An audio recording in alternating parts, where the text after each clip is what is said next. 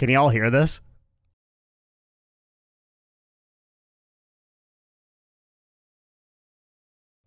Oh shit.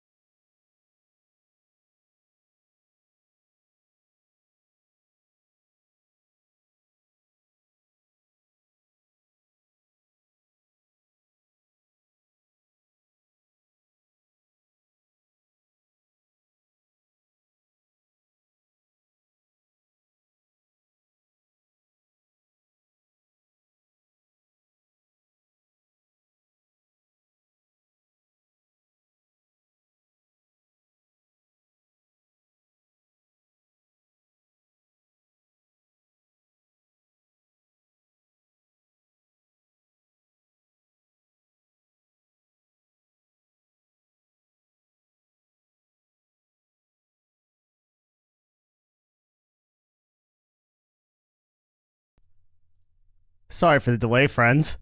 A little bit complicated. We're gonna have to make sure that everything works, though. And to do that, we need some jams.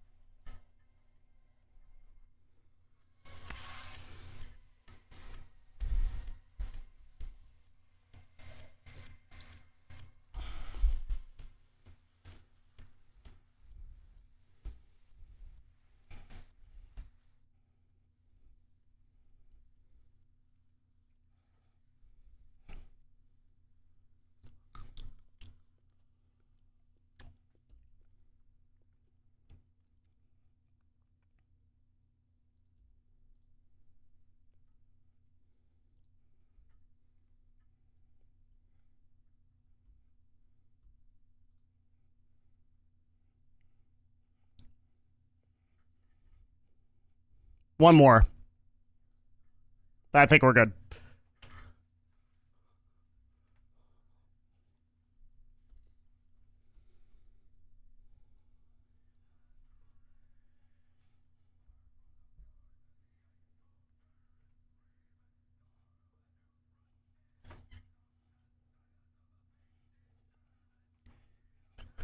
It's so complicated, dude.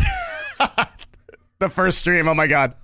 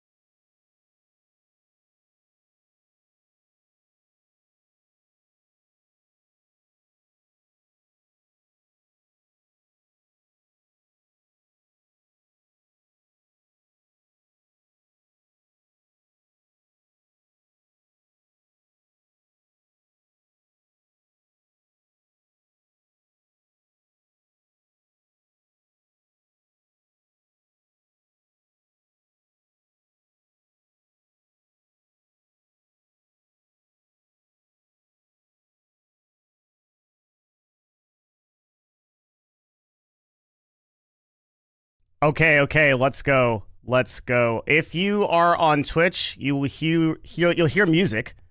If you're not on Twitch, on YouTube, you won't hear music. It looks like that works amazingly. That was unbelievably hard to set up. A relatively simple thing, but nothing is ever simple with live streaming, is it? Let's lower that a little bit, though. Mm-hmm.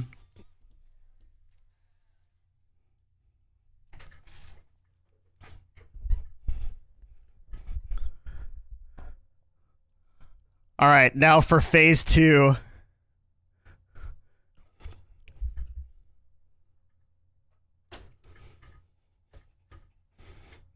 Easy.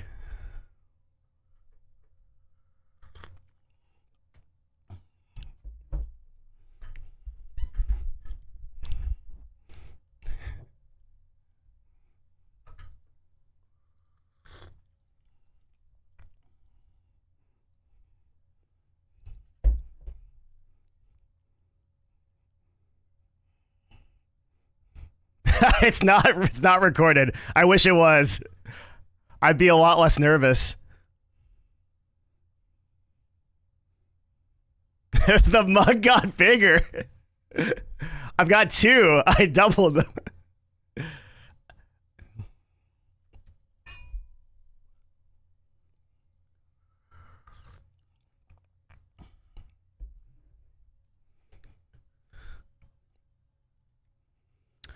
I am only multi-streaming to YouTube and to Twitch right now. That was enough.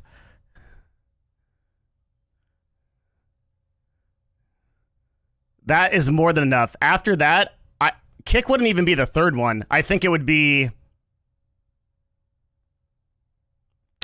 probably be Twitter.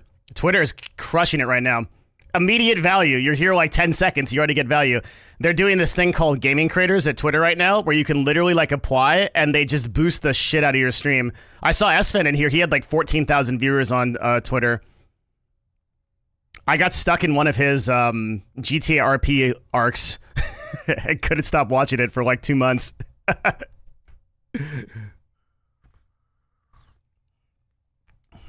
How do you apply it? You apparently just at the gaming channel or whatever the gaming Twitter thing is.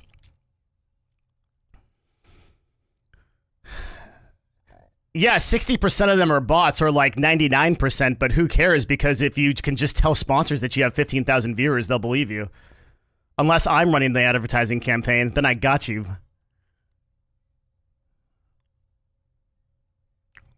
Welcome, welcome, welcome. Now, you are most welcome, my friends. Thank you for being here, truly. How much did you like the last PoE League? Enough that I planned this like 3 months ago and didn't do it.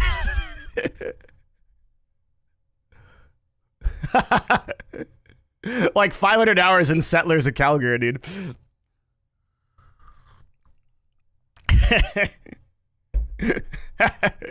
You know, like how you watch the YouTube channel, the YouTube Devin Nash, and then you look for videos, and then it's like there's like a 4-month gap. What's happening? That's Path of Exile. That's what it is.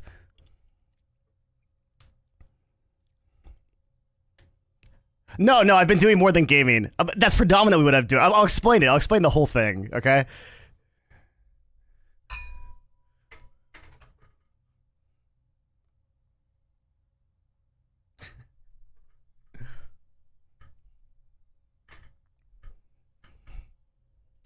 It's been 3 years, actually. Because I looked at my previous broadcasts. The Twitch saves all my broadcasts. And it's been 3 years. 3 actual years. Have you filled any positions? I have a really good thumbnail team now, but I still need a bunch of different people. We're going to be doing some hiring for Novo too pretty soon. I'll put those apps in Discord first.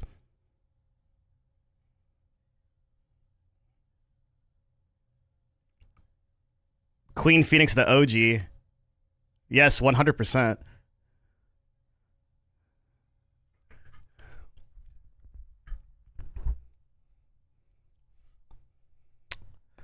I think the last time I saw you, some girl was handcuffed to you. Sounds good. Sounds right. Sounds about par for the course for the last 3 years. I love your Patreon. Thank you. Thank you. So that's going to be the main... I petitioned Twitch to try to shut off subscriptions and YouTube. They told me to go fuck myself, of course, because that's how they're going to get a big split.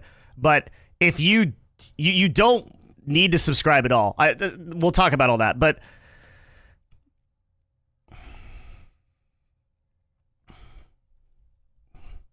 Can I have some more Blind Guardian, maybe? That would be lovely. All right, I'll go for this. Of course I remember you. YouTube is going to be all messed up because I have none of the settings correct for it.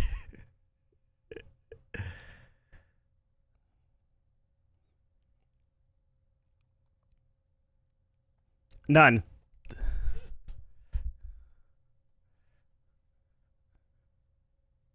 Yeah, Lagex, I remember. Of course. I've seen so many familiar people. You look rested. Thank you. Good to see you also, John Silva. Well met again, my friend. I've actually tuned into your broadcast a few times, watching you do that. Just amazing art. Absolutely incredible stuff. I am incredibly well rested. I'm super high energy. I'm at the best point in my life ever. My life is like fucking amazing. Like, it's super good to be here.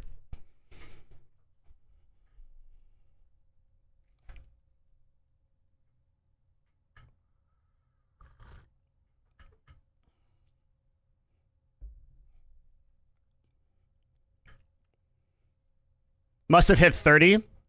I'm pushing 60. Pushing 60. All right. So what the hell's been going on? Or what is going on? Why am I here is the question.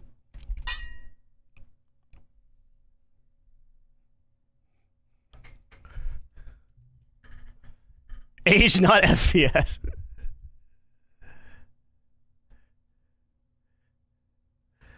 First of all, I'm not here full time. I'll just give you all the bad news first. I think I'm going to stream Tuesday and Friday around this time slot, but it will actually be like, oh, there's like an event on Discord. You can watch it. You can like plan for it. You'll actually be here, and the VODs will be saved on both platforms. And I'm not going to be streaming full time because for the last 3 years, I have been building a agency, which is very successful. It's doing really well. It's called Novo. It is a company that helps brands do advertising. If you get annoyed at advertisements in various places, it is likely that I am the cause of that. I have no apologies. It makes a ton of money. It keeps the internet going. It's great. So Novo has been the focus of my career for the last like 2 or 3 years. It's amazing. It's an insanely good company. We're pushing, actually at the start of last year, we have many, many full-time employees, lots of contractors. We actually downsized because AI allowed us to do a bunch of the work that we previously had to do through contractors. And so now we're running much less employees total, but we 5x'd our revenue in just like, man, about a year. Are you a millionaire now? I was a millionaire way before this when I came back to the stream in 2019. Now I'm...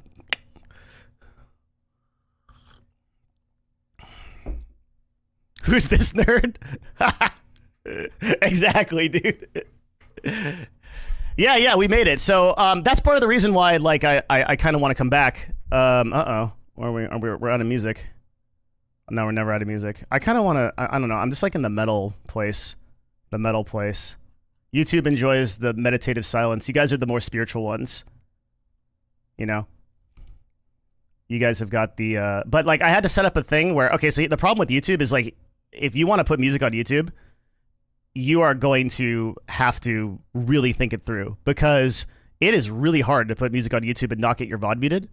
And then also, I need some place where I can pull clean VOD from because a lot of the stuff that will go on YouTube, I'll still be making a lot of custom videos, but a lot of the stuff that will go on YouTube will be from the YouTube. So I need a place where I can do that. Oh yeah, let's do some Sabaton.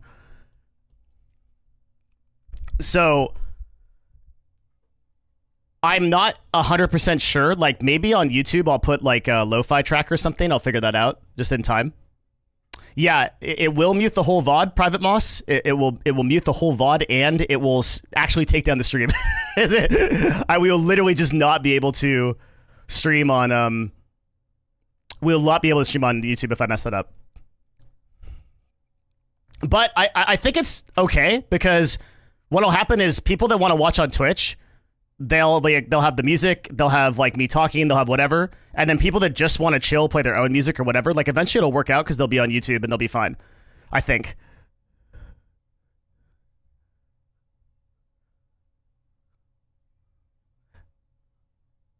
Are you not worried about getting a DMCA takedown note on Twitch? No.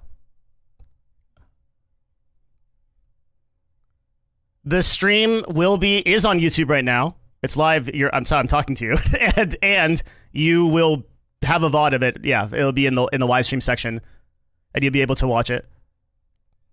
All chats, yeah. So The way that I have it set up, my chat on my screen, I'll show you later, looks exactly like I see a little icon for Twitch and a little icon for YouTube, but it's exactly the same. I'm using the bot that Pirate Software is using called StreamerBot, which was super, super annoying to set up, but it's really, really cool. And so it allows me to combine all the chats together, and I can show you what's going on. So let's talk about like a little bit why I'm here.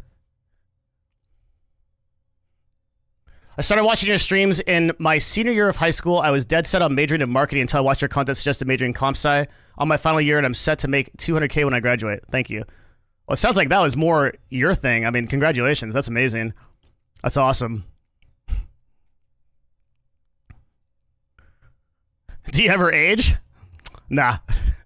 Green tea, hot yoga, and jiu-jitsu. Nah, I don't age.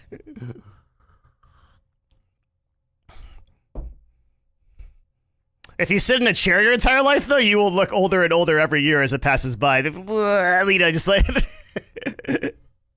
People are like, how did you get more hair?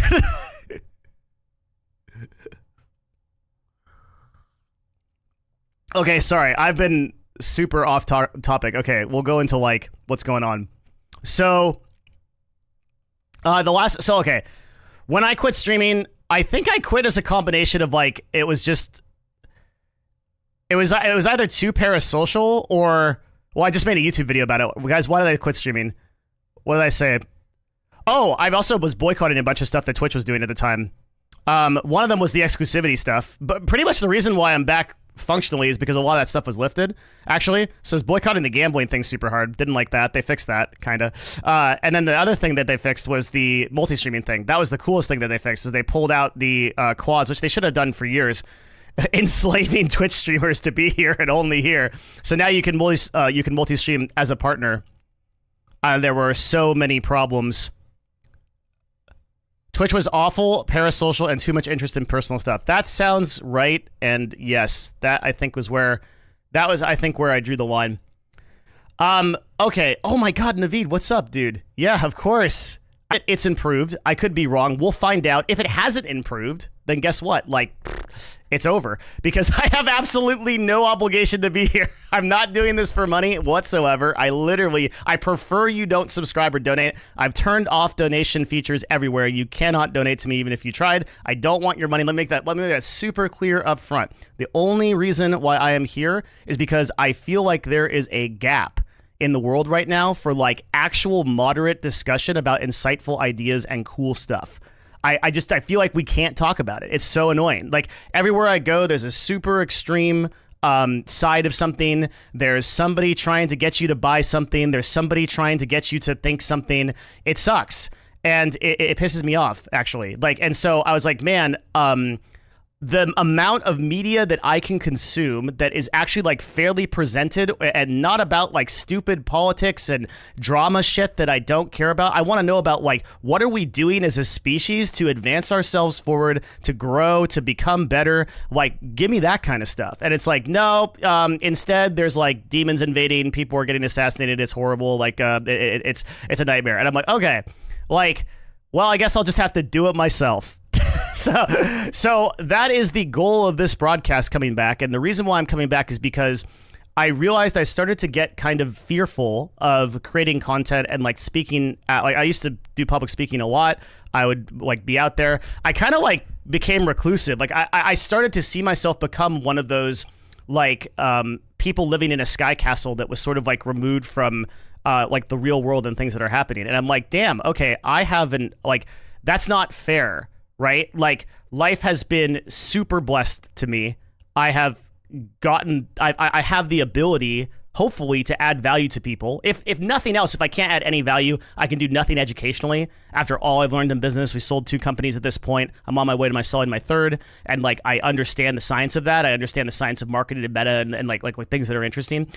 Well, okay, if I can't do that, then at least I can like make people a little bit happier in their day, which like sounds like it's like a little bit gone in this day and age. I don't know if you feel me, but like that's how I feel right now, is that like it feels like everything is just way too extreme, and I think we need a more even like just like an even, moderate, like discussion about insightful ideas and cool stuff that's happening in the world. Bring back a little bit of positivity, if you may. Okay, so that is the incentive for being back on this broadcast. So what does that mean? That means that we are going to be covering a lot of like the latest like business and like meta topics and things that are happening, stuff that's happening in AI, stuff that's happening in tech and things like that. Throughout this entire experience, I genuinely have nothing to sell you. My business, my clients are brands, meaning like I work for big F500 brands that you probably see the ads of and things like that. There's nothing you can give me that that like benefits me. I'm purely here because I'm interested in these topics and I want to share them. And so that's likewise for my YouTube channel as well. For people that are familiar there, like that stuff's always been free. The only way to support me is the Patreon. I wanted to change out the Patreon and sort of like change it up, where previously you could subscribe on Twitch for $5. And the $5 got you like a chat badge and like some other stuff. And so I decided that I would change that up by giving the $5 option on Patreon. And the $5 option on Patreon actually gets you access to, so for the last 3 years, I've been making videos about how I've done this business, how I've built, like at this point, 2 multi-million-dollar businesses. And like step by step, how I get clients, how I get everything. So there's like over 250 videos on that Patreon, like legit, like 250 videos on that Patreon of like all of the stuff that I do. And that's $5. You just get the whole library. That's it. There's also like a bunch of stuff for like the mastermind thing and things like that. So there's a bunch of stuff to do there. That will be the value of the channel going forward if you want to support in any way. But like literally, I don't care. Like there's nothing that I want to be offered or anything. So don't even worry about it. Just come here to enjoy and chat and engage. That's all I really want. I think that's what we're doing. So the Discord, which is discord.gg/Devin. That one, let's see. There will be a chat in that Discord.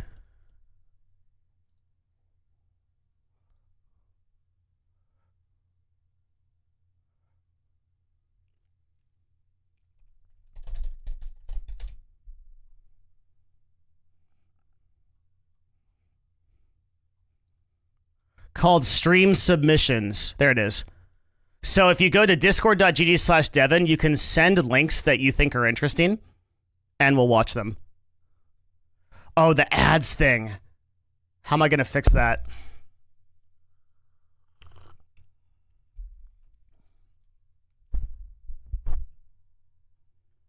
Hold on, let me take a look at that. I think ads are a problem on Twitch, but not on YouTube. There's something going on with the ad system on Twitch now. I think okay, so let's talk about that. Let's get into it. There are some super like so Twitch is like man, I've been back for like 10 minutes and I've already getting into it. All right, let's do it. Twitch is like bad. It's just bad in a different way from when I left. The reason it's bad now is because it's forcing ads on viewers, and it is causing people to bounce off streams at record rates. So our data, and so, okay, for context, when I was running ads on Twitch, as in like I run ads for Twitch, we are an agency that buys ads for brands on Twitch, okay? In 2019, when you last saw me, over 90% of my business was conducted on Twitch. Meaning like well over 90%. Like 90% of my business, like the total amount of money that I would run through my business to Twitch was over 90%. Today, it's less than 5%. Why? There are many reasons. But one of the main ones is that every single time, so how many of you have had the experience where you click on a stream and then you get served 8 ads and you're like, I didn't even want to watch this shit. I'm leaving. So that's problem number one, is like Twitch has a huge problem with bouncing viewership, and it can't get that together. YouTube has mastered this by making it so ads play pretty seamlessly and in shorter amounts of time. Yeah, so people in this chat are saying you have turbo. You guys are initiated. Okay?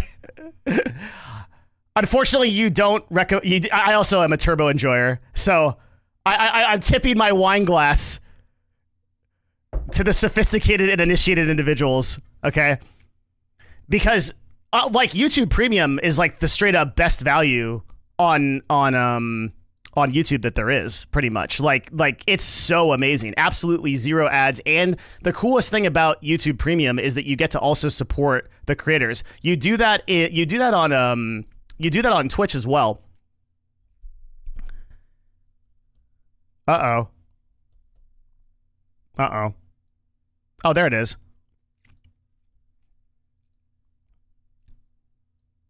Okay.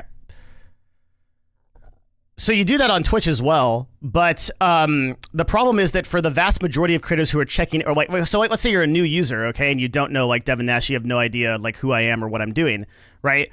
And then you check out my stream for the first time because you might have got that initial impression that something was going on there, and then you're like, oh, but I got 8 ads, I'm not even going to watch it. You never go back. That's the problem that's happening. So we're analyzing right now. We estimate that it's about a 45% bounce rate, which means like 1 in 2 viewers almost is hopping off of that pre-roll ad system. That's a huge problem. Huge problem.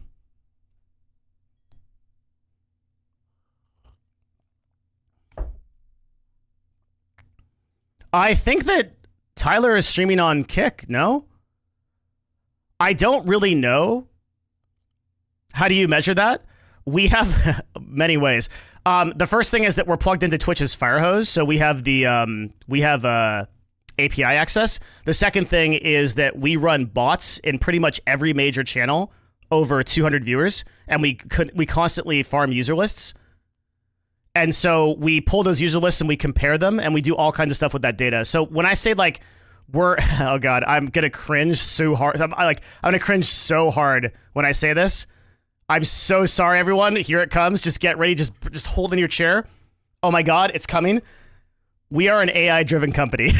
Okay? So what we, both on YouTube and on Twitch.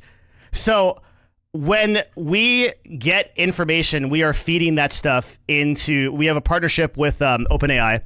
We're running over 200,000 VODs every single day through OpenAI, and we're getting them to interpret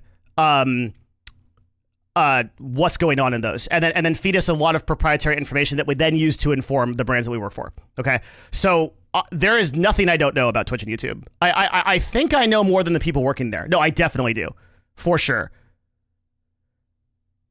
So we are collecting information at a very, very high rate on both of those platforms.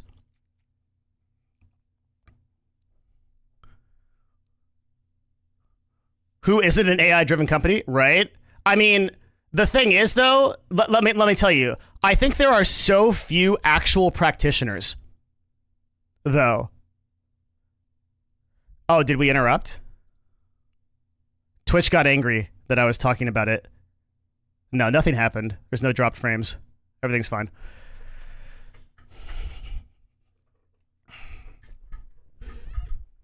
Why choose OpenAI over anyone else? They were first to us. They offered us a really good package to do a lot of tokens at a very cheap rate, and so we did it. It's cheap. So we're still on like, we get access to all the new versions, but we're still on like 3.5 turbo, I think, for our analysis. Because before that, the error rate was too high, and I had to hire a bunch of Filipino people to go through the Excel sheets and verify that like the information was correct. But now it's so good that it's like totally fine.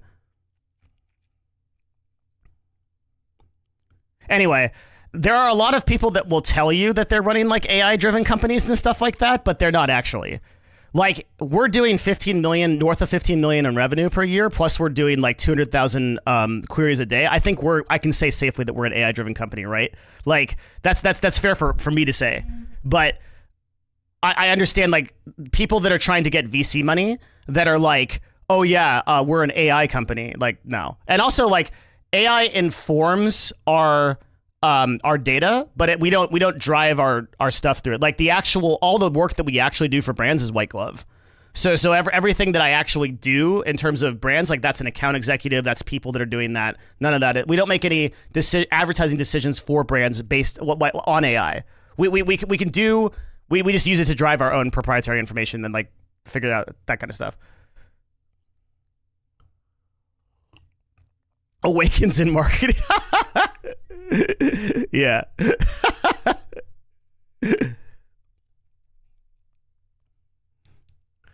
For some AI-driven companies, that means they use ChatGPT for text writing 99% of the time.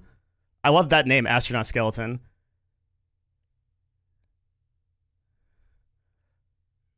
That's true. Do you help smaller brands? No, not anymore. We only take deals that are about $200,000 of ad spend per quarter at this point. We just don't have time, and I also just don't. I want a limited number of clients to work with to make sure that I can A, do a very good job for them, and B, just not overload myself in terms of, I should say ourselves. You said hundreds of thousands of VODs. Are these all public VODs? Yeah, they're just like VODs that people create on YouTube and Twitch, right? So like when I say VOD, I also mean video. So there's like there's like several million videos uploaded to YouTube per day. Most of them are irrelevant. So the key is to try to understand how, like, which ones are actually relevant to us and how to process that information.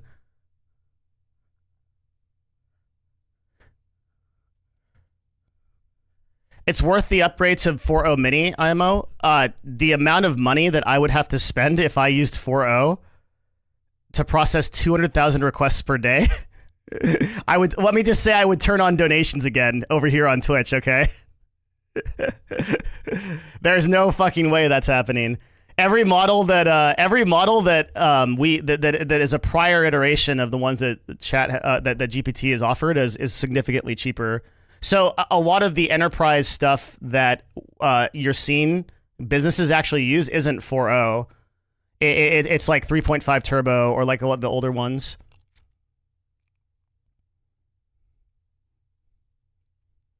But we internally within the company, like for all of our like reasoning stuff and like like editing proposals and stuff like that, we use we use an unreleased version of OpenAI that they haven't brought out to the public yet.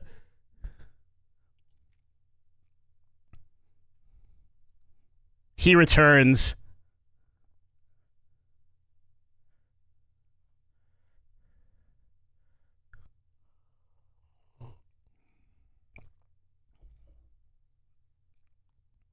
Thank you. Thank you very much. What's the secret hashtag to add to YouTube Shorts to make them go viral? The hack on YouTube Shorts is to make one a day. Actually, it's so crazy how successful YouTube Shorts are at growing channels right now. Data-wise, we're not seeing any faster way to grow a brand than YouTube Shorts ever. Like it's unprecedented. It's better than TikTok was in 2019. It's crazy. YouTube Shorts are nuts.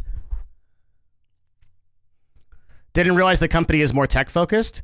I'm just talking about the tech side. Like we're actually not. The vast majority, we do have a full stack developers now, but that's more for our internal database called Arc. Most of our company is account executives, sales, and creative. Are Shorts viewers converting to long now, though? Yeah, they do. There's really good data to say that it does. You just like don't listen to like a bunch of YouTubers that don't actually run the numbers. The problem is that a lot of the time, like a successful YouTuber might give advice, but they're only giving that advice from the context of their one channel. We see hundreds of thousands. I can tell you unequivocally that YouTube Shorts work for sure.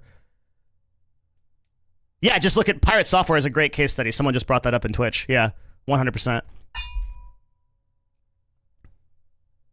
Would you sacrifice quality over quantity for Shorts? In the current meta of content creation, I would literally sacrifice quality for quality for quantity on everything. More is always more in content creation today. because every single individual at bat is a chance to get into the algorithm and to pop off. Do you use Salesforce? No, we use Asana.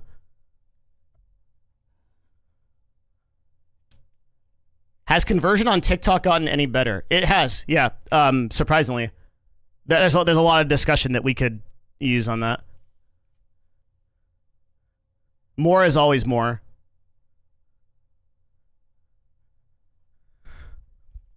Could you take a random guy, marionette him from the background, and make him a successful YouTuber without collabs and money? Without money and collabs? I don't know. Somebody in our mastermind asked me that this week and was like, do you think entrepreneurship is self-made? What's up, Mercurial? Good to see you.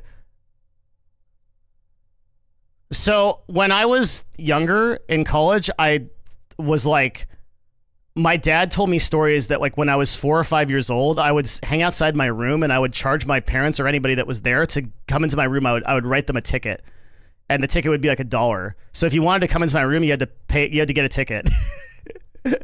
And so my dad was always like, I feel like you were meant to be an entrepreneur. But I thought about that a lot over time, and I'll tell you my current, like, just like 3 companies later, hiring like hundreds of employees, getting through, like getting to where I am today, what I think about it. Dead ass, dude. The sorry, I'm looking for a good track.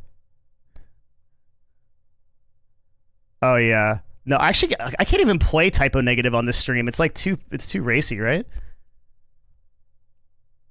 That's like, I gotta be careful because I've been in the not online world for like 3 years.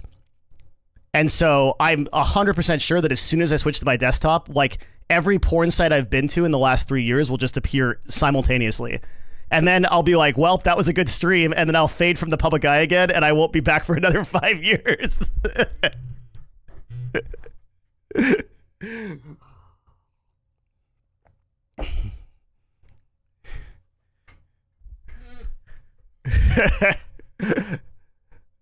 But assuming that doesn't happen, here's what I think about entrepreneurship. So the question or the discussion is like, do we think that everybody can be an entrepreneur? And like I said, when I was a kid and like going up into college, I didn't believe that. So like when I was in college, like I was like, damn, I'm like different from all of the people that are in college, because I was running an ebook company. We were pulling like $5,000 or $6,000 a month off of like old Google AdWords. And I was selling books. I'd go to doctors' offices.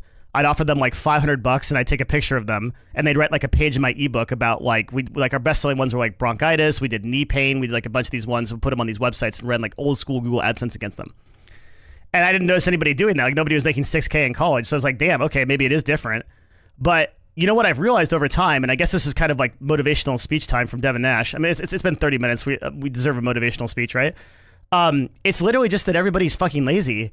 Like that's actually it. It's not like some gene or like some like internal thing. Brothers and sisters that are listening to this, if you literally work like 10% harder than you are now, you probably go into like the top 1% of people. The amount of like laziness in the world right now, the amount of softness in the world right now is staggering. It's insane. People don't want to do anything. It's all, it's just, it's comfort. It's like avoid confrontation if at all possible. Like if you just take a couple steps forward, you're so much further than other people. I have 400 or 500 hours in Settlers of Calgary, Path of Exile, of the last like 3 months. And in this quarter alone, I've turned over like $1.7 million. I am not working that hard. Like, it's just like, stay informed, like work a little bit harder. Like, and then there's like all these influencers out there that are like, you've got to grind, you've got to work 15, 16 hours a day, you can't sleep. If you becoming a entrepreneur is like chewing glass. No, like it isn't. I think they say that because they don't want people to do it and compete with them. It isn't that hard. It's just like the amount of like actual effort people are willing to put into something consistently. That's the key, right? Is consistently is like non-existent. The problem is that people bounce between things all the time. You start a YouTube channel and you make 3 videos. You start a podcast, you make two things. You go, then you're like, oh, I want to do this like sport thing. I'm going to start lifting and I'm going to start doing deadlifts. You do deadlifts for 2 days and then you're like, oh, I'm going to do cardio. Like that, then like you're not getting any kind of results that way. You're just spinning your wheels. The success is literally the application of something consistently and then the reiteration of that thing until you reach that success. I just cannot tell you how lazy the average person is. It's insane. It's insane, and it's like, it is literally the most motivational thing I can think of. Because I know that like, so like for me, I was always terrified of like, oh, like you're never going to become a multimillionaire entrepreneur if you're not willing to like sleep on the floor and work like 7 days a week and go super hard. Content Farmer from YouTube says, you turned me gay. That's the biggest compliment I've gotten today. Thank you.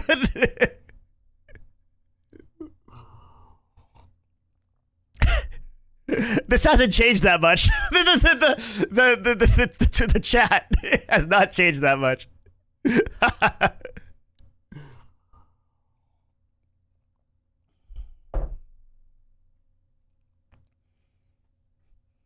I clicked the start streaming button and I turned somebody gay. Like, there you go. Magic. I've never had a job for longer than 2 months, so I must be an entrepreneur. I love it.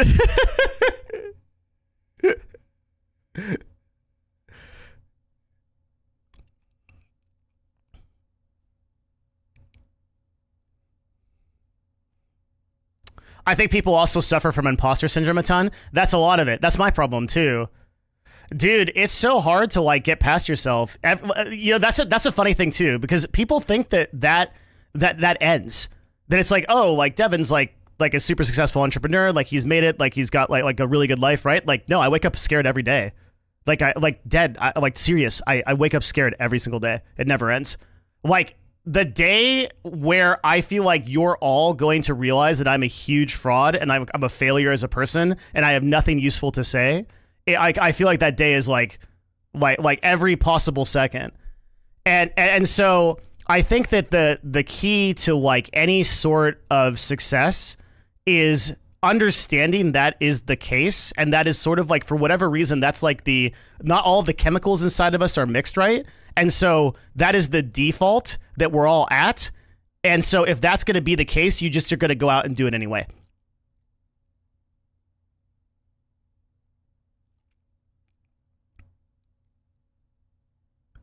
Because I don't know what else to do, you know.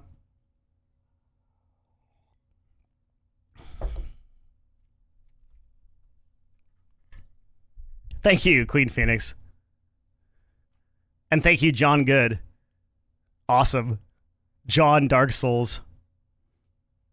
So I would say that like the last 3 years has just been me consistently waking up and being like, okay, my focus. I've had some like personal focus stuff too. So there was stuff that I wanted to accomplish in my personal life.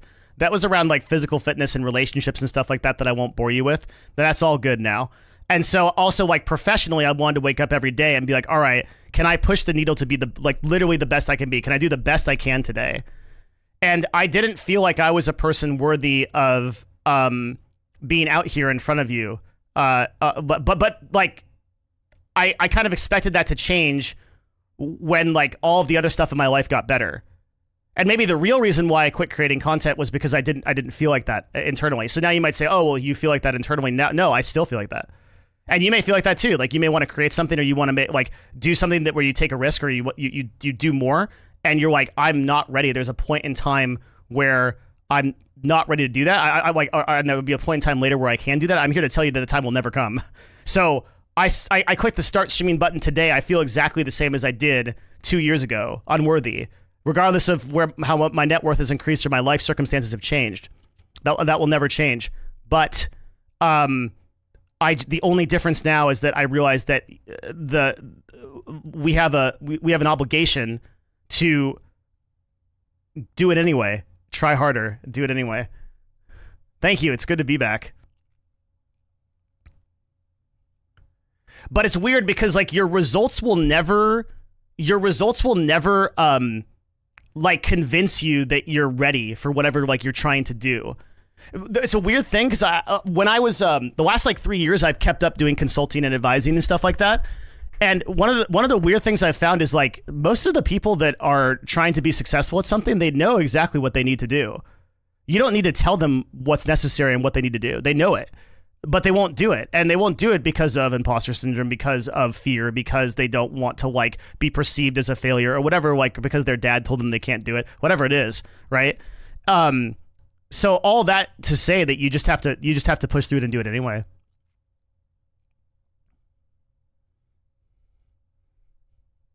I'm struggling to get back to my basic level of fitness since way before COVID. Have you tried walking? One of the biggest improvements I did in my life was 15,000 steps a day. Totally changed everything for me, man. Nothing else. Just like walking, listening to podcasts, things like that. I have like a more advanced gym regimen now, but that's just because I built on that discipline of walking. It doesn't take too much time, and like the key is like, can you orient your life in such a way that walking becomes mandatory? So I don't have a car. Like, let's start there. Like, obviously I can buy a car if I wanted to. I don't have one. So everything that I do is within walking distance. If I want something from the store, I got to walk for it. That's A. So I've like set up my life. Now, also I deliberately chose my place to live in a highly walkable area so that I could go walk around. And so I'm actually like, these days I'm right next to a farmer's market that has like all fresh stuff. And I did a bunch of partnerships with those, with local ranches, live in the area with a lot of local ranches. So I get fresh eggs, I get fresh meat, get fresh fruit, whatever's in season, fresh vegetables and stuff like that. And I've set up my life to be a walking life. And so nowadays, like 15, 20,000 steps is super easy for me. But you've got to plan your life forward in that way.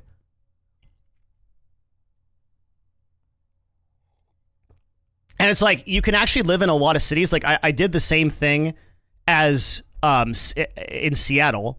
I live in Dallas now. And you generally wouldn't think of Dallas as a walkable city. But you have to understand, like, a city isn't, when we think of a city like Los Angeles, we think of like a huge metropolis that is like, or metroplex, is that the word? Where like millions of people live, but that's not where you live. You live in a 10 or 15 minute vicinity, driving and walking of everything. So if you live in Santa Monica, I promise that your experience of Los Angeles will be meaningfully different than if you live in Inglewood. Like likewise, if you live in Redmond, in Seattle, like your experience of Seattle will be very different than if you live in downtown. Okay, so you have to choose places within these cities that are walkable. Oh, this is good. I love Blind Guardian. Let's just like take a detour. I went and saw Blind Guardian live. They played an American tour this year. Beautiful. It was so good. Oh my God. I just can't. I'm still a huge metal fan. Like the meme of like the fan. I love metal. Listen to power metal every day. I wake up like Batman, bro. Okay? Earbuds, heavy metal, power metal, push-ups, go. Walk.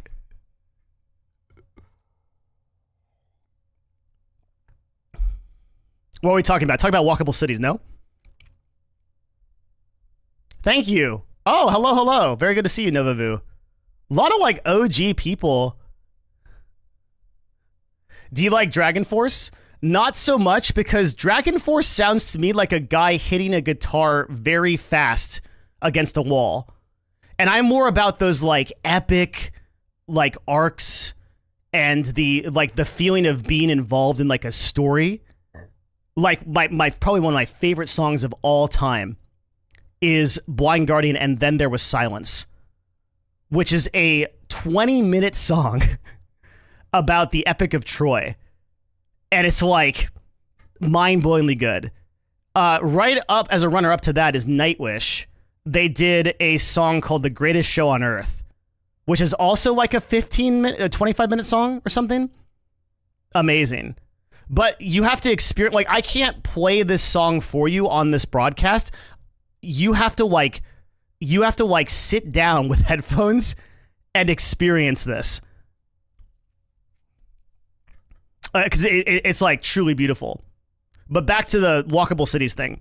So you can set up your life in such a way where, like, I think a lot of people don't realize that, like, I have to like change cities. I've got to go to like Seattle or Dallas, or I've got to go to New York or something to change my life. Like, no, you might need to move 15 minutes, right? Like, what's really important about deciding where to live, if you have that opportunity, is you want to be like, okay, what is walkable to me? Like Whole Foods here, like, because I care about that, or like there's a yoga studio here. So like within 15 minutes of me is as a yoga studio, a really good jiu-jitsu gym, a farmer's market, a downtown area where I can chill, and a bunch of other cool, like, walkable stuff. And then, like, 25 minutes out or 35 minutes out on walking is my work. So I literally just, like, drew a circle around my work that was, like, possible walking distance within an hour, and I went everywhere. And I found the place that I loved, and I did that. And even the place that now I've got a lot of, I guess, opportunity because I chose the office that I was in, too. And the office that I'm in is also proportional to a lot of those areas. But what I'm trying to tell you is that this was all deliberate. Hey, I love your YouTube work. I've been watching since 2018. Thank you so much, man. There's going to be a lot more coming.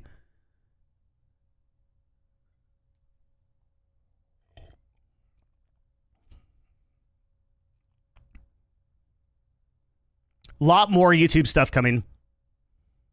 Isn't walking kind of boring? Yeah, kinda. But I think boring is a symptom of an unobserved life. Like, if you spend the time looking at stuff and listening and kind of like being a part of everything, stuff starts to get really interesting quickly. Advantasia.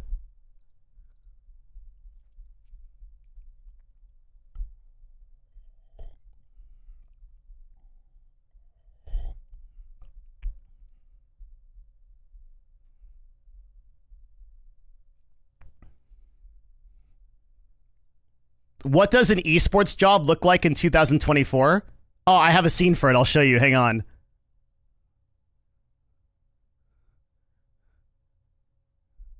It's not a bug. This is what it looks like.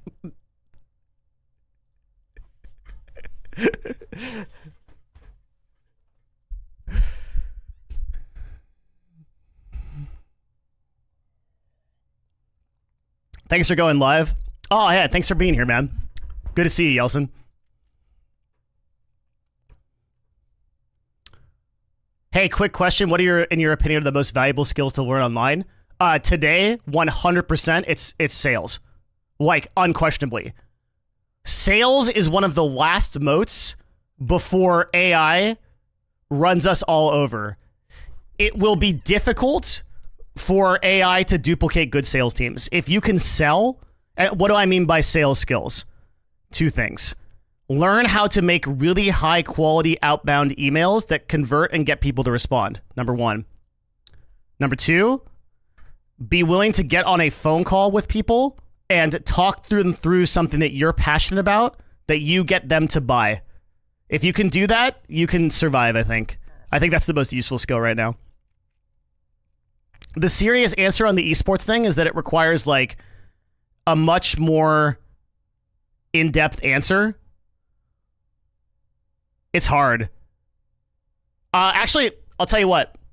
If you want an in-depth answer on the esports thing, next Tuesday, I will be live. There will be this live stream. This live stream will exist. But then later on, we're going to have an extra live stream. This is next week. I will be teaching the University of Hawaii. I'll be giving a talk at the University of Hawaii about esports and like what's going on. So if you want, you can tune into that. I think I haven't like announced it yet, but it'll also be a YouTube video. So you can just go watch it on YouTube too later if you don't have time to catch it live. but it will be at 10 p.m. I think my time, CST.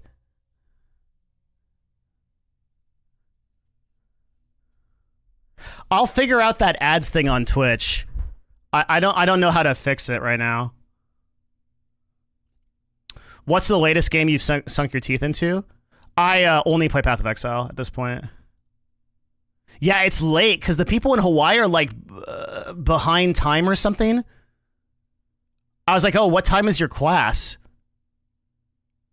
And oh, actually, that's not true. I've been playing Space Marine 2 on a widescreen TV with a big sound system. But that's a novelty. It's just because I'm a huge Warhammer fan. Hard to have time to play anything but Path of Exile. Word. Actually true.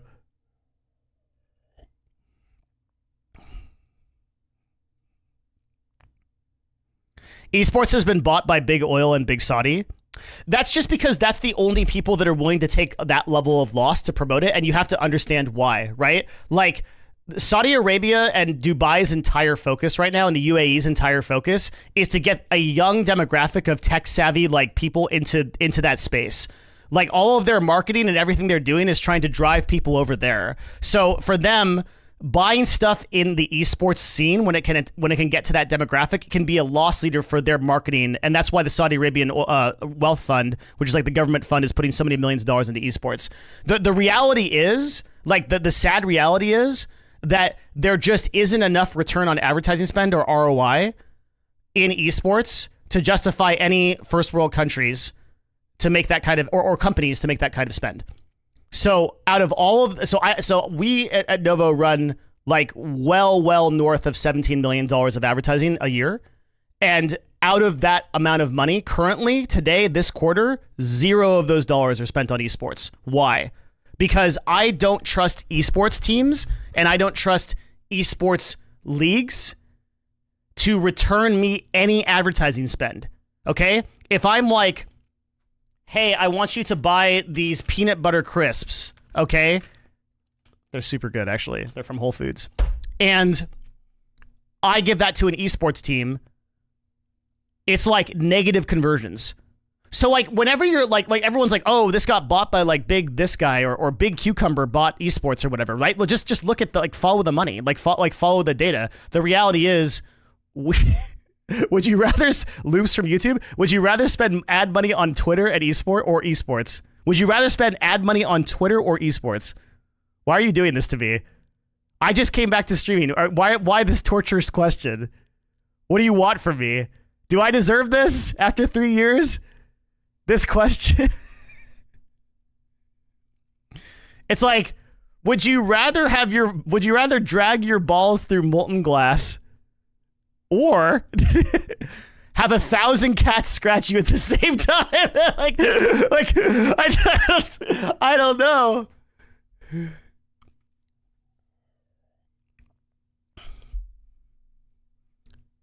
I think that the answer ultimately is I would probably advertise on Twitter. I know, I have to clean up my language. I'm sorry.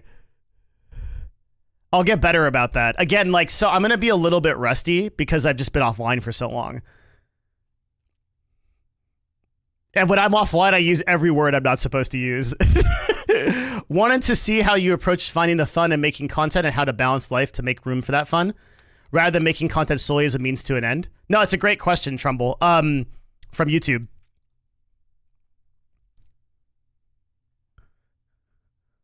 What's wrong with swearing? Technically, I've got to kind of clean it up a little bit because I represent a lot of big brands now. And so I don't represent them directly. Like, nobody knows who I am. But as I'm a forward-facing account executive for a lot of those brands, it would be better if I present myself a little bit more professionally. Just a little. So the question that was just asked on YouTube, I think, is a good one. I don't think the vast majority of people should do content creation full-time. And by vast majority, I mean like 99.5%. I just don't think you can balance a good life and have, like, if you're going to make a YouTube channel, you can separate yourself from making your videos in a way that is healthy, and like you can do other stuff outside of it. And like when you turn off the YouTube and like you turn off the record button, you stop existing, which is really cool. But that's less true in live streaming. In live streaming, like live streaming still to this day, unfortunately, and this is, I think, that the key problem with live streaming is, as a medium, demands an enormous amount of time if you want to be successful. If you want to be successful, like your minimum input is going to be like 6 hours a day, like 6 days a week. And that's why you still see no like real professionals that are on the platform. Like, I understand there's some rich content creator, believe me, like in the world that I live in now, like those people, like these people are nothing, but like there are some rich content creators on this platform. They're enormously outsized versus the number of people that are making nothing off of trying to do this, and they're spending a huge amount of time doing it. And if you just did the math on like their hours in, where it's like, okay, I'm streaming 6 hours a day and I've got 25 subscribers and I'm making like, and then I did the math on it and I'm making $2.15 an hour. It's like, just go work for Dairy Queen. They have better benefits. You know, like I just don't understand it. And you'd probably be happier and you get free ice cream. Everyone loves free ice cream. Let's hit my desk. I'm firm about this. How do you find purpose after becoming financially free? You beat the game and now what? Giving back. Like just do more for people, I think.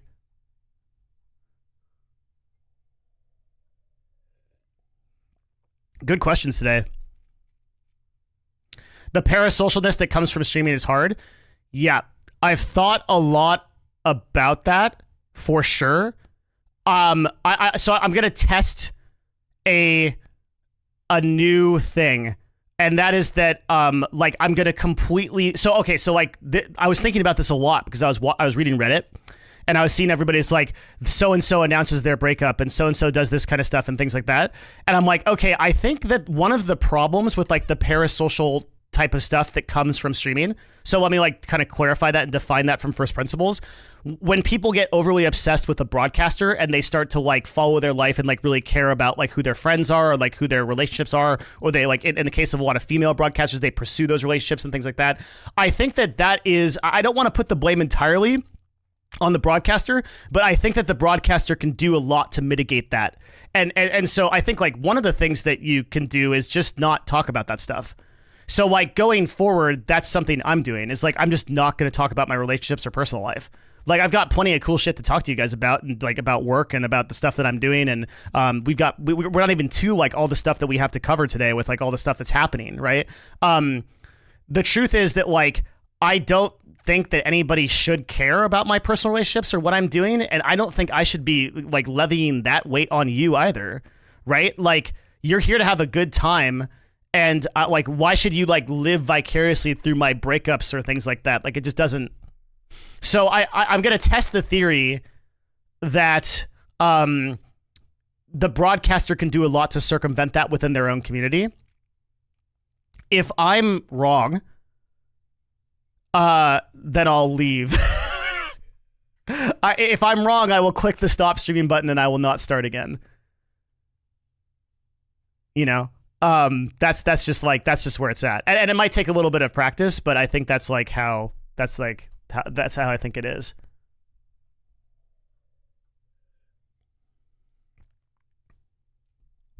I think Sisters of Mercy made an almost perfect metal song in Temple of Love.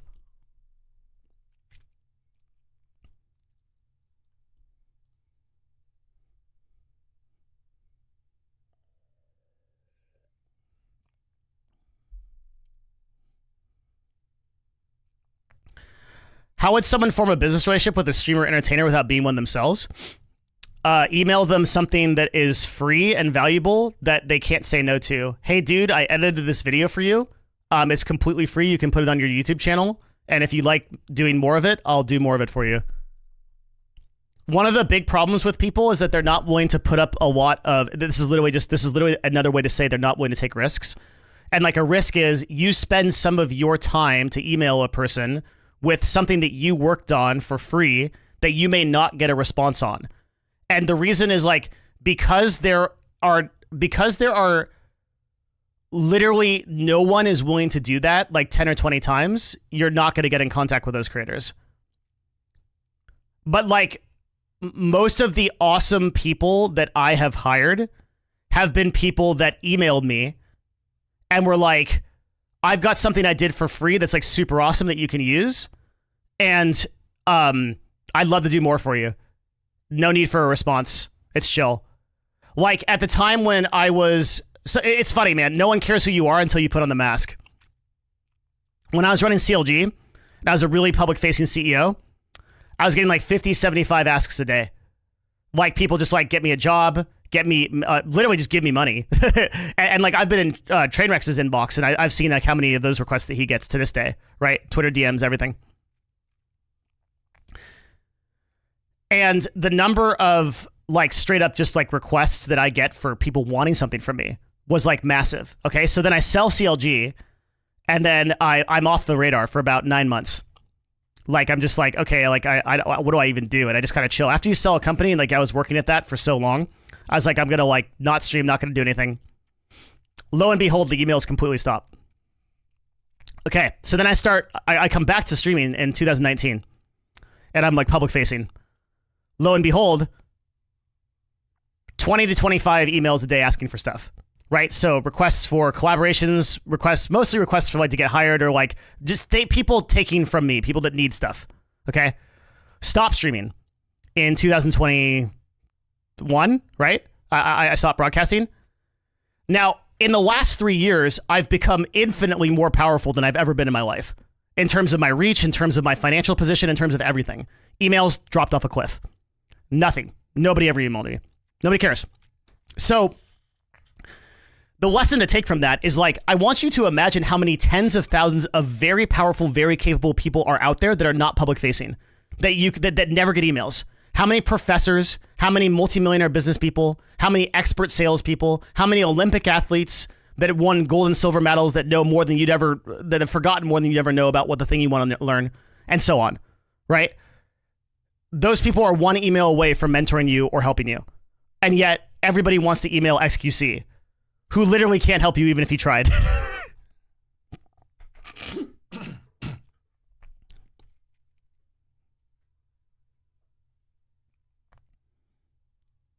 You know?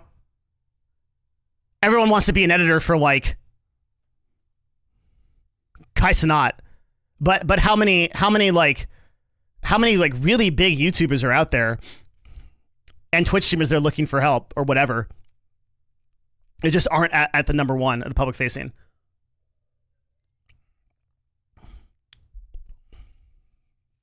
Like, everybody wants a swimming lesson from Michael Phelps, but you can literally just email John Boogaloo, the silver medalist who won in 1997. And that dude will teach you about swimming, and he has not gotten an email for 25 years. He will teach you about more about swimming than you will ever need to know.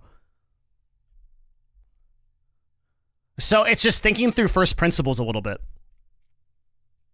You know?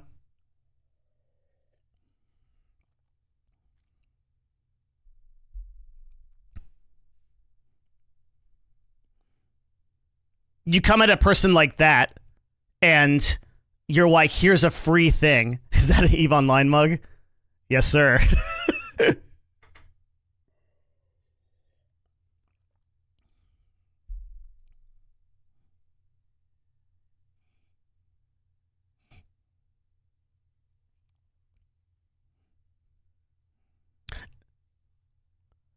Do you still play EVE? No, because I'm not insane.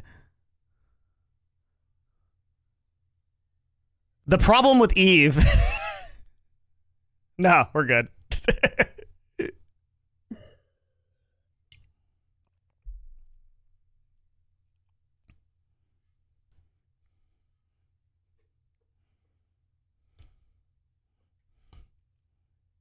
I think it's not even so much that... It's not even so much like the changes that CCP has made to the game. It's that I physically can't play EVE without ruining my life. Which is crazy. Like, but it's true.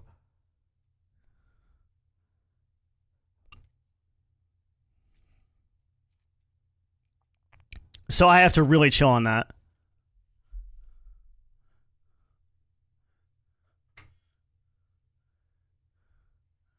Didn't you pick between working in Eve and working outside of Eve? Yeah, there was a super real time where I was like, okay, like I can either run this company or I can play Eve, and I have to choose.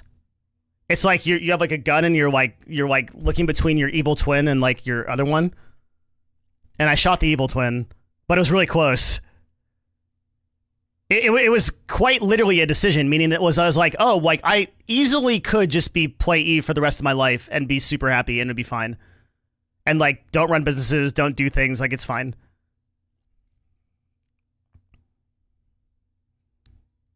And I was cool with it. Like it's like not even any complaints about the game. I would play that game 18 hours a day for the next like 10 years. But I just do not have self-control. I can't do it.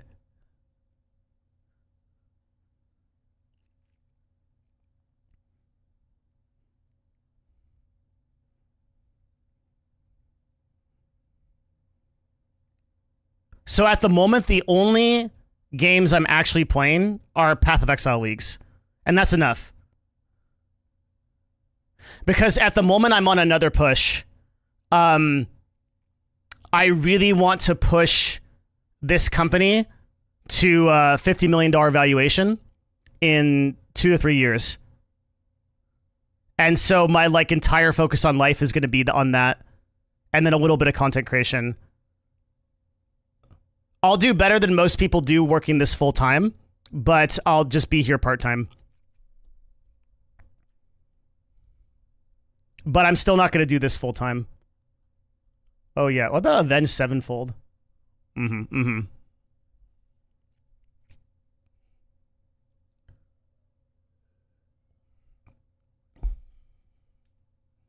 What's a good business for someone to start with plenty of money and no time?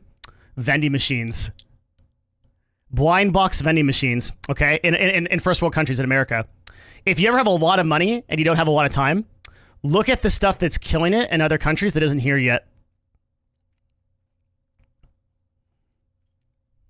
So one of the huge things that's taking a rise in American shopping malls, and one thing that's like bringing life back into American shopping malls, is very Eastern-inspired stores.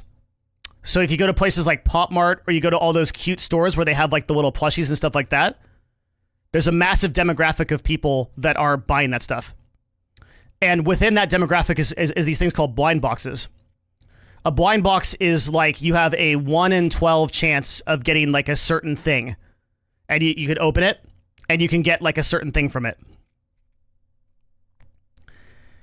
And this is going crazy in like Asian communities around the United States and among female demographics.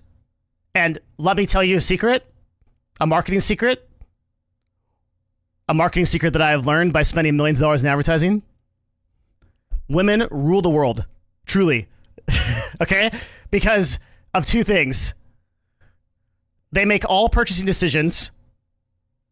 And then if you are married or you are with one, they make all purchasing decisions for you. So I am looking at what women are doing to inform me of what great business plans there are. And the best business plans that I see, like in like local markets, are things like somis, like ice cream shops that are like really cute and themed, bright colors, things like that, vending machines, stuff like that. Very good businesses if you have time. I don't want to get too personal, but over the course of the last like couple of years, I've invested in a bunch of like local business type stuff, just kind of getting into that for fun. And my stuff is killing it. So when I tell you that vending machines work, believe me.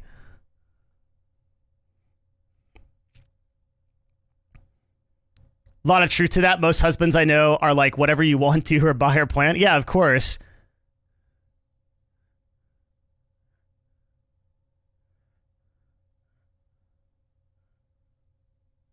I'd love to see a video on that. Video on what?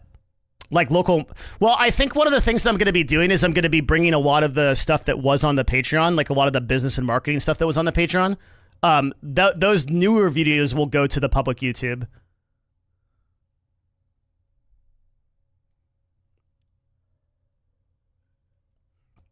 Thank you. You are actually a useful streamer. Best compliment you could give me. That's all I'm after. That's all I want. Are you going to TwitchCon? No. No. I would rather dive bomb 100 thorn bushes than go to TwitchCon.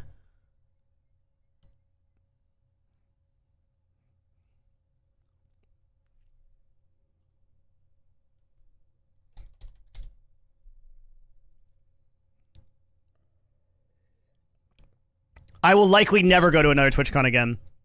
There's no amount of money they can pay for me to go. I could be Kai Cenat and I wouldn't go.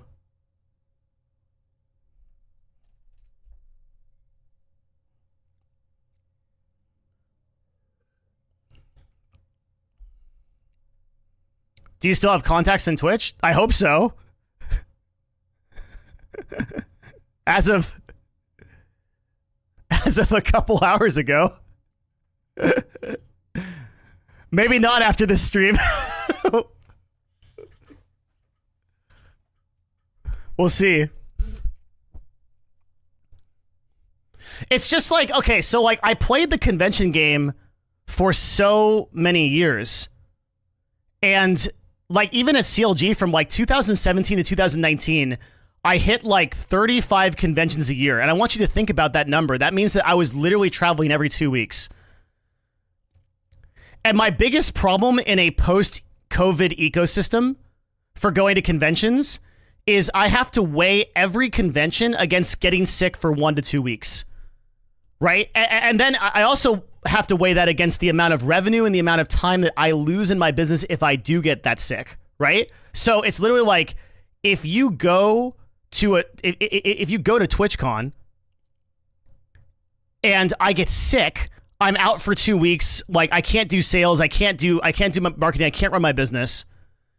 And for what? Like I'm losing my voice yelling at clubs for people that I really should just call on the phone and ask how they're doing. I understand that like a lot of my compatriots, one of them is in the chat. What's up, Frank? How you doing, man? Good to see you. I hope we talk soon. They are either going to conventions because in his case he's forced to, or there are legitimately these like convention people. And I have a message for the convention people too. So I think the problem with a lot of convention people are like they're literally going to fulfill some kind of productivity feeling in their chest, like they want to get that feeling of being productive. This is particularly people that are like going to TwitchCon, like streamers that are going to TwitchCon. If you are a streamer going to TwitchCon and you have like, let me put it this way. If you're a streamer going to TwitchCon and you're not getting paid to be there, then you're convincing yourself that you are doing work when you should be making a YouTube video or you should be doing something to actually grow your channel.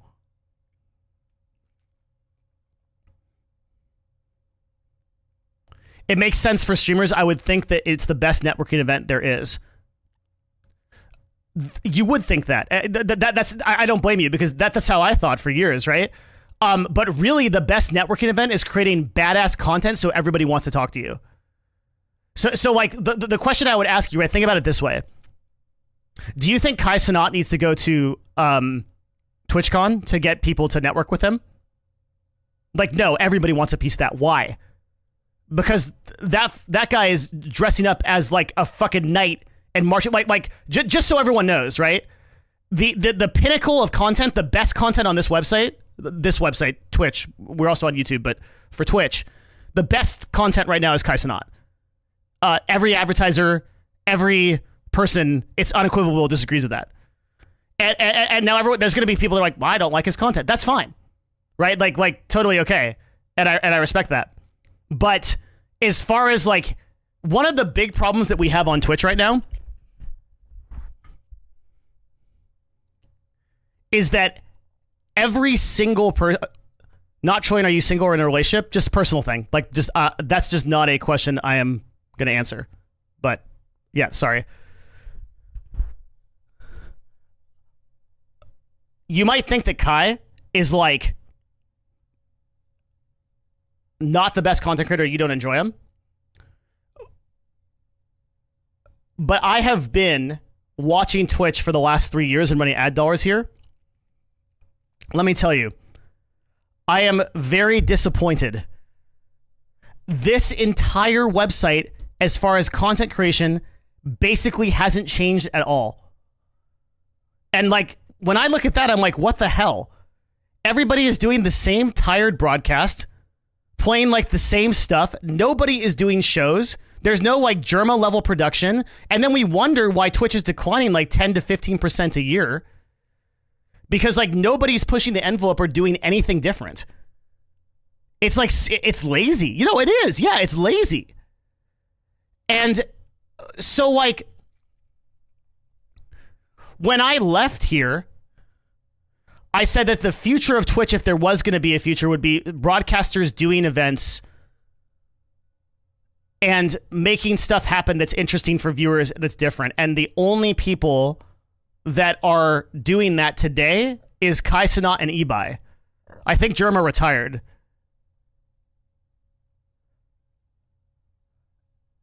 You can put Ludwig in that list, but it's Ludwig sold off-brand, so like I don't know how much more of that we're gonna see.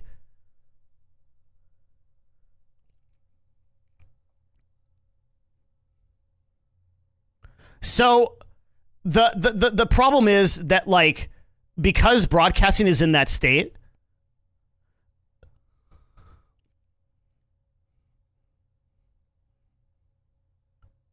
the vast amount of streamers are like aspiring to be like big. I think that YouTube has this problem too, where like gaming just kind of has a sort of natural limit to how interesting it can be.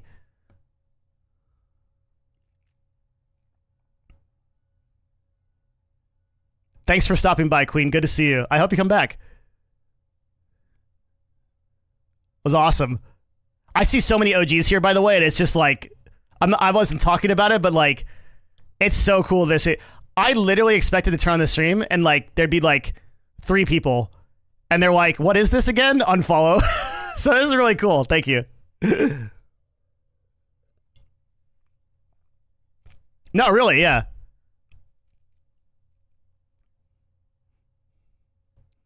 Do you still get tea from that place in Chicago?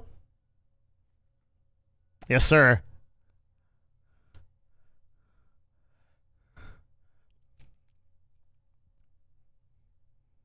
Nice Persona 5 song. Yeah, this is a cover by Richard EB, who's actually a fan of the stream, and Caleb Hayes. And it's like an awesome cover. Ads. How do I stop those ads on Twitch? Let's figure that out.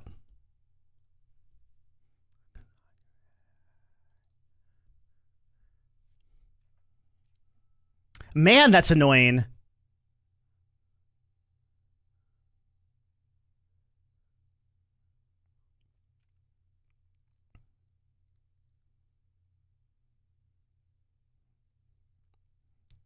It looks like...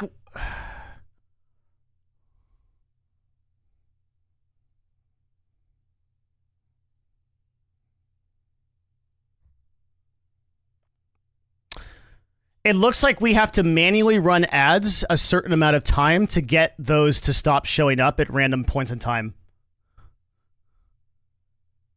That's very annoying.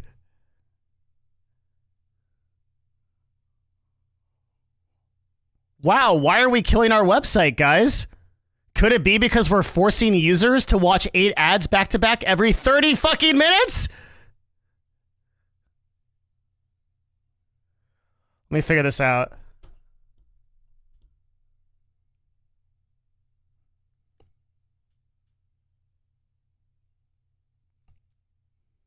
Why would you think that? Who else in the space has given free advice over the years that you've had?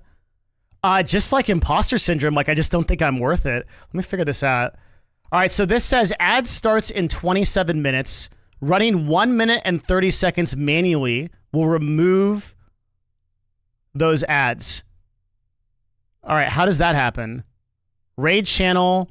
Yeah, just give me a second to do a little bit of tech stuff. I want to figure this out. Basically, I just don't want you guys to get ads like in the middle of me talking about something. I'll get up and go do something or whatever. But like that sucks if we're having like a good talk and this fucking thing plays. So annoying. Can't you just run pre-roll ads? No, you still get the ads. Okay, I'm on like the tier of the lowest tier I can be for running these ads.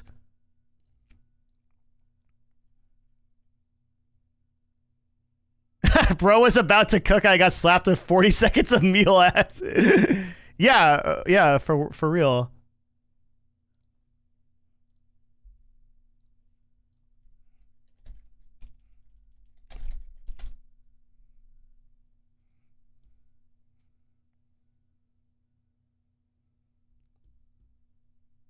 So let's figure out how to manually run ads right now. Give me like 2 seconds. And then I will leave when this happens. It's not letting me run them. It's like grayed out.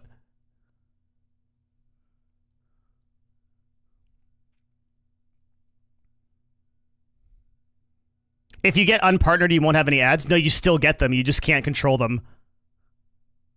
I looked into that. I don't even remember what we were talking about now. You can't run them because you just ran them. So I have to keep my eye on every single time this thing is going to run? Good Lord.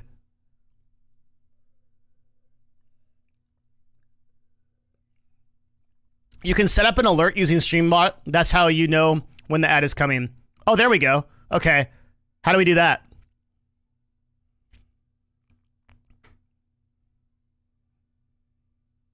Oh, yeah. Events versus just gaming. Get a bot to warn you when they're about to run. Very good. That's why Hassan plays them at the top of the hour. Okay. The meta is the same people doing the same content. Disable ads manager. I don't mind the ads. It's a good way to support for free. No, you can't disable the ads manager. It will just run them for you. You can just delay them.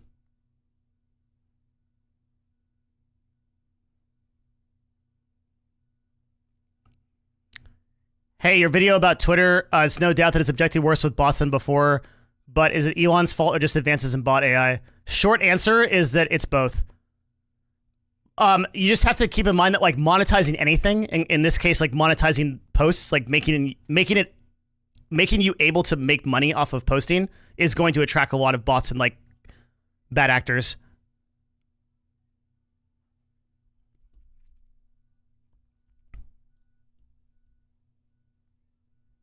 Hey, thank you. Okay, 2 seconds. Let me check this thing. Hold on. My head is small.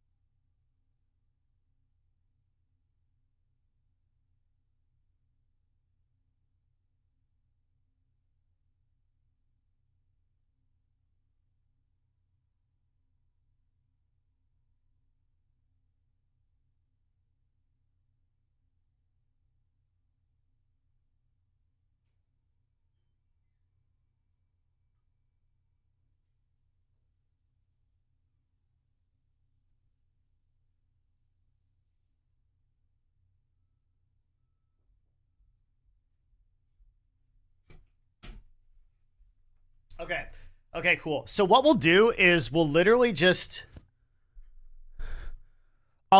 watch that for now. I don't know how to set my bot. My bot is extremely complicated. I don't know how to set that up to tell me when ads are coming. I'll just keep my eyes on it for now. And then we will prevent Twitch users from getting that. YouTube users are just killing it. You can also just watch on YouTube. It's higher quality. You can play back.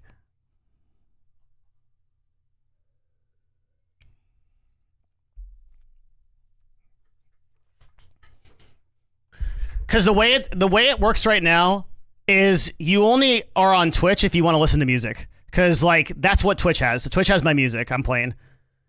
The VOD for Twitch will not go to the music won't go to the VOD, and the music will not go to YouTube.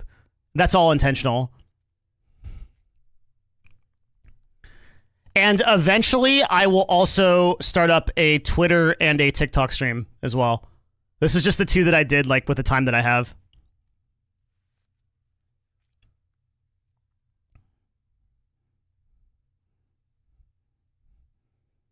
So the idea was to give people like you have the viewing experience you want. First of all, okay, I always had a problem on Twitch was like I love metal music, right? I love power metal.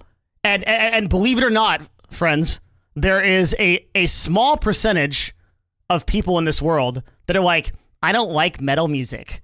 Bleh. Okay? And these people unfortunately watch my stream. So we've got to give them an option to watch the stream, either add their own music. It's actually perfectly reasonable that people want to do this. And watch on YouTube. So that was the whole idea of doing that there.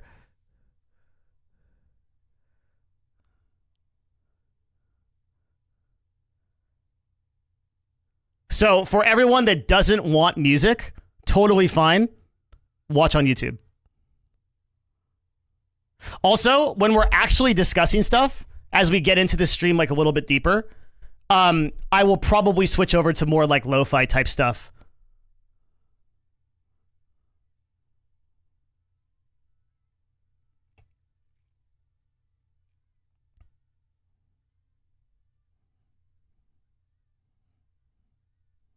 I don't listen to it unless you get it pass. Yeah, the music's pretty low.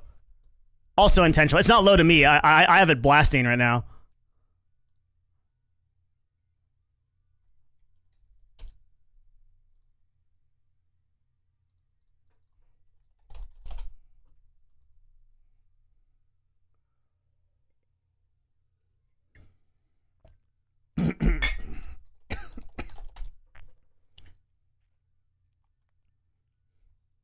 Will you stream PoE again? No, probably not. I almost died, sorry. I'm not gonna play Gauntlet, there's no way. I'm actually like, even though like Zizzarin's one of my best friends, like I'm just not interested in Gauntlet. I'll watch it, like I'll watch Ben win it, but like I'm not a huge fan of like Gauntlet. I already play Path of Exile on hardcore, it doesn't need to be more difficult.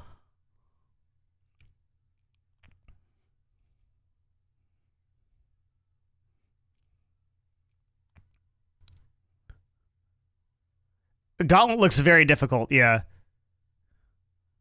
The reality is like...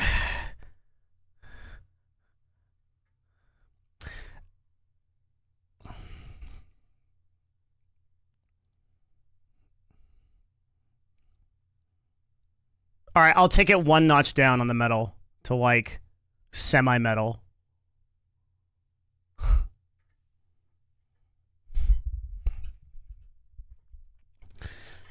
The place I am at in my life, I don't even know if I will play PoE 2.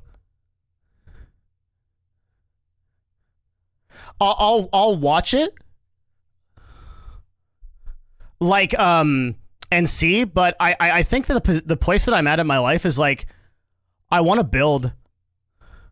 Like I legitimately want to build. And what I mean by building is like I think I want to like come back to this in a real way, and I've got so much work to do on the business. I've got so many like dreams of things that I want to create. Founder mode, dude. But actually, yeah. Right now it's like 10% that I play PoE 2. I'm not going to play on early access. Like, give me the whole game or I'm good. But I'll watch my friends play it, and like if it's really good, then obviously I'll hop in, but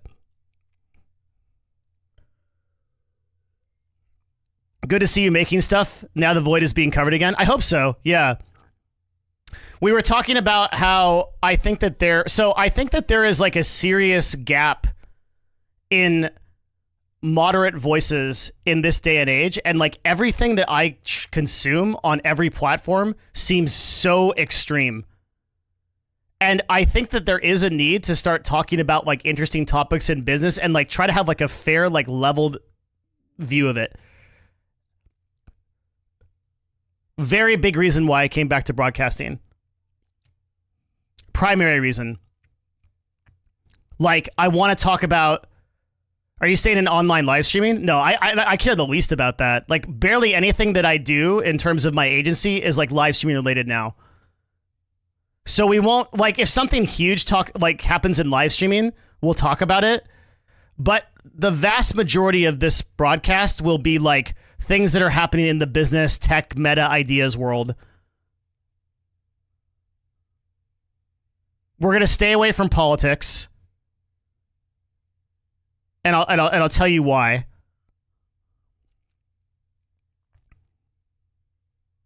I've had a few very good friends try to cover, more than one, try to cover politics in a moderate way, and they always end up somewhere darker than when they start. Like, I don't know if it's possible to cover politics in a way that's not secular. You have to take a side at some point. So I don't want to do that. Like, for my darker in what sense? In the sense that, like, okay. In my opinion, if you adopt a certain point of view on the world and you can't see the other side, you can see no good on the other side, you may not agree with it, but you can't see where they're coming from. It feels like we have way too much of that in the world today. That I'm not willing to hear another person out because I have a certain view of how things work, and I see that other person is not only opposed to that view, but predatory towards it. I think that is a dangerous precedent, and it's dominating our media landscape right now. Like, truly. And it bothers me a lot. How am I going political? Like, I haven't said anything about like what's right or like anything like that. I got one guide. That's the first time I got one guide. That's okay. So I think that, hey, what's up, Rhodes? How you doing, man? So I think that seeing a lot of my my close friends like get into this stuff and not be able to stay moderate or stay even to it makes me believe that I would not be any different if I jumped into that field. So if I started talking about like everything that's going on in the US or everything that's going on in the world, I think that I become corrupted just like everybody else that I know.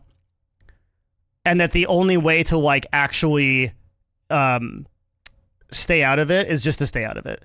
And in reality, there's so many interesting things to talk about, like that I don't see represented in any media, like opportunities in the business world, the advance of AI, like where tech is going, like just business in general is like so super interesting. We literally live in the most interesting time in the world. Why are we spending all of it talking about what like he said, she said in the Senate or in the Congress or the presidential race or whatever? Like I want to like get out of all of that.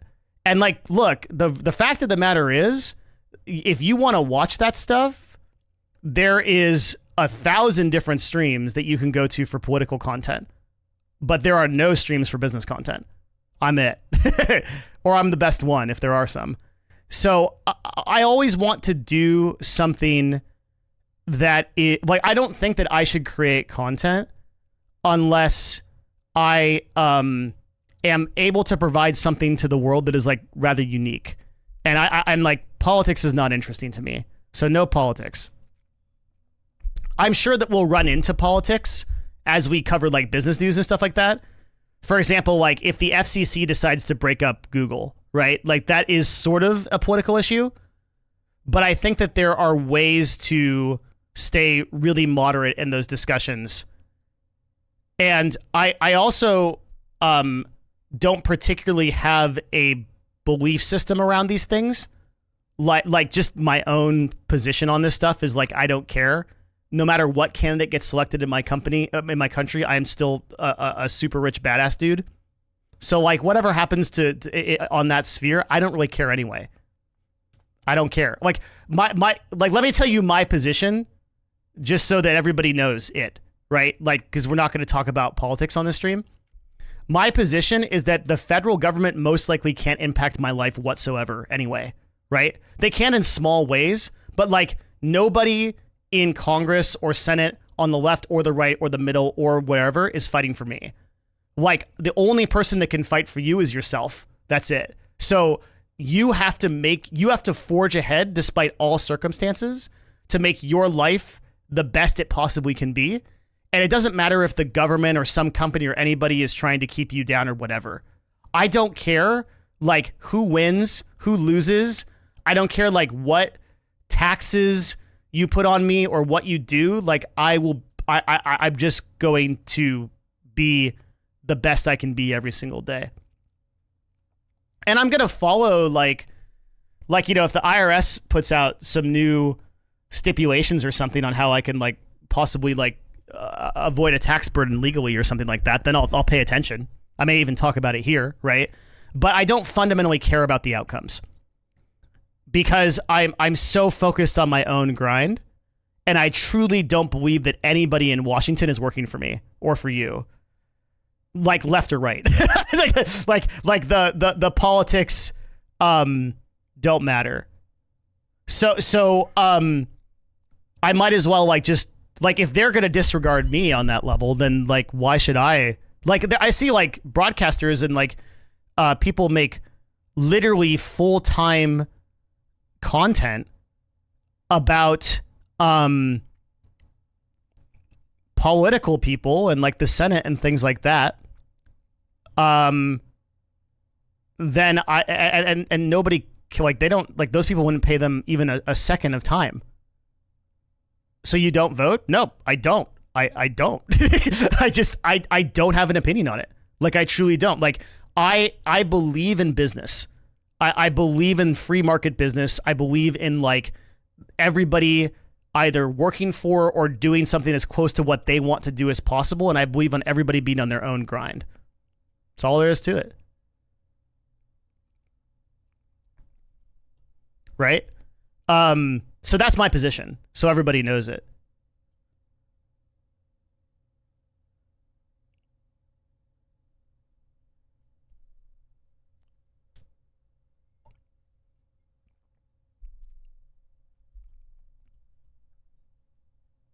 I will say that like, again, just like trying to keep this as like non-political as possible.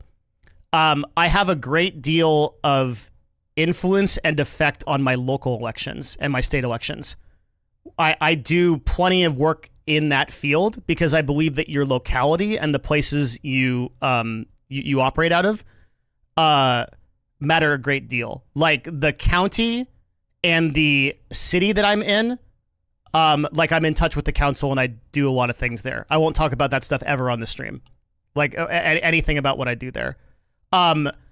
Because the local and city elections and that impact me greatly. Federal elections do not impact me at all. There may be people here that disagree with my standpoint that I don't vote in federal elections. That's totally fine. And you have your right as an American to vote, and I encourage you to, right? Like you should exercise that vote. I'm not telling you not to vote.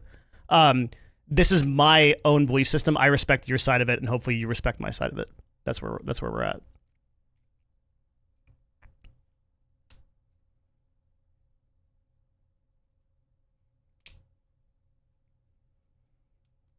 If you only care about yourself, I can understand your position, but society and the world are impacted by not voting. I promise you, by employing dozens of people, by putting millions of dollars into the tax system and society, by running a high-tier business that's one of the most successful in America, I do infinitely more than somebody's individual vote. Consider it.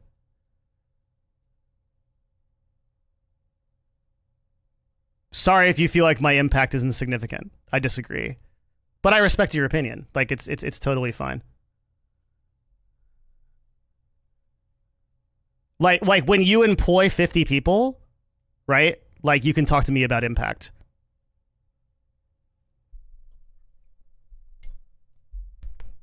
Right?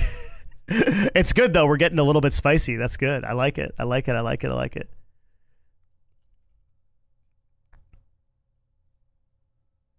Yeah. I'm squeezing my hog to this, and I'm going to keep doing it, even if you ban me. I won't ban you. I highly encourage you. Welcome from YouTube. You know what's really interesting is that, like, there are people, the people that appear and choose to watch the YouTube stream versus the Twitch stream are super interesting.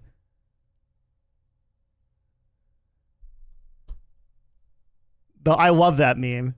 Yeah.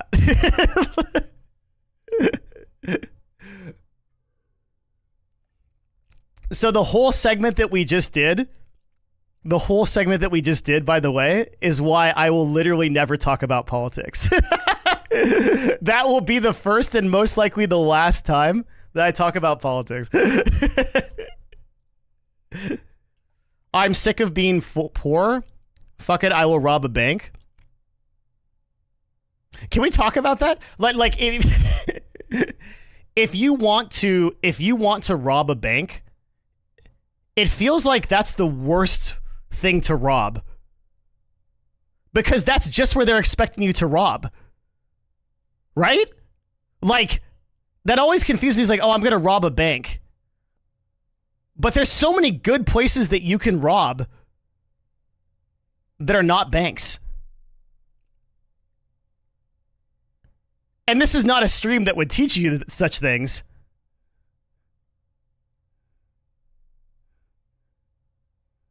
Tell me? Okay, what would I rob if I wanted to get away with it?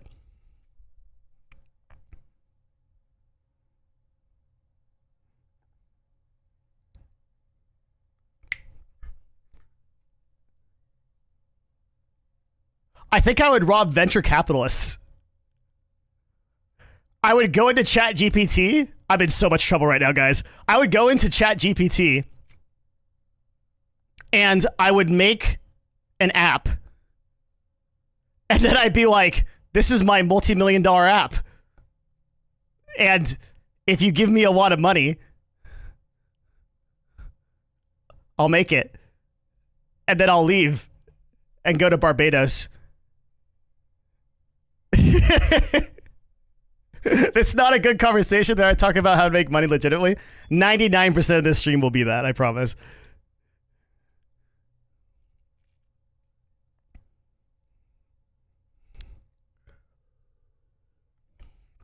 I'm kidding, obviously. But that is the majority of robbery that I see in my circles is that kind of robbery.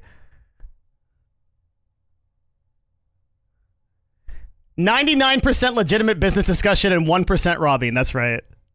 It's a good ratio. But that means 1 in every 100 things I say has to be about robbing. Just think about that. I've got a quota to meet. Oh God, the ads. Where are they? I'm forgetting already. 3 minutes. Okay. Okay.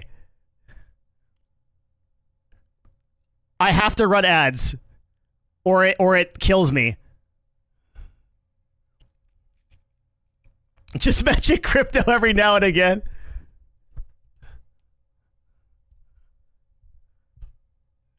I have to reach my quota of talking about robbing. It says ads start in 3 minutes, guys. It's so annoying. Should I just stream on YouTube and not even worry about it?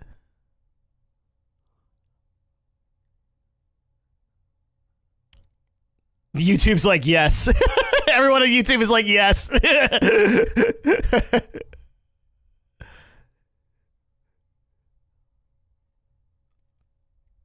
The truth is that YouTube is such a better platform for live streaming.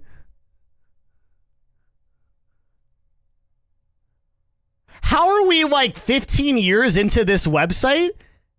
This website being Twitch, and we still can't go back in time. Like, it's insane.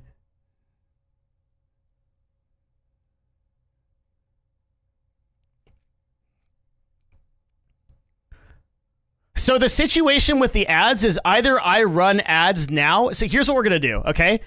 On Twitch, there is no choice to run ads or not. I cannot not do it. You will get ads. So do you want ads when I'm talking about something cool and we're doing something? Or do you want ads when I get up and don't and go like get some tea or something? Like straight up the best answer is we just have to control when we run them. That's all there is to it.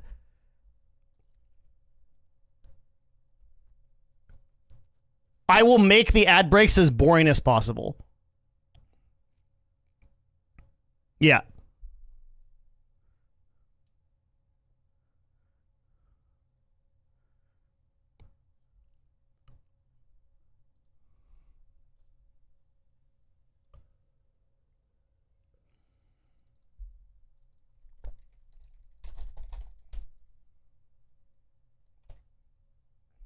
So we're at 1 minute now. Your mods can control the ads as well? Is that true? Do you think that Blue Sky or Threads have any chance of survival? I think it's so hard to onboard users these days.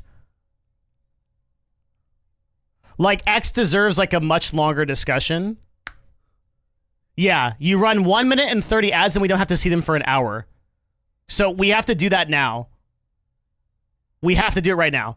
Otherwise, it kills me. I'm sorry. But I'll just get up and we'll just come back in 1 minute. That's so annoying.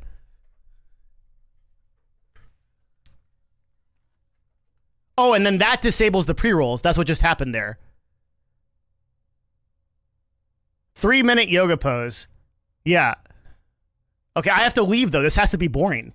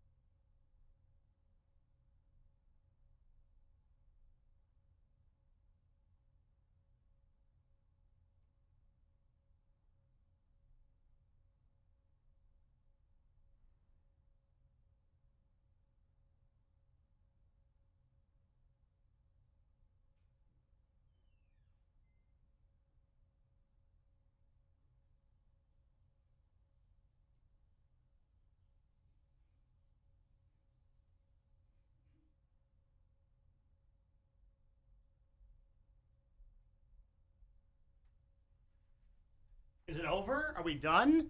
Okay. Okay. Ads start in 28 minutes. Why are we not good for an hour? Brother. This ain't no man we get out.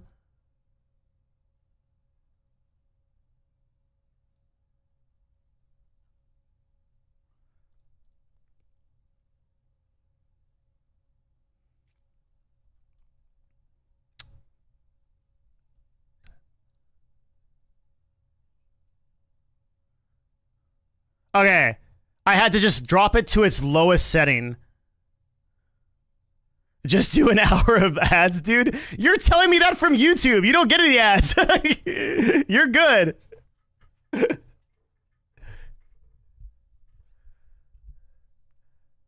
I don't want the pre-rolls. The pre-rolls bounce people off the stream. I might as well not even run the stream if I do pre-rolls.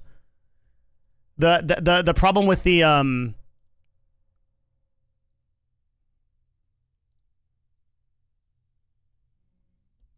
Nah.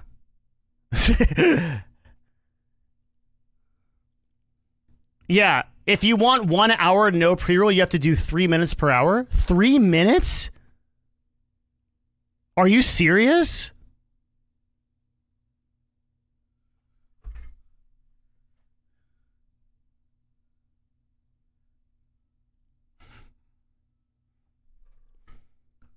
What if that makes me very angry? You only ran 1 minute.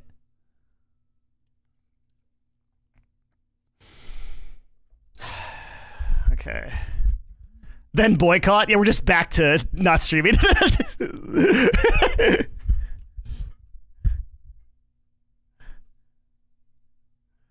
It will show the fully disabled option.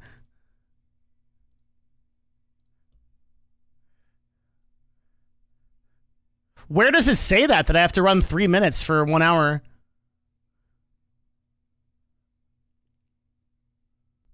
That's so annoying, man.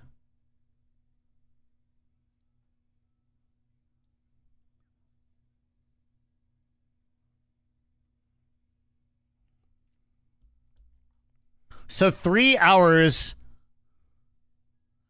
Check Pirate Software's video about Twitch Turbo ads. Okay, I will.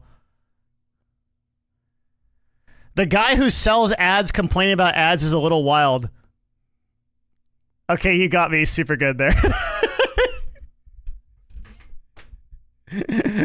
But also, fuck you. but yeah, that's fine. I'll take that one. All right, fine.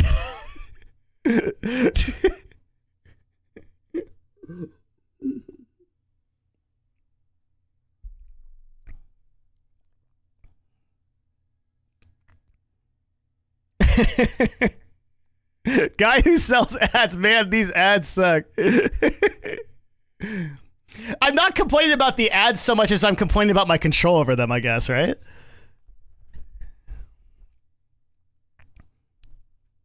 Because, like,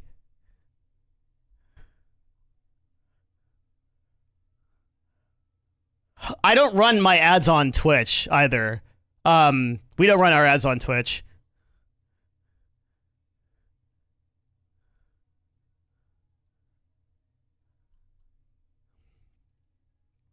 The way it works is there's a thing called fill rate.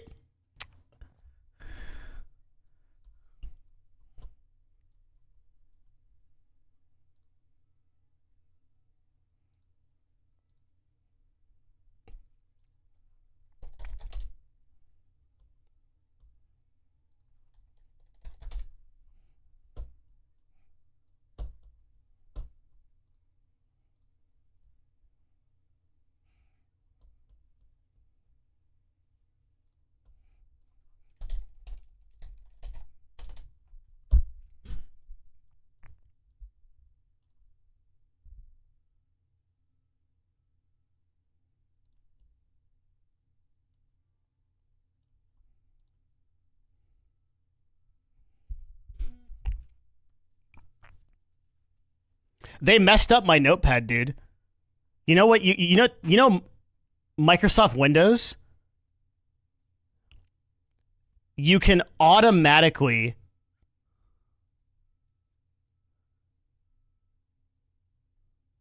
I completely forgot what I was saying. I'm back. ADHD is real. You can save your notepad. Your notepad saves itself.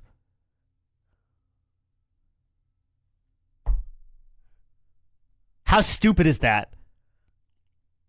I use Notepad to skirt the line between existence and destruction at every second. No, the base Notepad saves. Okay? So you know what's happened to me now? Because I didn't stop using Notepad when I stopped streaming. What's happened to me now is I have 10,000 fucking notepads. So now I have 10,000 Chrome tabs, because those don't save, those save too. And now I have 10,000 notepads. of all kinds of dumb shit that I take down. Because I have to write, so I have this problem where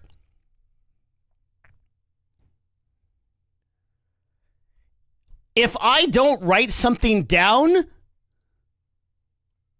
it bounces around in my head and drives me insane until I write it down.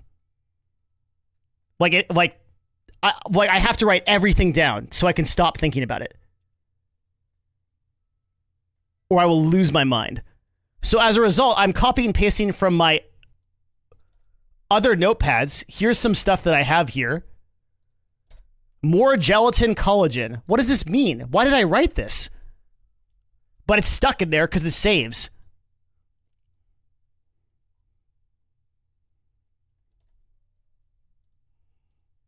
Funnel marketing. Look at this. I wrote this in this notepad. AI boyfriend girlfriend stuff is nuts in quotation marks. Why did I write that? When did I write that? I don't know.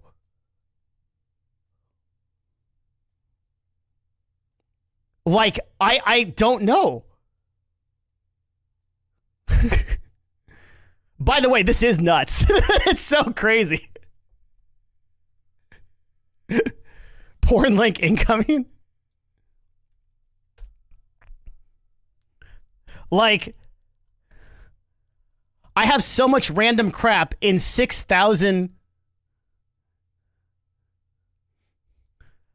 I guess, okay, look, I wrote this for you. If you have business stuff you want me to look at, copy, or anything, I will do it on stream.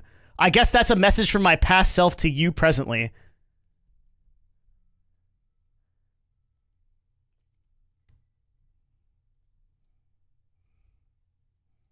The reason he doesn't want to talk about personal relationships is all AI. Waiting for the confession stream in 6 months where I announced that I'm having an AI relationship with Captain Levi from Attack on Titan through one of those AIs that like is an LLM trained on everything he said. And then in a role-playing sense, you wake up and you're in front of Captain Levi and you're part of his squad.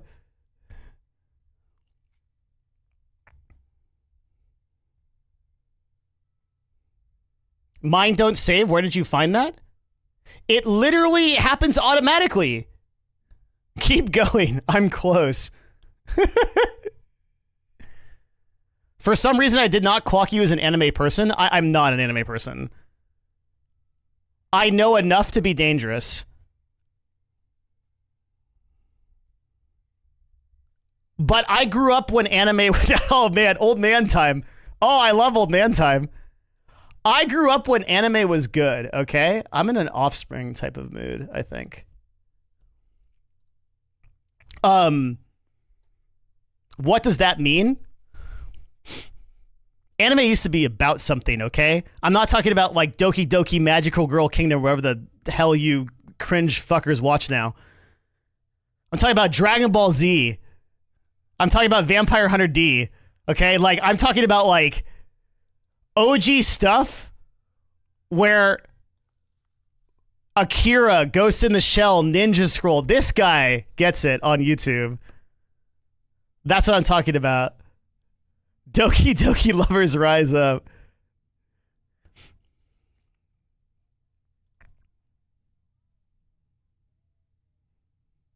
Frieren is the GOAT. If you didn't watch it, don't comment on it. Fair. Then, as an expert gooner on these new animes, can you please help me understand what the appeal of an 1,000-year-old elven mage that looks like a 15-year-old girl is? I'm being very generous with 15. And please don't ask me why I understand the lore of that anime, okay? Because I'm not going to answer you.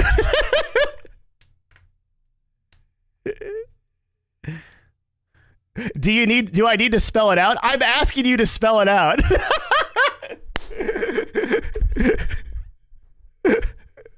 Because I just need to understand it.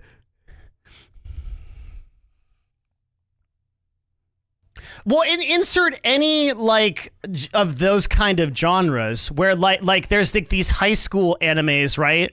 Where like the 8-year-old girl is a like demon lord or whatever. And I don't know. I'm just not here for it.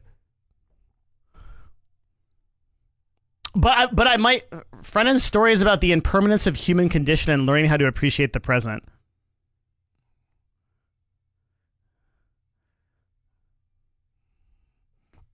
I got something for you here. Wait, let me go find it.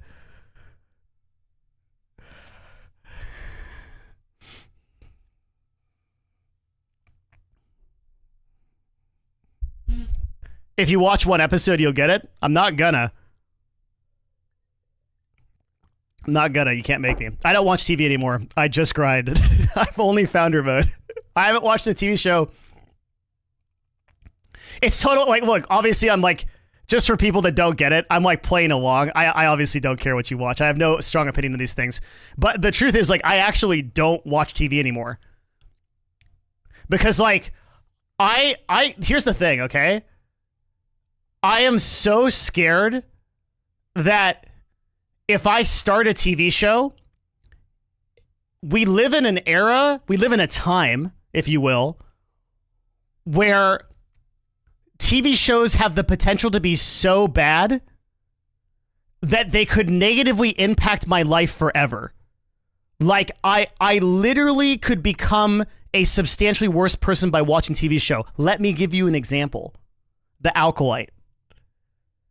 Okay? So, like, if I just accidentally, I'm scrolling through Disney Plus and I turn on the Alkalite, I suddenly I'm never the same. Like I can never unwatch it.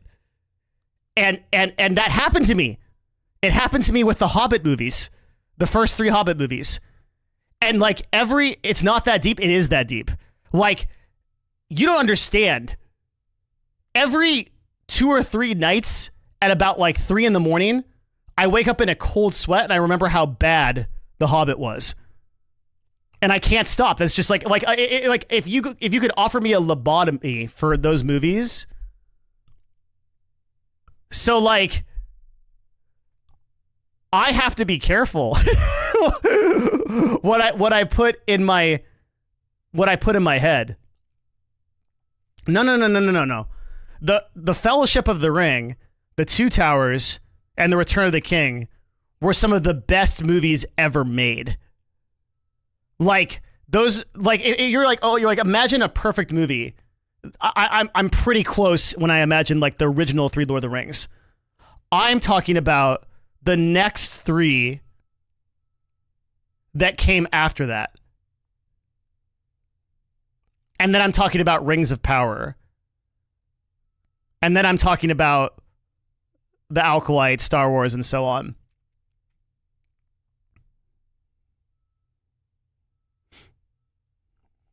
Mm-hmm.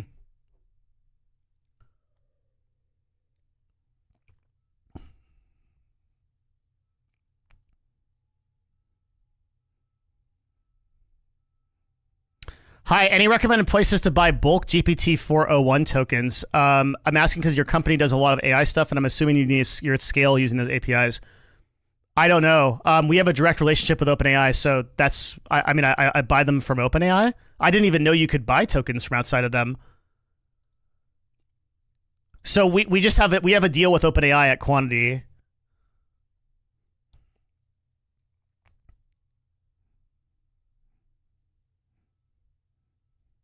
How does that make your life worse forever? Because once you watch something as bad as the Alkalite, you can't ever unwatch it. Do you know that scene in Event Horizon? Is anyone here old enough to remember Event Horizon? In Event Horizon, when they accidentally like go into a black hole and they claw their eyes out because they see some like literally existential like Cthulhian like old one's dream, like it's like that.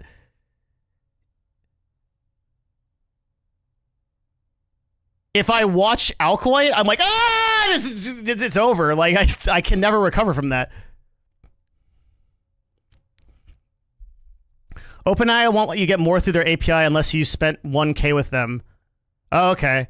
So sorry, when I say I have a relationship with OpenAI, I mean, I literally called OpenAI and we have a quantity of stuff we run through. Like we have we talk to a human there, which I guess is kind of ironic for an AI company, but like we're one of their agencies.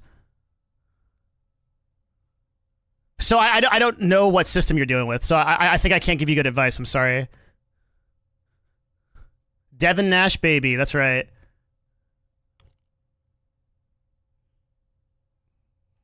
Welcome, welcome.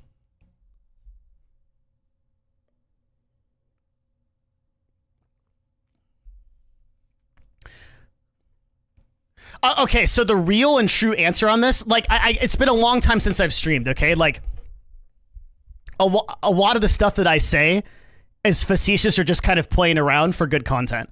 I'll give you the true take if you ask for it. The true take on content is I just feel like from a Hollywood standpoint, the expectation of what is good content and what is good to watch and what is a compelling story has drastically decreased across the board, with few exceptions over the last like several years for varying reasons, right? And so I would rather spend my time consuming stuff that is thought-provoking and interesting to me, whether it be on like YouTube or whether it be like really informational stuff or whether it be like curated content. Like low-key, some of the best information you can get ever right now is on Substack. Like $5 or $10 a month to certain content creators who aggregate really great information and data about stuff that you're interested in. That's where I choose to like spend my time and my focus and my attention rather than like watching like Netflix type stuff and things like that. That's the true answer. And we'll be going through a lot of that kind of stuff on this stream too. So like actually like a lot of this stream will just be watching and like listening to and talking about those things. Like I think one of the problems is there is not enough like thought-provoking stuff on there. So like on here on both mediums, like not only like YouTube but also like Twitch. If you see me reacting to like a dating video and like one of those videos that sets up in like a white room with like a girl that's talking about why or why not they're choosing certain guys, immediately report this stream for misconduct because I have failed you. Deeply failed you. That should not happen here. We are going to be watching and consuming stuff that is interesting and thought-provoking. And I'm relying on most of you to help me with that. Which, so like,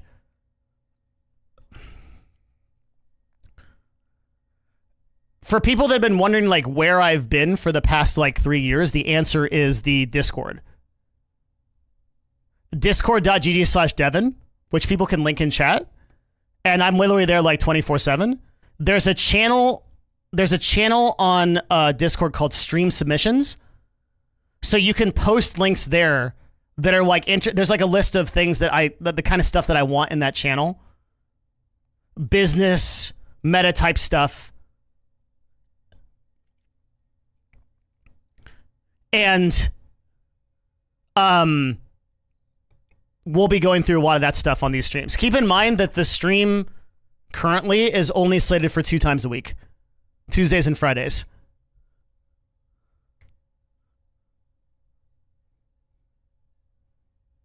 So, I'm not planning yet to do more, but I will start televising my talks again too.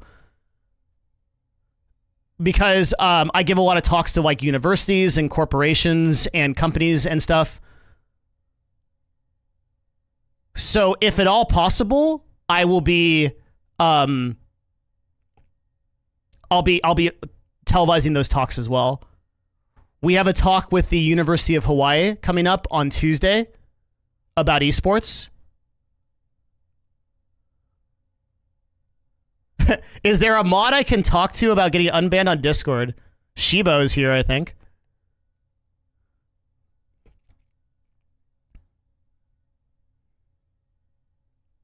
If you've been banned from this stream for any reason, I'm unwilling to unban you. I'm willing to unban you. Sorry, I'm willing to. I will do it. It's been long enough. I very much doubt that we'll almost ever have to unban people here. Excuse me. Boy, I can't talk. I doubt that we will have to ban many people here. I think one of the weaknesses that I had as a broadcaster was I always took a lot of the comments in chat really personally. And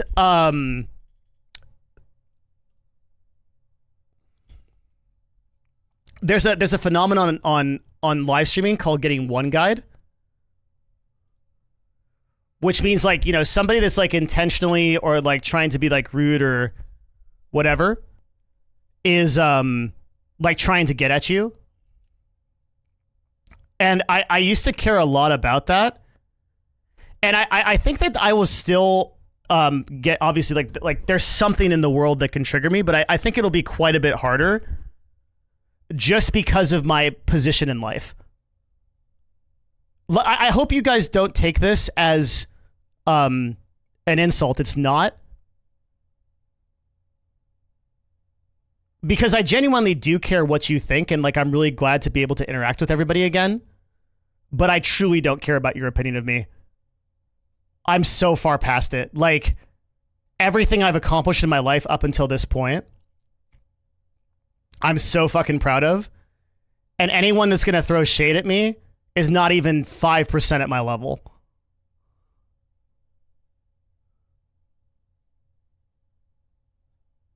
But that doesn't mean I don't care about your opinion. I do.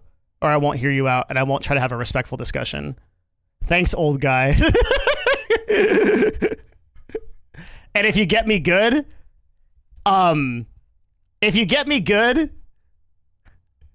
you know, it's a tip wine glass type situation rather than like actually getting mad.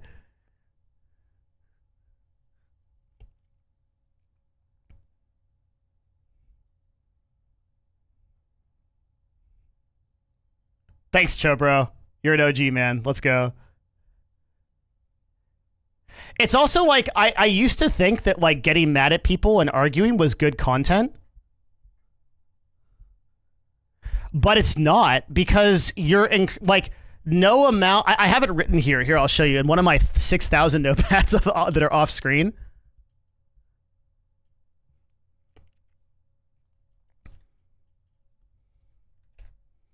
If you get angry every time you have to deal with someone who lacks common sense and mental clarity, you're going to waste so much of your life. Most people are simply confused. They aren't being rude on purpose. Learn how not to react and stay detached when it doesn't matter.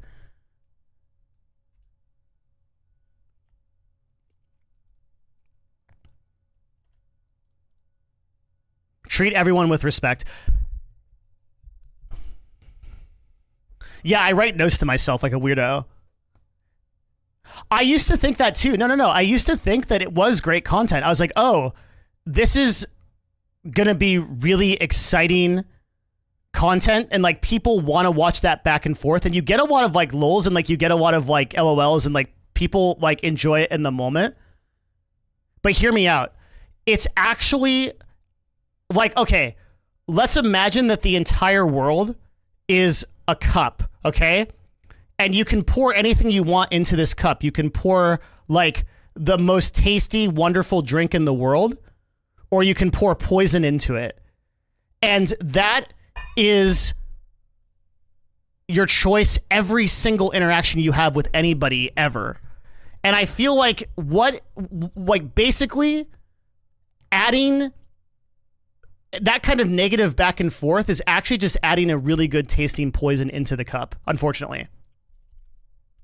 So like initially it's like really funny, everybody has a laugh and things like that, but what you've actually done is you've brought down the vibration a little bit for everybody. And this is like a really different thing than I used to think. I used to intentionally aggravate people in chat, and I used to intentionally get aggravated so that I could provide that kind of content for you. But I think at this point, I don't want to do anything intentionally that adds any kind of negativity into the world. I just think we have so much of that. So much.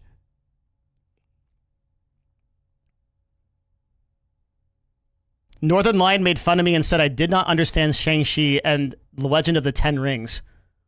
What's to understand? I don't know. What do you mean? So I don't want to do that like kind of like yell down people type of thing.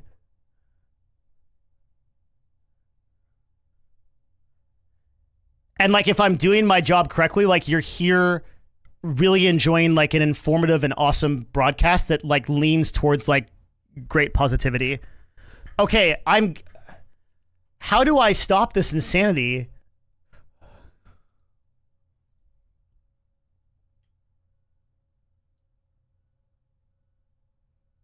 Run a 3-minute ad break every 60 minutes. It's telling me I'm going to have an ad again. So frustrating, man. Hold on.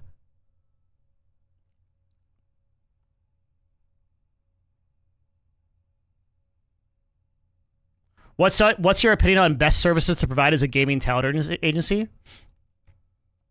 I mean, your services are your creators, no? Your services are the deliverables. Did you discuss multi-streaming yet? Haven't had that discussion. Looking forward to having it. Yeah, so this time what we have to do on Twitch is we have to run a 3-minute ad. The 3-minute ad will then give us an extra hour. Very annoying.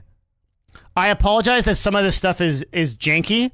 One of the reasons I'm like intentionally not doing a lot of like news stuff and like stuff to talk about is I'm literally just trying to figure out how this broadcast ought run. Can I run ads from outside of the dashboard? Because I don't want to see my viewer count or anything. Like I don't want to know how many viewers I guess I can click that and I could not show it. Also, none of our notifications work. So let's do this. It's going to force us to run ads in 20 seconds. I will run ads for 3 minutes. And then I'm literally just going to like get up and then I'll come back and I'll stare at the screen until it's over. Because I don't want to like deny you guys any kind of content. I can't stop this. Also, I'm sorry for the people on YouTube who are superior. There's nothing we can do. And then I will, yeah, I got 5 seconds. So annoying. Okay, pre-roll ads are disabled for 63 minutes. The next ad doesn't have to run after this for an hour. Wait, there's a YouTube stream? Fuck this. Yes. You can watch this stream on YouTube or on Twitch. On YouTube, you don't get music. Intentionally. I want you to like enjoy it without music. And I see your chat exactly the same no matter what. You could absolutely post the YouTube link on Twitch. Are you wanting to disable all ads on Twitch? If possible. I tried registering with your agency, and I was not considered. We are not a talent agency, sir. We are a brand agency. We do not have talent. I'm not a talent agency. Hey, thank you, Ryan. Good to see you, man.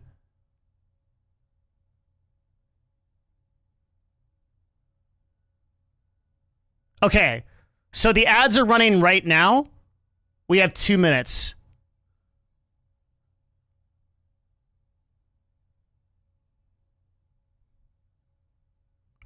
So let's just go do something else for 2 minutes.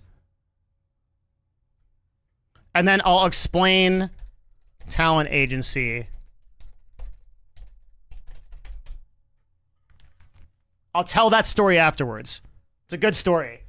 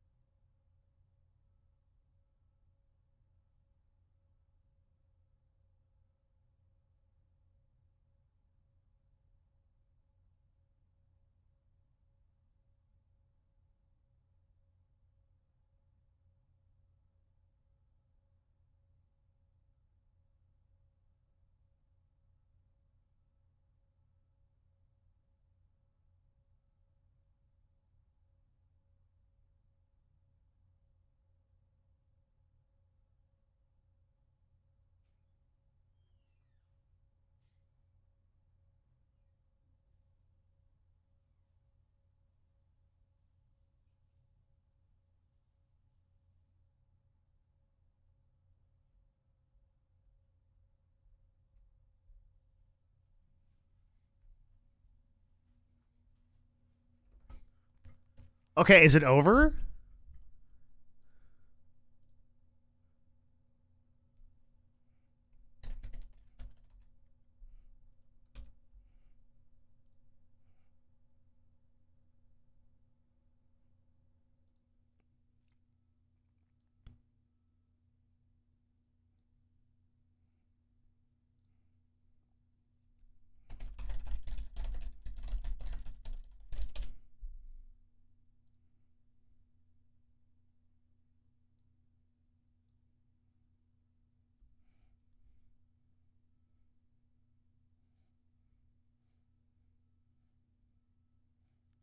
Hey, welcome back. Appreciate all your videos. Thank you.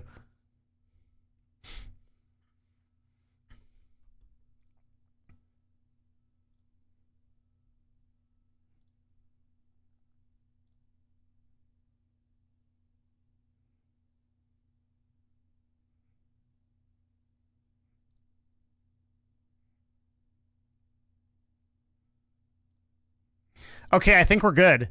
Okay, yeah, legitimately. So, guys, there are no more ads for a whole hour. We're good. That's cool. You can run an ad without the dashboard with commercial length. Okay, but then I also need to have a bot notify me then when the ad break is coming so that you don't get slammed on it. So yeah, if you're listening to this on YouTube, you don't have to worry about this literally at all. Like, this is not your problem. YouTube is getting ads too, but I think there's a lot of people with YouTube Premium, so they literally just don't notice it, which is real neato.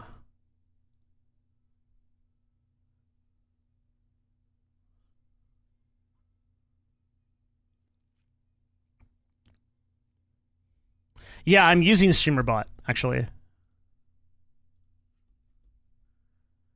I think Kevin sent me a message on how to do it, so after this stream, I will figure that out. Ah. Yeah, so a lot of people think I'm running a talent agency. I am not running a talent agency. I don't think talent agencies work that well. Why? Story time. So, a couple years ago, we were representing a bunch of the big broadcasters on Twitch and YouTube. And I was looking at my business and I said, I don't think we want to do this anymore. The spiritual reason for not wanting to do it is that dealing with talent, I'm trying to say this as respectfully as possible. You guys know kind of influencer personalities, right? Like you kind of know how influencers are. Okay? Yeah, so thank you very much for both the YouTube and Twitch chat for saying the stuff that I professionally am a little bit have to be a little bit careful with. Not interested in having a daycare. I mean, so let's just say that influencers have a lot of expectations from people they're doing business with that may be unreasonable. Add a bunch of drama to that mix. Add a bunch of personal threats and stalker stuff. Maybe add, like, I had this influencer, and like, no word of a lie, had this influencer like not done what they did, we were on track to like make $1 million with this influencer. We were doing like a JV for a book deal, a Netflix deal, like a ton of stuff. And then that person abused like 15 women at once. And I was like, and I lost $20,000 overnight in merch alone. Okay? And after that point, I was like, I'm taking chat off the screen for a second. Okay. I was like, I am absorbing an enormous amount of liability from representing broadcasters, and I'm not getting a lot for it. But then I also have a implicit gate on how much money I can make. Because the way you monetize as a talent agency is you take up to 20% of a broadcaster's sponsorship deal value. So AKA, if I get a sponsorship for, let's say like Kai Cenat for $100,000, obviously it'd be like, what, right? I get $20,000. But the problem with this is that there is no way for me to get $40,000 or $50,000 or whatever, unless, so basically I can't increase my margins, okay? Unless I do something really shady. Here's what I do. And this is happening across like 80 or 90% of Twitch deals.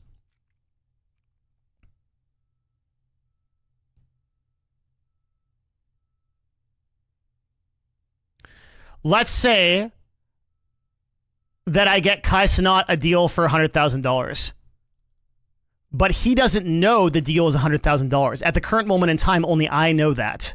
Correct? Right? Because I'm the one that got the deal. So I tell the streamer the deal value is $20,000. I tell him that because I know he'll take it. So the actual deal value is $100,000, but I tell the streamer the deal value is $20,000. Now, let's say that I get an $100,000 deal, this $100,000 deal here. I get it for like a YouTuber or a Twitch broadcaster who has like 2,000 concurrent subs or something, or viewers or whatever. They would be super happy with $20,000. They'd be ecstatic with $100,000, but I know they'll take the deal at $20,000. So I tell them the deal is $20,000.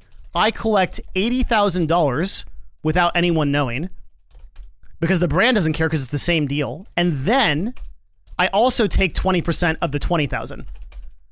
Okay, so my total take home as a talent agency just went from the $20,000 maximum, right, that I could make to literally making $80,000 plus 20%. Okay, and that's how most talent agencies are operating on Twitch and on YouTube right now.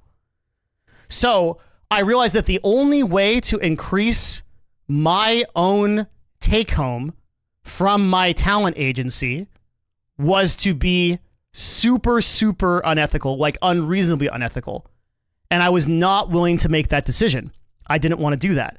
So instead, basically overnight, we messaged all of our talent simultaneously and said, you are off contract, go join other talent agencies, go do other stuff. We can't find a way to do this ethically, so you're free to go. Like, do whatever you want. And then we decided to represent the brand side of things instead. So with the brand side of deals, so now we work for people like Amazon, the US Army, etc., right?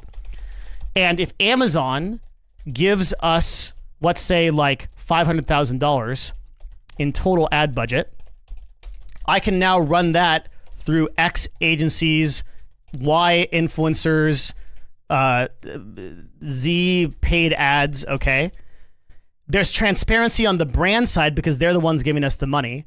And there's total transparency on the influencer side because we're the ones paying them directly. And there's no split. There's no percentage or anything like that. So the business model is much, much more ethical and much better. And the margins are much higher. Okay? But most people can't represent brands. They can only represent talent because they're bad at doing business.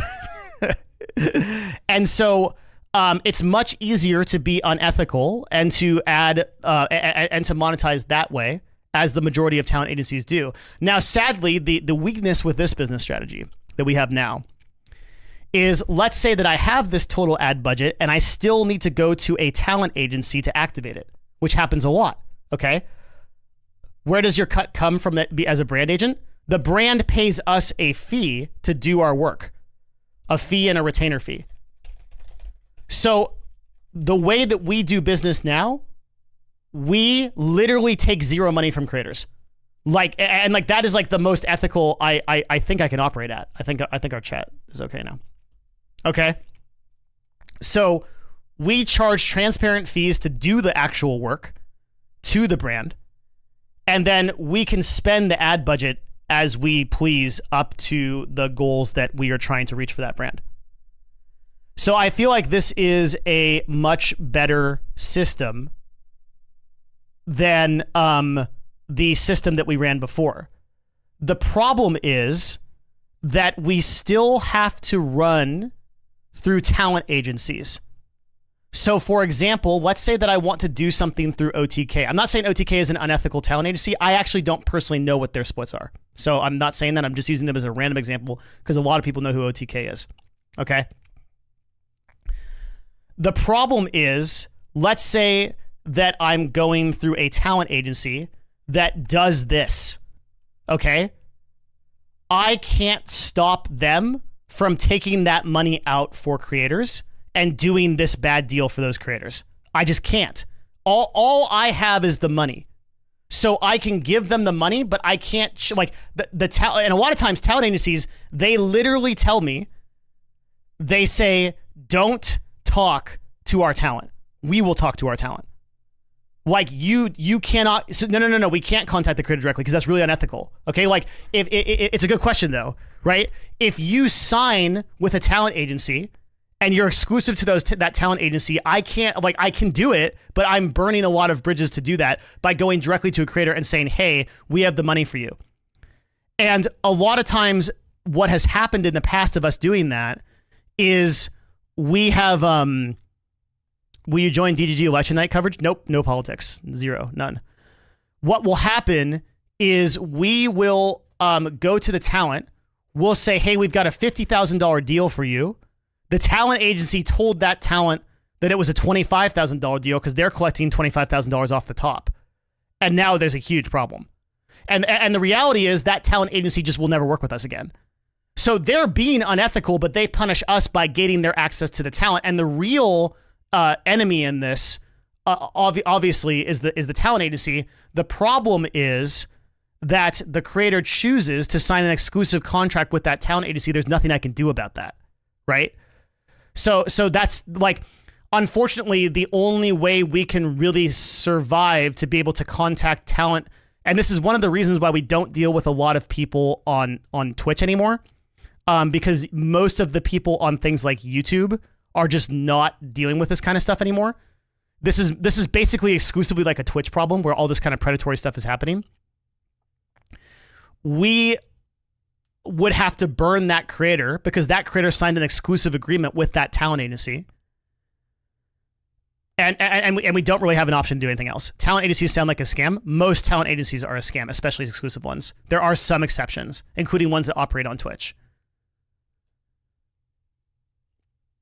Do you know which agencies do scam deals like that? Are all of them like that?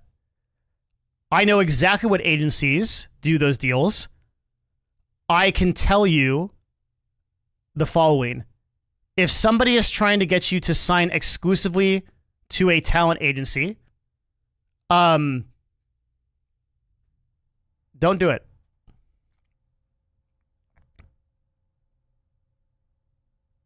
Do you blacklist talent agencies that operate like that? No, we can't.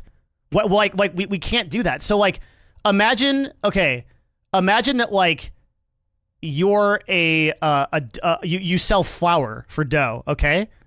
And you know that 95% of bakeries are doing some serious scam shit. Like, you still got to sell the flour. Like, I can't, like, this might sound like bad to you, but I can't be responsible for a creator signing a contract under a totally different company. Like, that can't be on me. And then I just don't do business because all of these people are making that decision to get they're not even gonna, like, this talent, you've got to understand, this talent doesn't even ask their agencies questions about how much they're getting paid. The question, if this talent, if all they did was they were just like, hey, can you show me the contract that you signed with the brand to get paid? What did you sign? And any talent agency that's ethical, right? Like, they should be more than willing to do that. But they're like, it's not, so the talent is dumb. Yes, that's correct. Yeah, that's what I'm getting at. Like, it's not my responsibility, or like it ought not be, right? To like blacklist every single like talent agency that's unethical, because I'd be blacklisting practically the entire industry and then I'd be out of business. Well, I wouldn't be, because so when I'm talking about this problem, and this is one of the reasons why I if people were here earlier in my broadcast, I talked about how previously I was running over 90% of my income, my revenue, my ad spend through Twitch, and now I'm running less than 5%. So this is a big reason why. So like, in a way, I have blacklisted them, but I've not done it by not working with those agencies. I've done it by switching platforms. So I advertise on YouTube now. YouTube is our primary platform for advertisement. And then I think it's TikTok. And then it's like various other platforms. So we no longer advertise on Twitch, in part because we disagree with this philosophy of that talent agencies are doing. But also just because we don't really get the return on advertising spend for our clients that I would expect to be good. Like, there is no situation where I could run ads on Twitch and not do better on a platform like Google Ads or AdSense or YouTube. Running ads on YouTube will always be superior to running ads on Twitch, period. End of story. There would be like one or two exceptions to that, which is like if you've got a brand new game and you want a streamer to sponsor it and it kind of takes off. But even games that like streamers have made and then promoted haven't gone anywhere at all. And just to give you the ratio, like, let me just give you guys the ratio of YouTube ad conversions to Twitch conversions. For every one person that clicks on a Twitch ad or interacts with a Twitch ad, there'll be 200 to do it on YouTube. 200. So like, if I'm going to advertise on Twitch and I'm going to do non-gaming advertising on Twitch, you really have to ask yourself why. Right? And what, like, so there's some of the reasons why we've switched away from running ads on Twitch overall. If Kick was able to run ads, would you run ads? I have talked to all of the highest level people at Kick. I have told them, right now, if Kick messaged me and said we have an ad system, I would spend like $2 to $5 million with them today. I have the budget, but they don't have the tech. They can't do it. Because I have buckets, right? I have buckets of advertising spend, and the problem is, so like, most of my advertising spend has to be here in this green bucket, which is like my brand safe bucket. But I have a lot of other brands who are unsafe brands who want to advertise places and want to test budget. And actually the place where I can get good returns on investments for advertising on unsafe brand platforms is pretty limited. And I would love to run more budget here. I've got the brands that can do it. Brands that need this space and don't care about it. But Kick doesn't have a sophisticated enough ad system. And I say sophisticated, I mean it doesn't have an ad system. You never advertise on Kick because you can't trust their KPIs? Do you mean like their data? I wouldn't be using their data. Like, I would be using our data. So like, we would use our own affiliate codes and like tracking and stuff like that to figure that out. Yeah. So funny enough, like, my not safe for work ad bucket is pretty much exclusively podcasts. Like, we advertise a lot on comedy podcasts. What are some examples of unsafe brands? Cryptocurrency stuff, adult stuff, Web3 stuff. Basically, like, people that don't care about like brand safety because they have no HR department. Casinos, gambling, yeah. Mm-hmm. How much do you usually put down in test campaigns? It completely depends. It's like, it just completely depends. We haven't looked at Truth Social. I actually don't know anything about that platform. We've looked at Rumble. Rumble actually can put up some pretty good numbers if you orient your advertising to the demographic that it serves. He's basically telling advertisers that non-gaming advertising is worthless on Twitch. Yeah, I am saying that. That's basically what I'm saying. How do you track performance on a Twitch ad? So let me be really clear. When I say Twitch ads, because you just asked a good question, I am not saying I run, you know the ads that you guys see, like the next ad break, the ad break that we just did, I don't run those ads. Those are not the ads I'm talking about. Anyone that runs those ads is actually insane. So what I'm talking about is like we would either run a bounty board ad or we would directly sponsor a creator to do some kind of call to action or to be like involved in a product or service. So I don't run ads against Twitch's actual ad backend. I think I can't tell you why I don't do it. I think that there are a lot of NDA things with our agency relationship with Twitch as to why I can't run. I think I can say really generally that the cost of entering to run those ads on Twitch is really, really high, really unreasonably high. So let's say a brand comes to me and says, I've got $1 million to spend on ads. And let's say that the minimum I can spend on Twitch is like 20% of that, just arbitrary numbers. Isn't really, okay? So I would have to spend $200,000 on a test campaign for Twitch because that's the minimum they'll talk to me to run an ad at that level. Why would I ever do that when I can go to Google, spend $500 and know instantly what my ads are doing? You see what I mean? So like, I don't believe in running ads that way. I think that's a very bad way to run ads. I think that the people that are running those ads, they're people who are very old school agencies and they don't understand new media marketing. So that's something that I avoid entirely. All right, let's get something like constant on here. Hold on.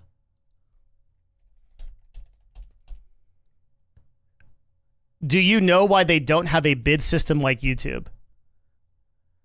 It seems like a strategic decision. You would think so, but it is literally because they are too lazy to build out the back end, and Amazon doesn't see the value in it.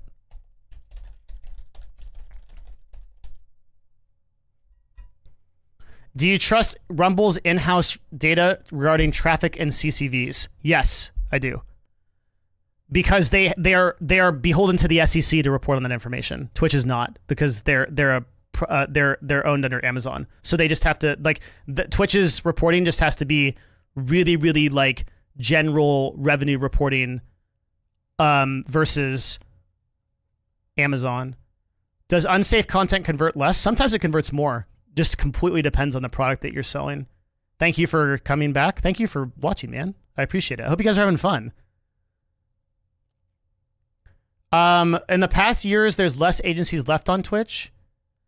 It's not so that there's less agency. It's just that the agencies have consolidated. Like Mythic pretty much runs everything now. And like Loaded runs like some of that stuff. That encompasses at least 90%. You're insinuating that some of those agencies are deceiving their talent. I'm not insinuating anything. What I'm saying is that we are unwilling to work with the majority of Twitch agencies because of ethical reasons. You can take that however you want. I'm not insinuating anything. I'm just telling you the truth. I'm telling you how I run my business. Loving to come back and you give straightforward and direct info for free. That's what I'm here for, man. Like, I just want to give back, give value.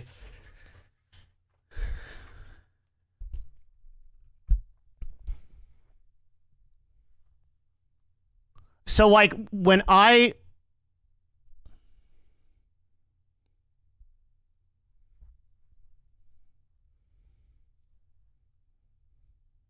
What's the biggest deal you've done? We've been part of like $400 million ad budgets, but currently I think our average deal value is like 1.3 million. So most of that's just because like we're still in the testing phase of a lot of like new media budgets. Like I could run more, but I don't want to until I have like better data for a lot of these brands.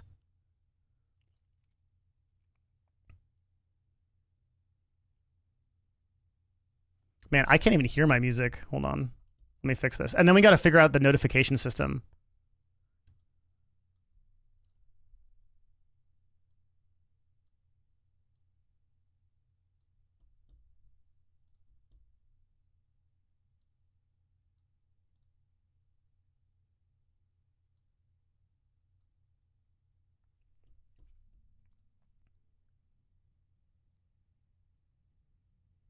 Do you have an opinion on VTubers? I love VTubers. Super awesome. I think one of the most amazing people that's really pushing content forward right now on Twitch is a streamer named Vedal987, who has a LLM that they've trained named Neurosama that's making like that like interacts with the chat and does all kinds of cool stuff. It's like a legitimately really cool channel that does like a lot of really unique stuff. Sounds like YouTube is a better platform to run ads on. Is it hard to gain followers on YouTube compared to Twitch? It is easier to do anything on YouTube than it is on Twitch. If you want to be a successful broadcaster / broadcast streamer, you are much more likely to grow on YouTube than you are on Twitch. Much more likely. Hey, if that music is too loud on Twitch, guys, just let me know. I'll have to like review the VOD to see where it's at.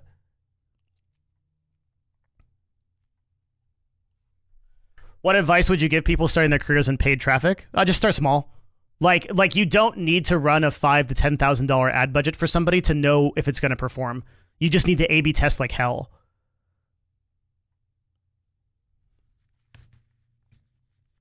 You're the reason I decided to focus on YouTube compared to Twitch via live streaming. How'd it go? I mean, like, so like these days,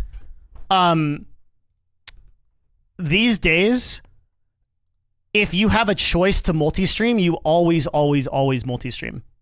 Like end of story, right? You never don't multi-stream. Do you work with any startups? We work with startups that have seed and VC capital because our ad spend minimum is $200,000 a quarter. So we like if you're that large, we might work with you. But I only take like 1 or 2 clients a year right now. I should say like maybe 1 or 2 clients like a quarter maximum. We're not trying to be like a $1 billion ad agency on Madison Square on Madison Avenue.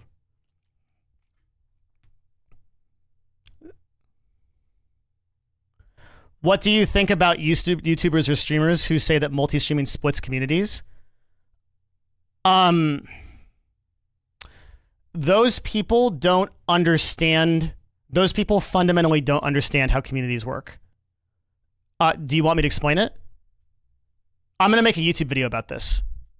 But I'll explain it briefly here.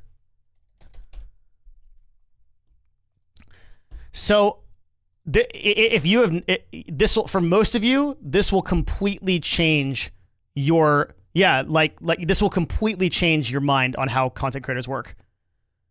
It's gonna like blow you away because it took me several $1 million to learn this.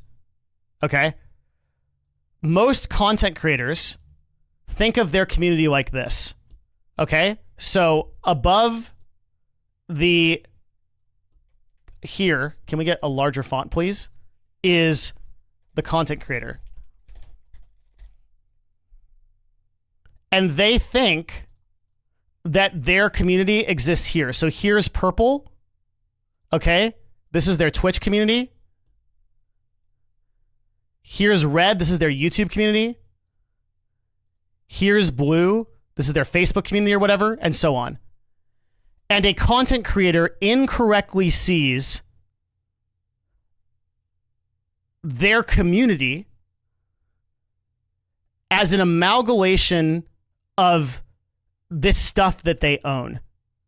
Now, let me blow you away for a second here. Content creators do not have their own communities. Doesn't exist. Here's how it actually works.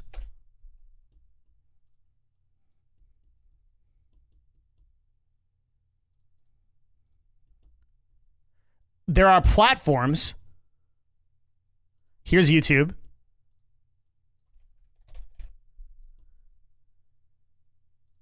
Here's Twitch.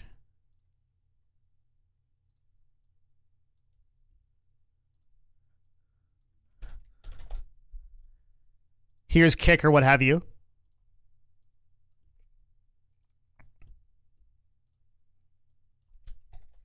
Okay. And the content creator is just a person over here.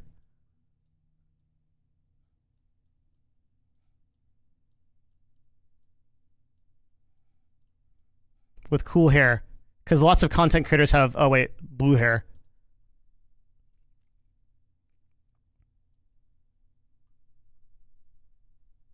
Okay.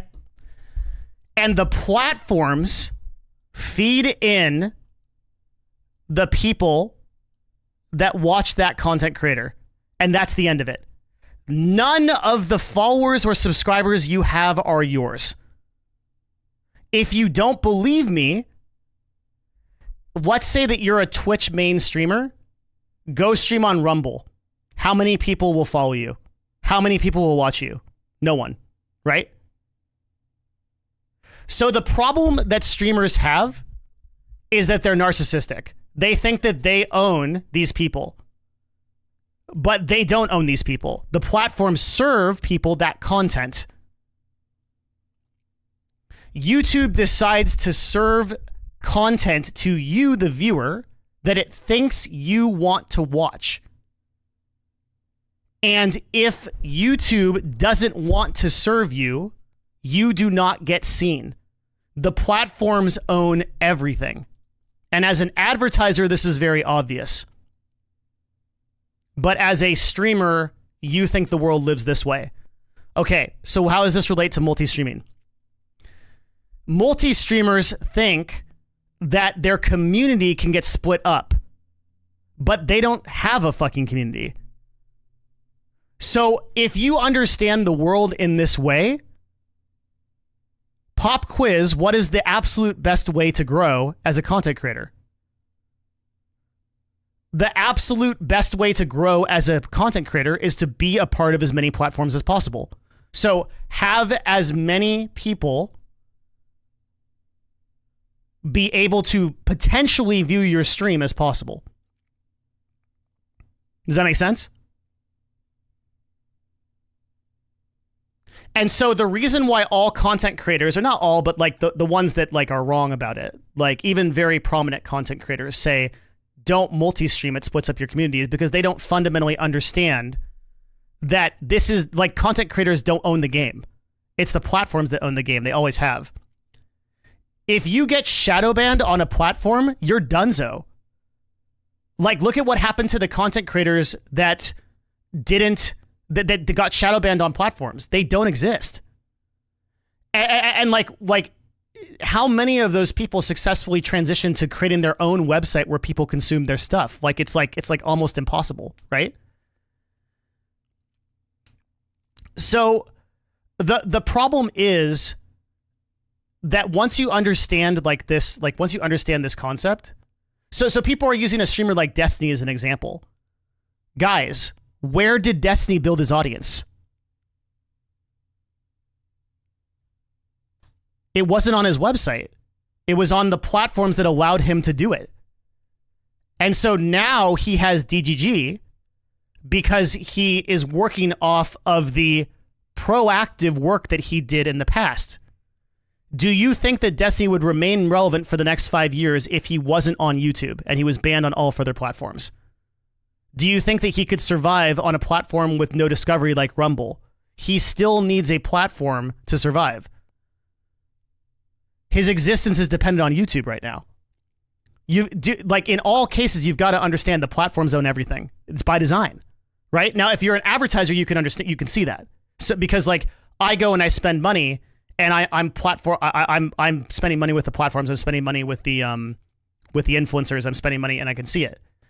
So the idea that you are multi-streaming and fracturing a community implies that you have a community split. When in reality, what you should be doing is you should be maximizing the inputs.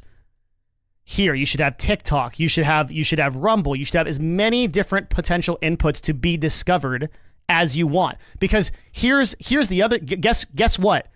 Guess who else, other than the platform, there's one other person that owns the streamer. Does anyone know who it is?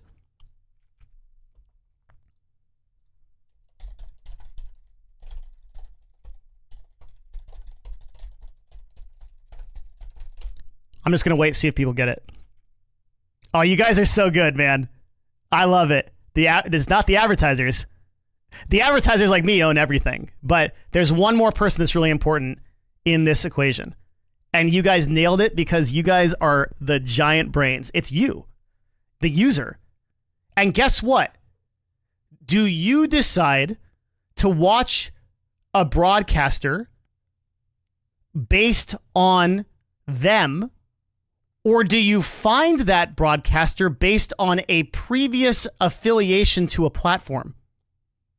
So before a user makes a choice to watch a broadcaster, they make a choice to use a platform. There are some people right now that are watching on YouTube, and there are some people that are watching on Twitch. If the platform drops the person, then most likely the majority of people who favor using that platform will not follow that broadcaster to another platform. Which is why you see numerous times a broadcaster who leaves Twitch and then picks up like literally 10% of the audience, if that, on another platform. Okay, so again, if you understand that, and you understand that users, the second most important part of this equation, the first one is the platforms, the second most important part of this equation is the users. If the users are making a choice about where to live, then you as a content creator are best off trying to get in front of as many places where those users live as possible. So again, the answer is exactly the same. You want to maximize the number of people that can possibly view your stuff. You want to syndicate everywhere. You want to be on TikTok. You want to be on YouTube Shorts. You want to be on YouTube. You want to be on Twitch. You want to be everywhere. Because a user right now, there's a large percentage of people that would have never found this broadcast had I not clicked the multi-streaming button on YouTube. They just wouldn't have watched it on Twitch. They're not users of the platform.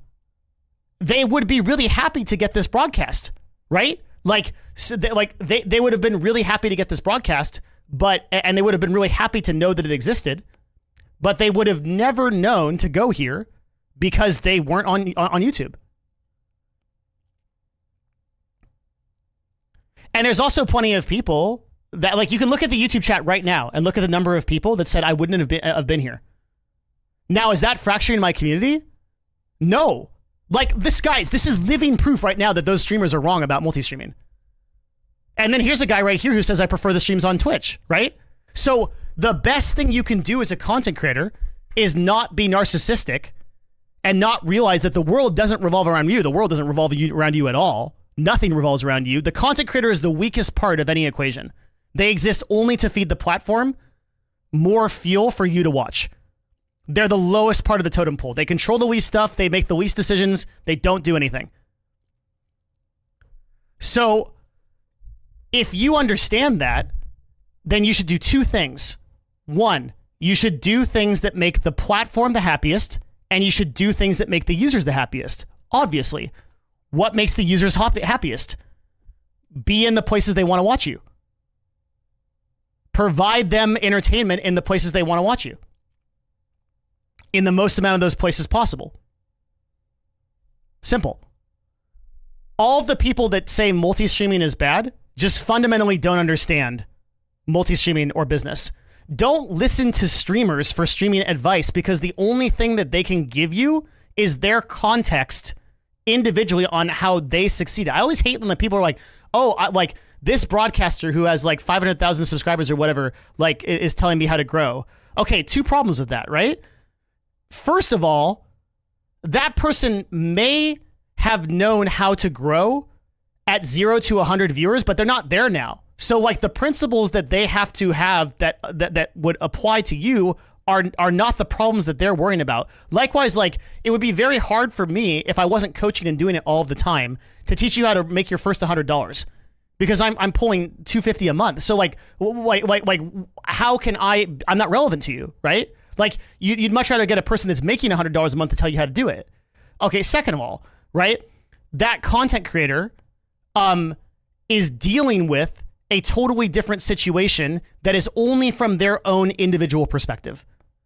They're one person, right? So the reason I can tell you this stuff works is because I run advertising across thousands of influencers. But you don't want to listen to people that have data with a verified user base of 1, right? Like they're just wrong. And look at all of the Twitch streamers who are like multi-streaming is bad, and now they're multi-streaming.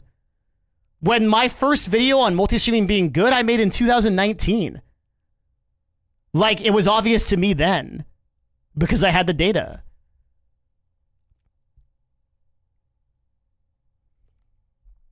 But you don't need the data if you understand the world in this way, right?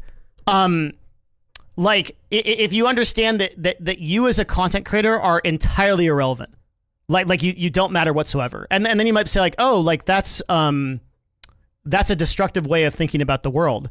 No. That's an enlightening way of thinking about the world. That wakes you up because once you realize that you have no real control over your audience, and you have no real control over like what your users decide. That's when you realize the only thing that I can individually control is doing my best work at any given moment on as many platforms as possible. So I can only decide to put out my best work at any given time and have you watch it. And that means that I stop focusing on all this other bullshit. I stop working on like algorithm. Okay, like let me show you my favorite image. It's in my Discord. I'll pull it up real quick. It's pinned to my content creation channel. Here it is. Okay, if you're like, Devin, give me advice on being a content creator, this is all you need to know. It's literally all you need to know.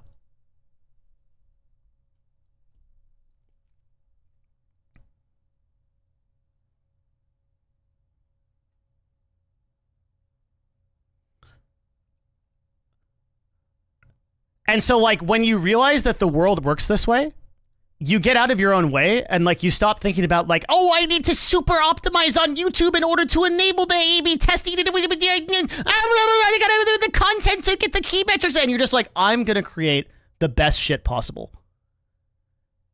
And if people like really enjoy it, great. If they don't, also fine, right? But that's like where I'm gonna come from. And by the way, like, this is I made this video that said, I wish we would quit using the word content creation and start using the word storytelling. And I made that video because I'm sick of everybody thinking about things in terms of like the most viral thing possible. Content creation, right? The act of, like what we're doing here is art. Like this is art. This is art. Meaning that like it's art because you as a user are the ultimate authority on judging subjectively if this is entertaining and informative and empowering to you. Just like you would look at a painting on the wall and you would say, I like that or I don't like that. It's entirely your right to think about it either way. But you, as an individual, get to decide. So I'm doing art. I could be doing bad art or good art, but you're the person who decides that, right? It's no different than painting. It's no different than making music. It's nothing like that. And yet we've like, we've blown up content creation to this thing that's like about that's just about a bunch of nonsense. Like you want to farm the most engagement possible. Like why? Just create something valuable. Anyway, that's why multi-streaming is that's why multi-streaming is always the right way to go.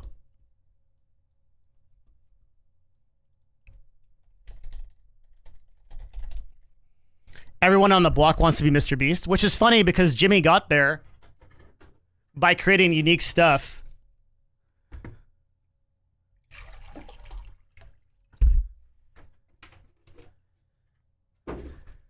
That wasn't necessarily like the most engaging stuff. It was just really unique.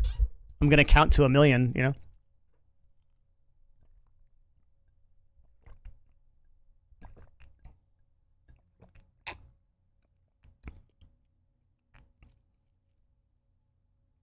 Did you see Jimmy's production document? Yeah, I'll probably read through it on this stream. I mean, I read it within like an hour of it coming out. I think it's probably one of the most productive. Hold on, I gotta take a note for myself. Okay. I think it's one of the most productive documents, like, like for entrepreneurs. Like, I think that should be like required reading, and for like content creators, it should be like Omega required reading. Like, read it 3 times.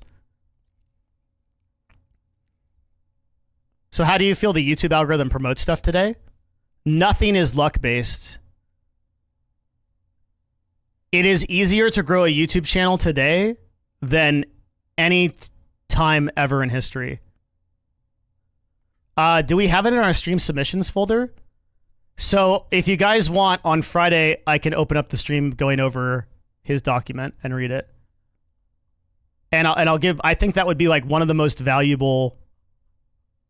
Let me check stream submissions. Guys, please do go to the Discord. If you want to hang out, I'm only streaming twice a week, and that's not likely to change. So if you want, go to the discord.gg/Devin and come hang out. I chat in general 24/7. I'd love to see you there. There's lots of business discussion. Would be super cool if you guys hung out there.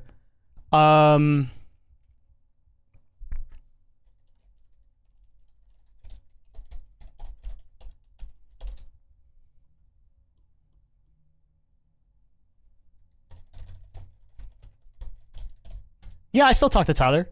Of course.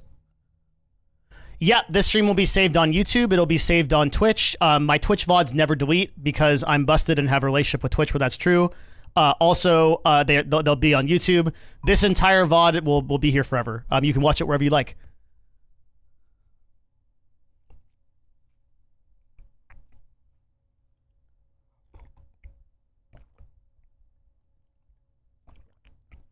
Okay, I gotta fix my alerts. Let me go find that document. Just 1 second. Can somebody on Discord that's friended to me, can you link that document to me, please? Oh, actually, no, never mind. It's in my mastermind chat. I'll find it. And I'll get it for you. I've got a Google Drive link for you guys. Hold on. Yeah, here you go. Okay, this is it. If you click that Google Drive link, that'll take you directly to the PDF. And we'll give it a read at the beginning of next stream. We might even have time to do it on this one, but it doesn't look like it. It is not a virus. It's not. It opens right up into a PDF.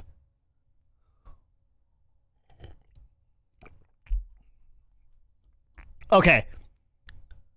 What are you using to multi-stream? Man. Boy, did I go through a lot of technology to figure this out. First stream back and I already have homework. It's a Devin Nash stream. What did you expect, dude?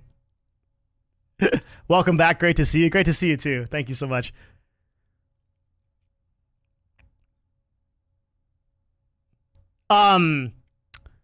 What I ended up using, I won't go through the entire litany of technology that I used. I'm pretty convinced that the way that I'm doing it now is the best way to do it. I'm using a software called Atom, A-I-Tum, to do the multi-streaming. That's free, so that's here. I only use the OBS plugin for it. The real challenge of multi-streaming correctly, though, is the audio setup.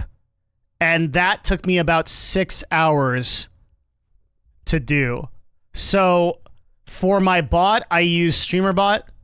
I love it. It's right here. I still don't entirely know how to use it.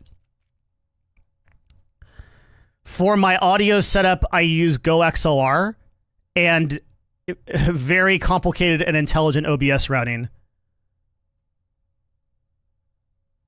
What about the audio was so difficult? Where are you at? You're on Twitch, right? You hear this? So that doesn't play to YouTube. And not only does that not play to YouTube, it also doesn't play to VOD.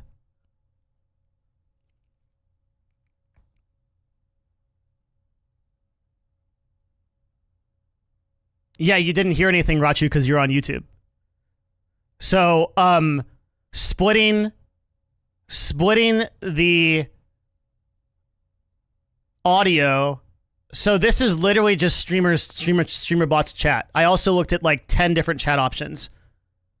Could you not stream on YouTube Shorts and normal live stream at the same time? I don't know that. That's not a thing that I know. I think that YouTube Shorts has certain stipulations on it, but I wouldn't stream on YouTube Shorts anyway, I think, right now. This is just Lo-Fi Girl. This is literally just Lo-Fi Girl playing right now. Right now, I'm only streaming on Twitch and YouTube. That's just because that's the amount of time I had to set up. Like, I'm also running a multi-million-dollar company, so like, I literally don't have time to do the same stuff that full-time content creators have. By the way, full-time content creators are too lazy to do this shit. I will do it. But at the moment, like, I can only dedicate a certain amount of time to this technology. So I am going to add, I think the next one I really want to add is TikTok.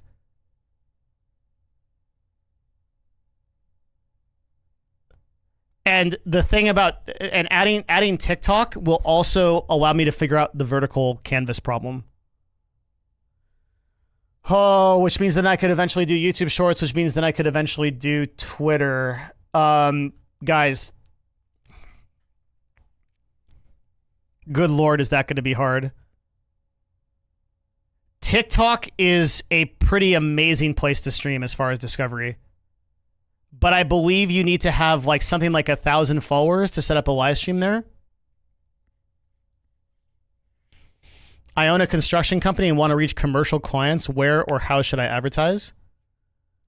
You should use Google Business, and you should for any kind of local stuff. I could have a whole talk with this about this. Like, this is the kind of thing where it's like, if you want to learn more about this, we can have a more in-depth talk about this. My Patreon has a tier.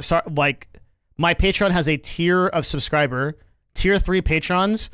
I run a business consulting session live on my Discord every Saturday, and you can join that, and I'll give you direct advice. Or you can kind of stay in here, and I'll eventually get to it for free. Because I can, we've talked a lot about local marketing and business here, and I actually know exactly how to do it.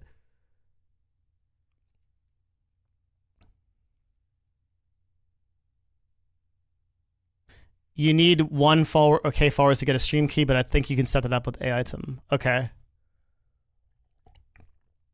The most powerful form of advertising for local business is actually Google Business and TikTok. TikTok, local ads. Okay, so TikTok is like actually crushing it in terms of local ads. And the vast majority of like really successful local campaigns are happening on TikTok right now, both organically and paid. But this is like a really long discussion that only like 5% of people are going to be interested in, probably.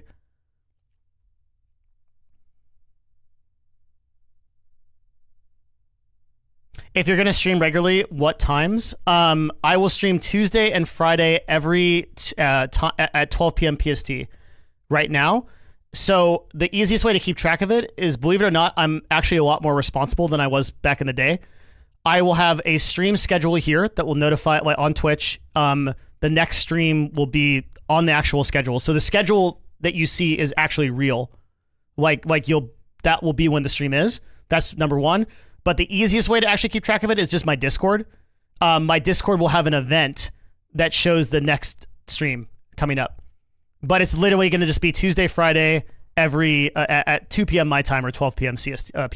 2 p.m. 2 p.m. CST. 12 p.m. PST. And that's all I can commit to right now is 2. If I can do more, I'll do more, maybe. But I don't know if I'll be able to. Like, honestly, I have so much work. Can we do an announcement as well? Oh, I completely forgot to do an announcement on Discord. Oh my God. We were supposed to do an announcement, but I completely forgot. I'll do one now. Professional, by the way. Okay, fuck off. Yeah, that's true. I'm as professional as I possibly can be. By the way, we are live. I was supposed to send this 3 hours ago. Really sorry. Okay, so we'll do twitch.tv/Devin Nash. Oh, there's also a really good feature on the Discord where you don't get spammed for what's the YouTube live link? You can opt into notifications, so we never add everyone in the Discord. So if you never want notifications, you don't get them by default. You have to opt into it. And we do that so that you can enjoy your Discord without announcements. How do I get the... Oh my God. Okay, YouTube, share, copy video link. Okay, there it is.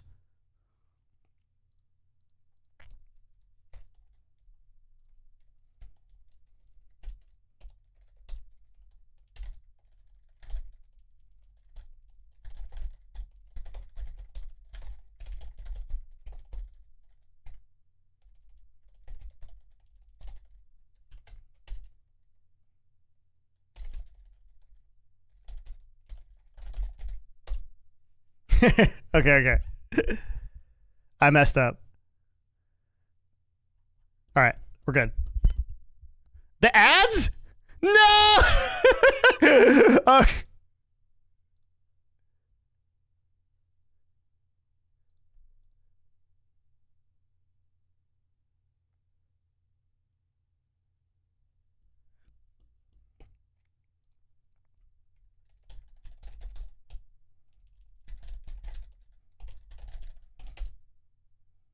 If you're on YouTube, you don't get the ads.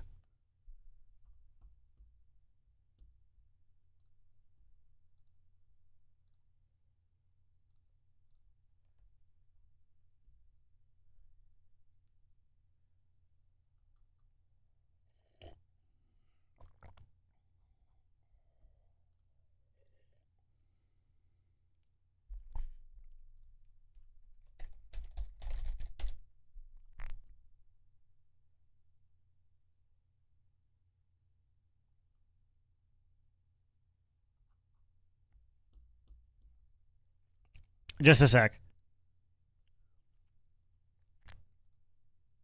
Is it over? It's still going. God, fuck. Okay.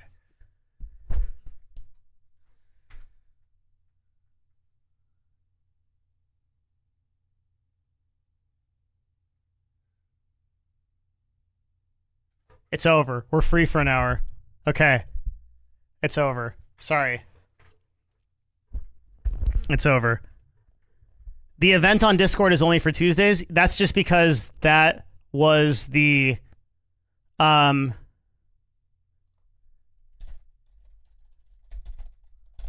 on. There's like 30 things going on.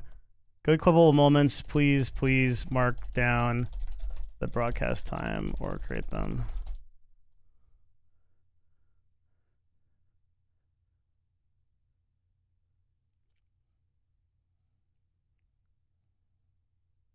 Okay. We made a notification on Discord that I should have done 3 hours ago. That was a mistake. I knew I forgot something. Which is really bad because...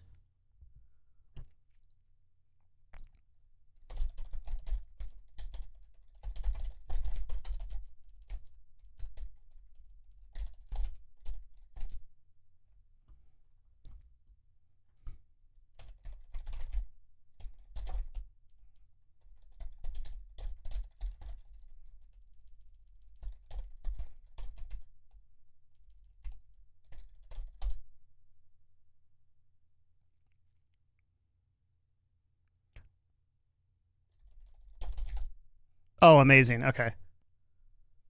Sorry, I'm teching. I'm teching. I've been admiring the stream for years, coming back every day to see what quips and tips are next. But wait, I haven't been here for years. You're lying to me. Hi, I just jumped in. Your videos have been a huge help, and I was able to grade my main YouTube channel 1.9K. Let's go! Congratulations. Are you going to TwitchCon? No, I would rather be attacked by 1,500 raccoons simultaneously than go to TwitchCon.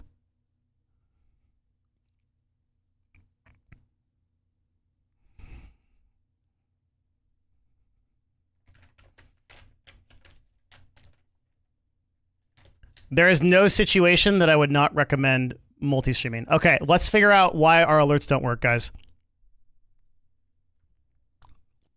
I'll figure it out.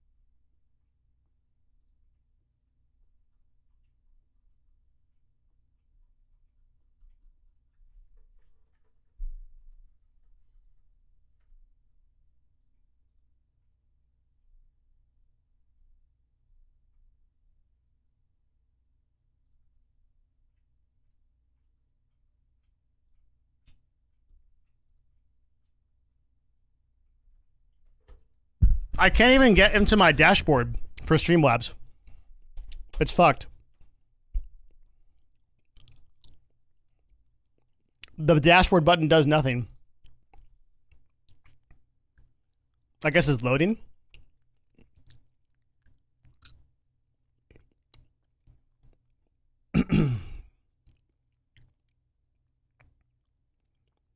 Can you describe some of the software tools you guys utilize for your ad campaigns and stuff outside of just what platforms provide? We have a bunch of proprietary stuff. So we use a database that's proprietary called Arc. That's our backend. We run 200,000 queries a day of video and live stream content through OpenAI's system to interpret that data. We throw that into our backend. We have a creator database called Nexus. So a lot of stuff is just like our proprietary stuff. It is true. Yeah, Zizarin is actually, unironically, pretty much one of my favorite people in the world. Pretty much my best friend. It's just unfortunate he's so bad at Path of Exile.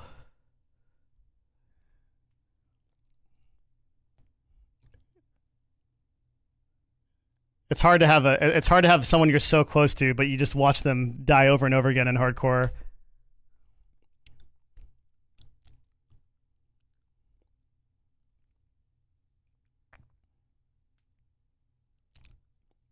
Real talk though, the only death that Zizarin had this league that was like actually really freaking bad was the Delve death where he got crit on a totem teleport on him and he got crit for 3k on Ruthless.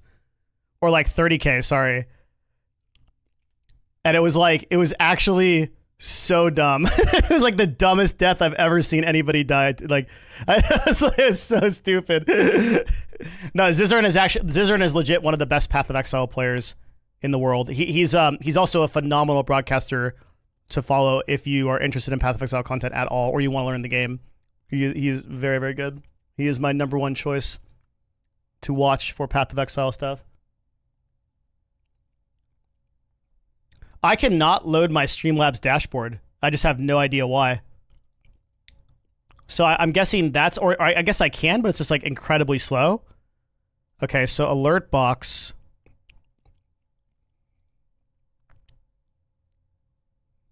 Do not show this on stream or share with anyone, okay?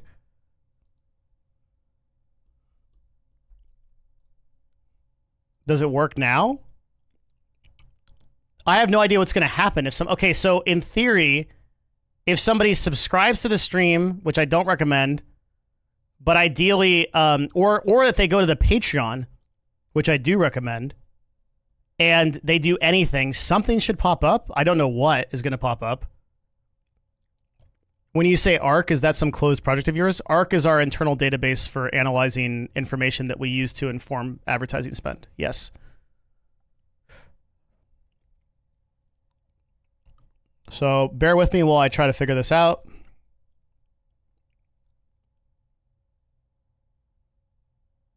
Oh, you know what it is?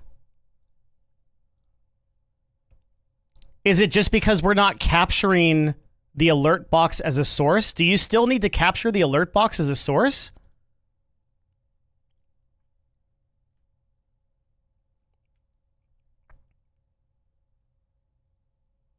That's what it is.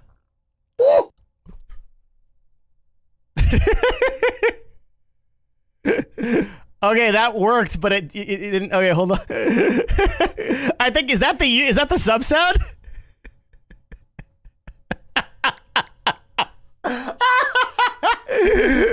Okay, hold on. Oh, that's hilarious. All right, wait, but you can't see it? How do I capture that? I think you just have to copy the URL, no? Copy. That's so funny. Add a scene. What kind of scene do we add? Is it browser capture? It is, right? Browser capture, and then you put the...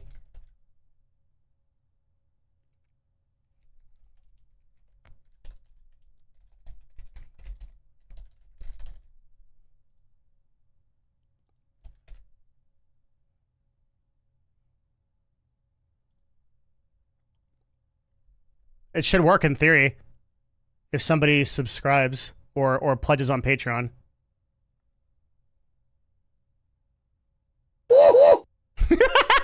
Wait, there's a GIF too. Can you see it? I love it.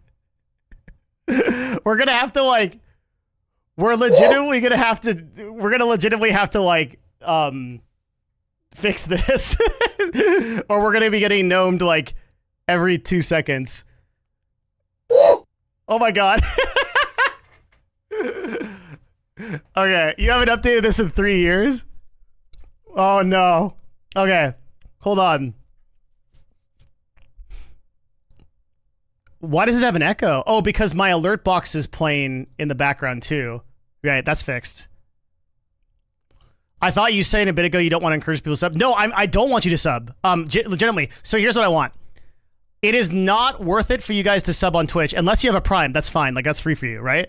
But I don't need money. I don't ever need money. So like all you're literally doing is giving 50% of your money to Twitch. If you want to sub, please go to Patreon to do it. Because Patreon, number one, you give me 92% of the actual money rather than 50%.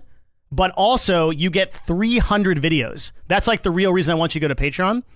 Is on Patreon, I've made literally 300 videos. Custom videos, 30, 45 minutes long, that teach business stuff. That's on patreon.com/Devin Nash. And for you YouTuber guys, I have no idea what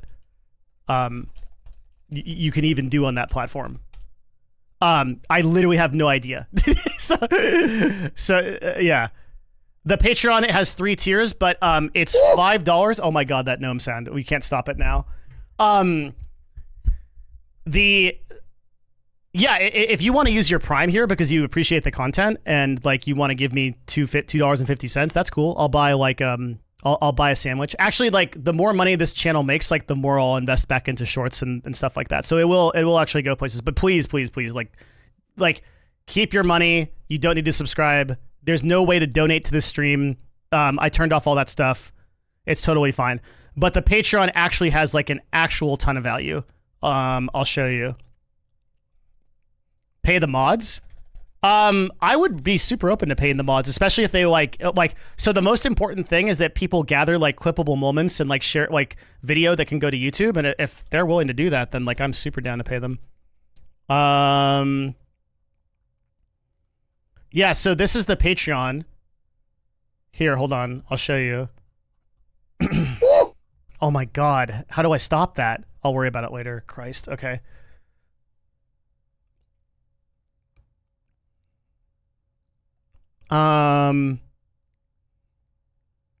Yeah, so this is the Patreon here. And the Patreon, you can see, so first of all, we have these mastermind sessions. So you can stop subscribing. Stop it. Stop doing it. Actually stop. Do not. Why are you guys wasting your money? Do you know that meme of giving a multimillionaire money by you're literally doing that? Just stop. I don't want your money. I legitimately don't. The only reason I have the subscribing thing enabled is I can't turn it off. I can turn off donations, but like, actually stop. Okay. So, we have a mastermind thing, 1 to 70. There's 70, actually there's 73 now. Each one of these is like an hour and a half long.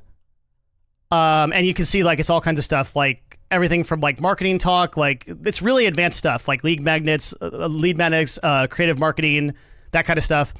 And they're live talks that we have every Saturday on the Discord, which you can sign up for. But for $5, you literally get all of the YouTube videos. These videos never go to YouTube. They're just on the Patreon. Taking action, fixing bad mental models, getting started with school, making income fast, what I've learned about networking after 300 conventions, do you have the right marketing strategy, building foundational fitness, optimal fitness standards and goals, watch us if you're avoiding work and taking risks in fear, and this is just the last like month or so, and so on. It goes on and on and on and on, and it's like literally this is $5 and you get all of this stuff. Literally $5 and you get all of it. And the reason I created this was it was originally supposed to be my like value because I didn't want people subscribing on Twitch. Also, you get the same supporter access that you would get on everywhere. Yeah.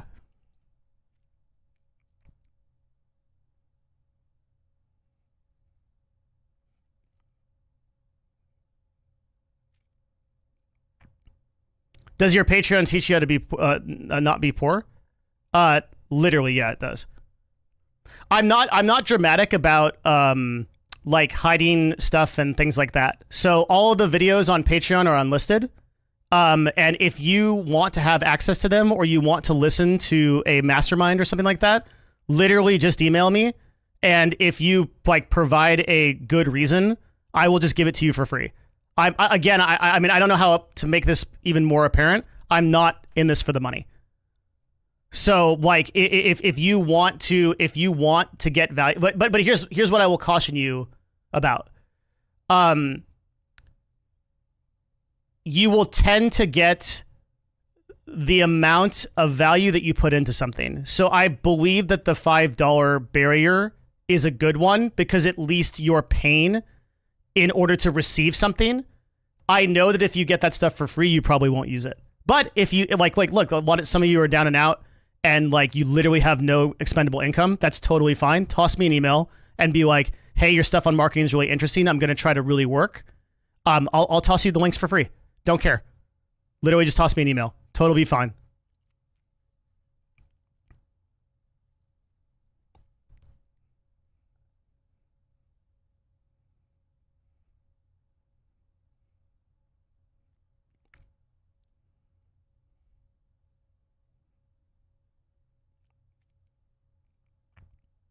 So yeah.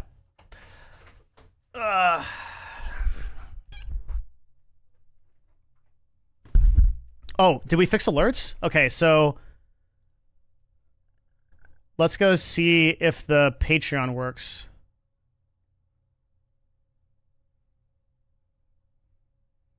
Because this is what I'm trying to figure out.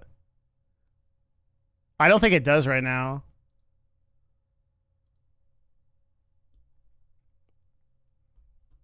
Uh-oh. The chat crashed?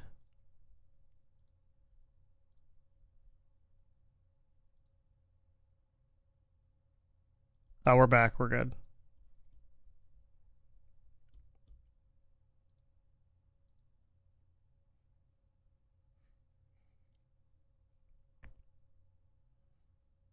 Would you be open to talking to UT Austin? Yeah, I'm giving a talk to the University of Hawaii next week. That'll be live streamed. Super open to talking to you guys too. Just toss me an email at devin@nova.tv. Ideally, I'd want to know like your syllabus, and I'd want to know like what you want like out of it. But I will always talk to colleges. I'll always talk to students. Super happy to do that. Yeah, the Patreon doesn't work right now. We're fixing it presently.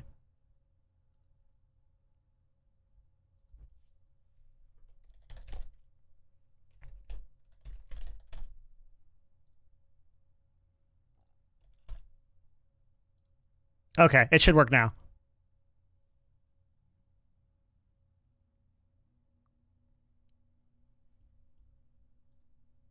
Did you always do this kind of stuff ever since you did league content? What stuff? Hey, Braconius, what's good, man? Hey, Sarge, what's going on? Good to see you guys.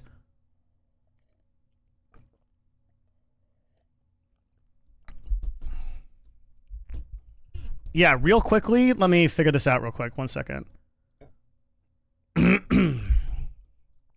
Just want to pull this up.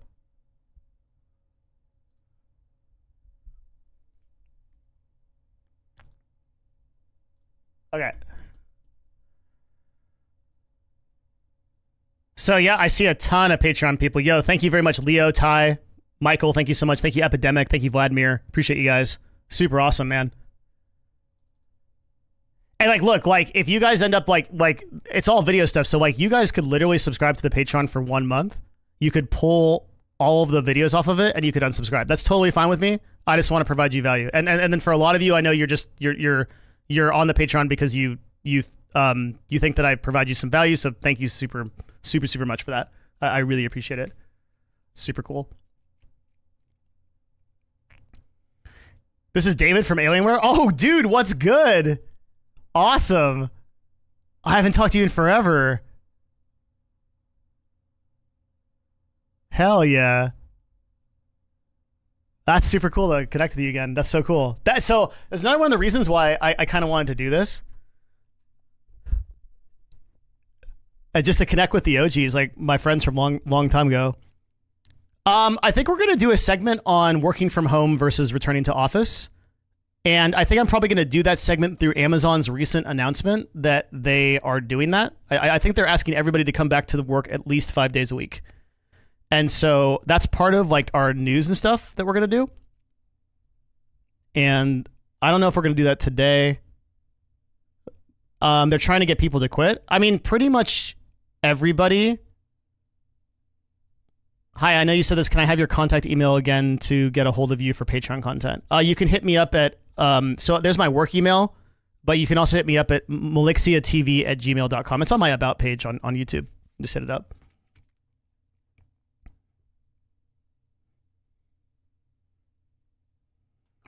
What's your take on it, TLDR? Is RTO good or bad?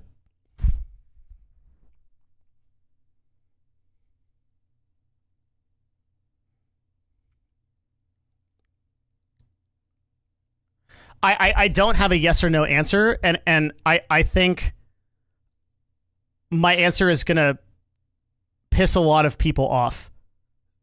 But here it goes anyway, okay? If I was a high-powered manager at Amazon, I'd be thinking two things. One, everything that I do is going to be infinitely more efficient with AI, and I can probably reduce my total workforce by 30 to 50%. But firing all of those people will make the New York Times make me look bad at scale. 2, I've run the data. This is important. I've run the data, and I have reason to believe that working in an office is more efficient than working at home for most employees. And that during COVID, we saw an initial spike of productivity of people going home, but that productivity declined. So that's just what those people are saying. So let me tell you how I run my business, so you know that's like this is my personal view on this. My personal view is that anybody can work any way they want. The vast majority of my employees are remote, and because they choose to be. Fine, right? Like totally okay. I have office space for them if they want to come in anytime, and if they want to be remote, that's also fine. I don't particularly care. I run what's called a KPI-based system, which means we have specific indicators that we agree on per employee for what success is, and then we try to get those employees to work on those goals. And whether you do those goals from your house or whether you do those goals here is your opportunity, your opinion. I don't care. Okay. That's my view. Now you understand my view. I'm going to tell you the view of Amazon, or because I can think like them if I want to. Amazon it has run the data. Their data on this is infinitely better than mine. And they have determined for whatever reason that people are more efficient in offices than they are at home. Now, I suspect for most, like if you think about, so we call people within companies that are employees at different levels, they're ICs or individual contributors. These are people that are owning their own projects and executing on specific tasks alone. Okay? And these companies are saying that ICs are more effective in the office and that ICs decline in productivity at home. Okay, so Google's saying that, Microsoft's saying that, Amazon's saying that. I bet, hey, Empyrean, good to see you, man. I still follow all the crazy stuff you do. How you break softcore, it's freaking awesome. Okay, so ICs are more effective in the office. I don't know for sure if this is true because in my own business, anything goes. But I'll tell you this. I believe Amazon, I believe Microsoft, that they have very good data to support this. So and let me tell you a harsh truth about employees. And this is a place where I do agree with Amazon and with Microsoft. I think employees fall within 1 to 10, okay, levels, or A type, B type, C type, okay? If you are an A-class employee, which I define as like 7 to 10, that means like you do things without having been told to do them. You initiate and execute on projects at a better level than your managers put you into. You do really great, legitimate work. Then you are an A-class employee. Okay? If you're a B employee, which is like, I'd say like 4 to like 7-ish, then you're on a team, you contribute, you do work, you like mostly match your goals or whatever, and like so on. Okay? But you like not like really doing like exceptional work that like super moves the company forward. If you're C-class employee, which is like 4 and below, you guys are the guys that are taking 2-hour dumps, browsing Reddit all day at work, watching this stream, advancing stuff only as much as you need to keep your job. right? Okay. and the only answer for any good manager is to get these people out of your company. Now, there's going to be people that tell you you ought to take your 4 and belows and try to train them up to be 4 to 7s or 7 to 10s. And let me just give you a super capitalist take on this. A loser is always going to be a loser. You cannot change those people. If I have a C-class employee at level 2, I just fire them. So I agree with Amazon on that point, right? So most of us only want A and B level people in our companies, right? So what Amazon is thinking with the return to office thing is, if I keep allowing everybody to be at home, then all of my C-class employees are harder to monitor, and they're more, and it's more difficult to actually find out what they're doing and what and if they're messing around. And so if I bring everybody back into the office, I gain 2 things. One, guess who is going to be like, oh, I don't want to go back to the office. That fucking sucks. I'm never going to do that. I'll quit. Guess who that is? Do you think that's the A-level employees who are making everything happen? Nope, that's the C people. So you automatically get those people out for free. You don't have to go through HR. You don't have to fire them. You just tell them, go back. And look, by the way, if I wasn't an entrepreneur, let me just tell you, I would 100% be a C-class employee. Okay. I would 100,000% be pooping 6 hours on company time. Okay. So I vibe very good with the C-level employee meme. Okay. 100%. Oh my God. All right. So the reason why I know this is because I would do it. This is my mentality, right? I don't want to wake up and make the man a bunch of money. I get it. So the Amazon guy is thinking, top performers that want to balance family also bounce. I don't think so. I understand why you think that, but my experience in business has not been that. My experience in business. Okay, so let me tell you another story. Okay, there's a story on corollary on this story. Okay, a really good salesperson once told me this. A very, very good salesperson. Okay, I called this guy who was in charge of a brand, and he was also very good at sales. And I completely bombed the phone call. I failed the phone call super hard.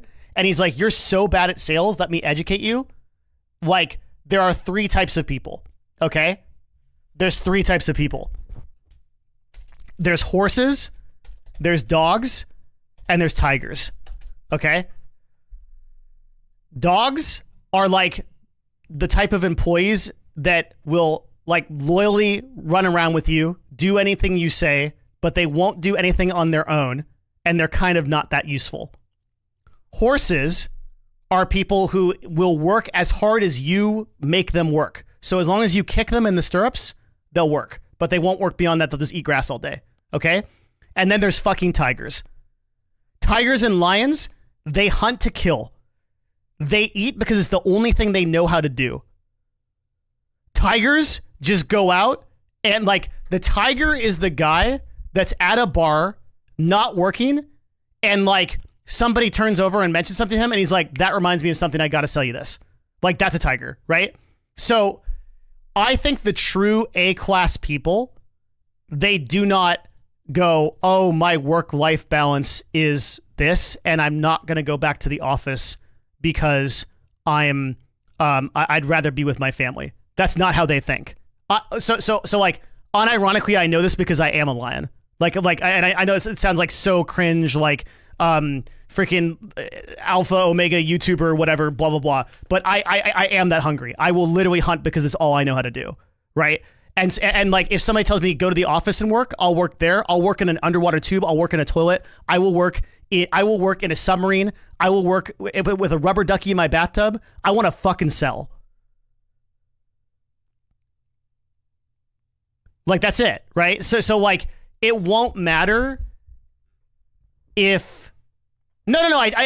So it's like, oh, there's so many things wrong with this mindset. It's cringe that only a different spin on the alpha stuff. Okay, I'm going to say the most offensive thing I've said this entire show, and I'm so sorry I'm going to do this. I understand you feel that way. That is why I'm a multimillionaire and you're not. I totally respect your opinion and I agree with you. And let me say, I'm not saying that like your choice of how you choose to live your life is wrong, right? If you want to chill and you want to have a family life, or like you don't want to work like 100 hours a week and you want to make like 80K a year and kill it and have like an awesome family life, bro, there's nothing wrong with that at all. But you won't win like me. You just won't. Show me a person that's doing it. So like that's the problem is like people want their cake and to eat it too, right?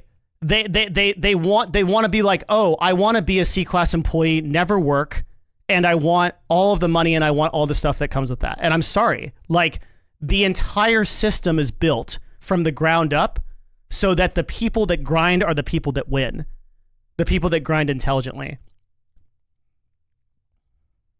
So I'm not trying to be offensive.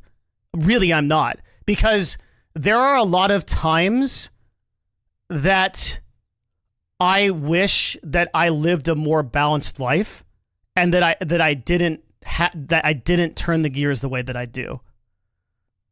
Because and I have a lot of friends that I really, really respect that live lives that are super chill and they don't work a lot.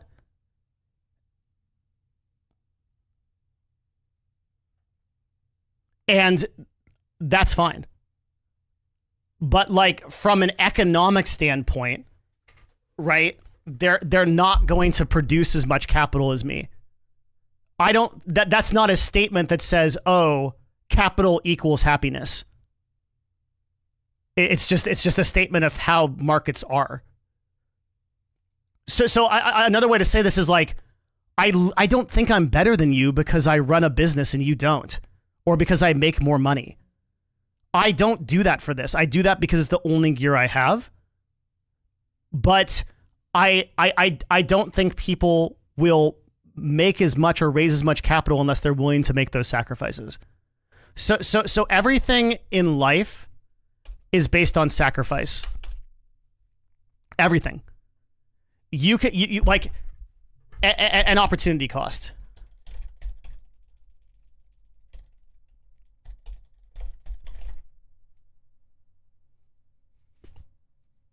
Why does Discord spam like that? Or why does DharmaBot spam like that?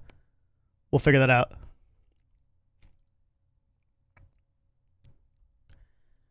So if you want to do like, so like straight up, like, thank you, I'm going to buy a Tiger fursuit now. Yeah, that's like literally that's like the lesson from here.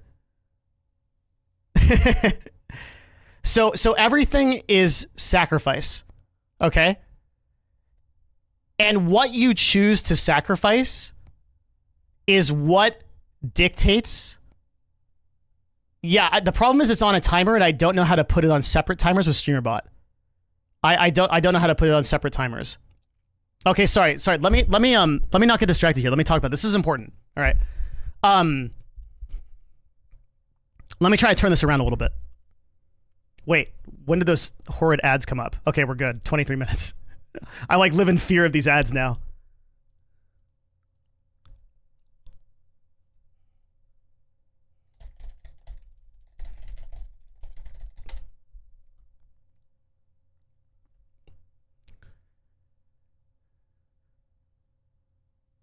The system is made for someone like you, but that doesn't mean the system is good. 100% agree. Yeah. I would rather grind working from home some days than waste 3 hours commuting into work. Yeah, I respect that as well. Ad agency in fear of Twitch ads.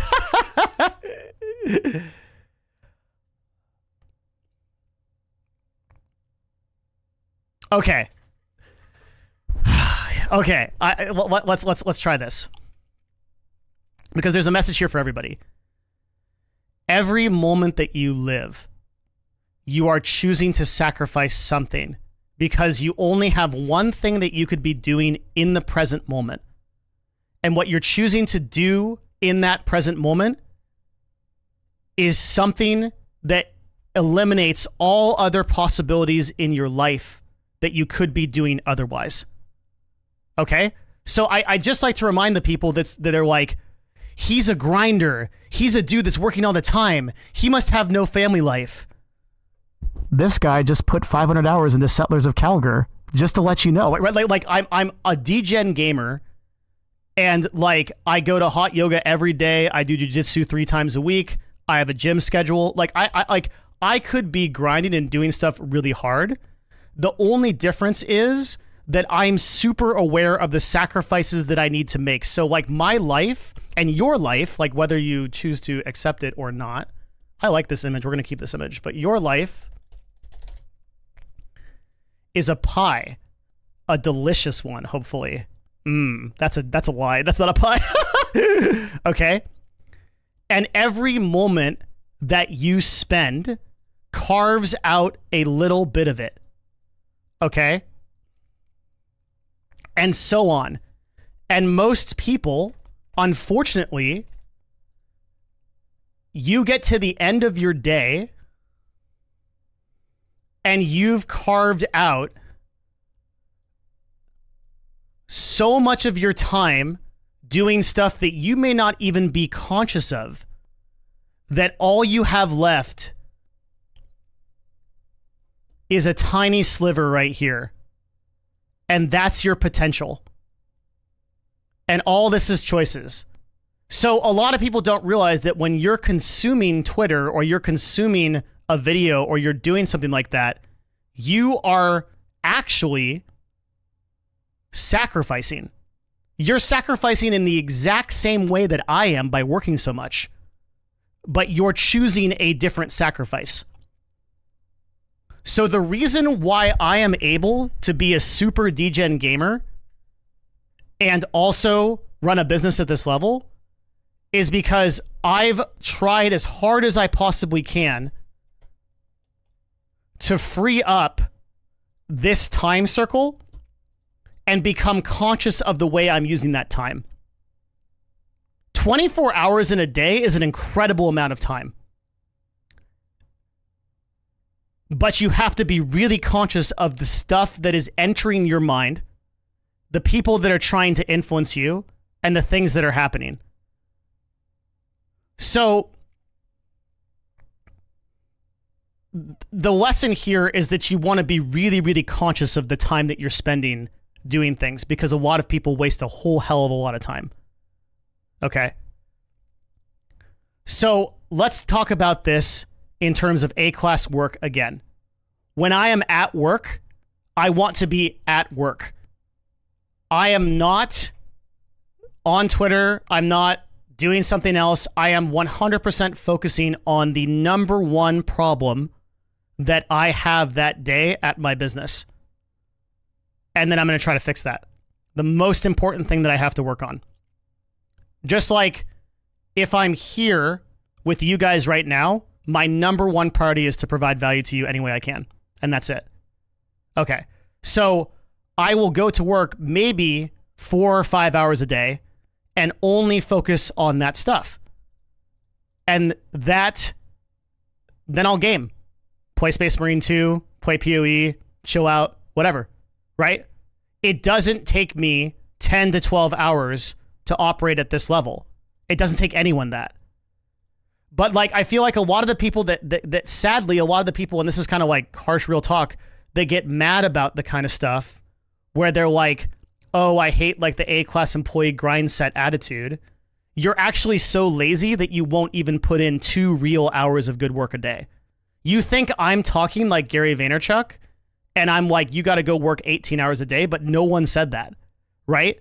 The only, like, you can build a multi-million-dollar company on 4 to 6 hours of super dedicated work a day.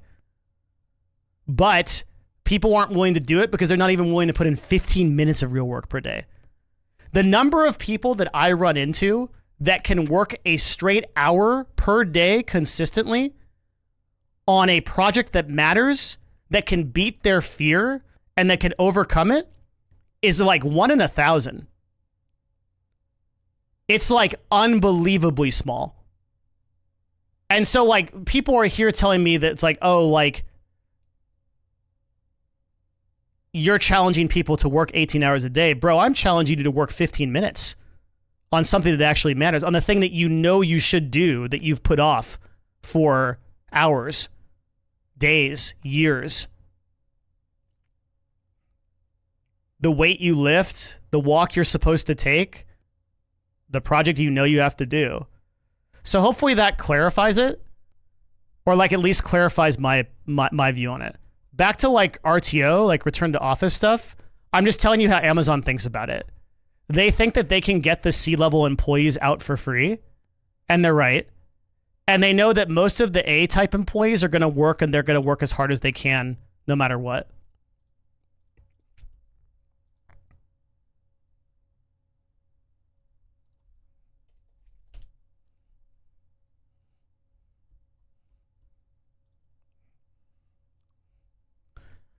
Serious question, is your organization in office 5 days, or do you work effectively apart? I literally have no rules for my employees. You can work 1 day a week. You can work 7 days a week. I couldn't even tell you how often my employees work. I don't track that data. I have no idea. I have no idea. They work whenever they want to. They take time off whenever they want to. They take they take vacation whenever they want to.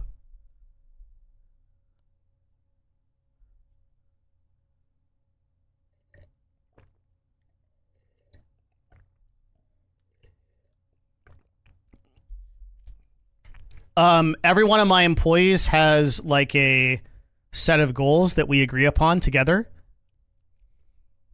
And then we agree on timeframes that they want to set those goals in. And then, we go back and forth and meet on it and talk about it. So I believe Amazon when they say that, yeah, I need to fix the chat. Sorry, like the bots. We need to change that time. I wish I could figure out in StreamerBot like how to edit it so that I put these on separate timers. But right now it's like the way it is.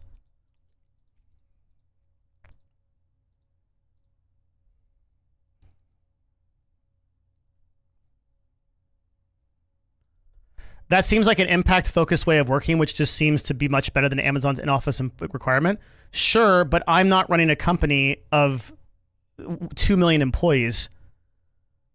So, like, as a CEO of Amazon, like, Andy Jassy has to make such different decisions. Like, that's very easy for me to say for my, like, 15-person douchebag agency. But, like, if I'm running 2 million employees and I have to make like wide, and I'm a public company, so I'm beholden to shareholders, and I'm beholden to a board of executives, like none of which are true. It's just a totally different ecosystem. Like to say that like, oh, Amazon should run all of its stuff like Novo does. Like it's just not possible. Okay, so settings, timed actions. So right now these are being sent every 540 seconds. Let's just do it randomly. Like this is 950. This will be a temporary fix for this until I figure out how to actually. This is 770, for example, and then these should send at different intervals. This is like 680, so it won't all spam at once. Should fix it.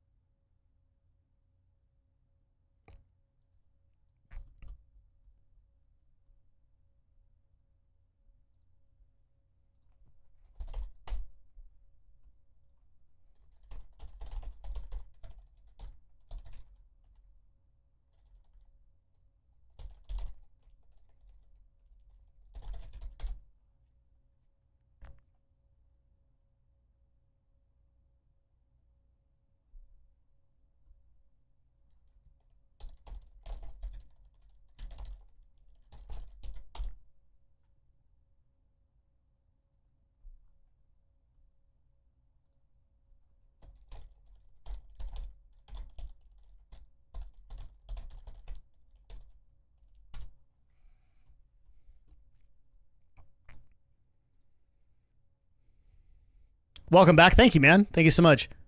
What are your thoughts on meetings with and one-on-ones with your direct report? One meeting a week is enough. Any more than that, and you're micromanaging IMO, and even that's a lot.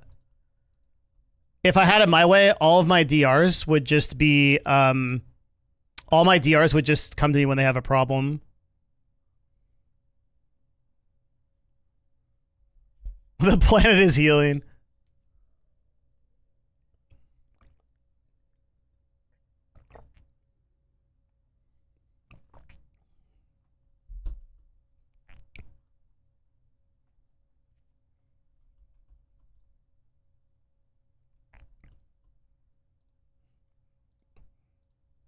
The currently like the meta and like the most successful businesses is they so how they work is like, so like I'm thinking about like Jensen at like Nvidia.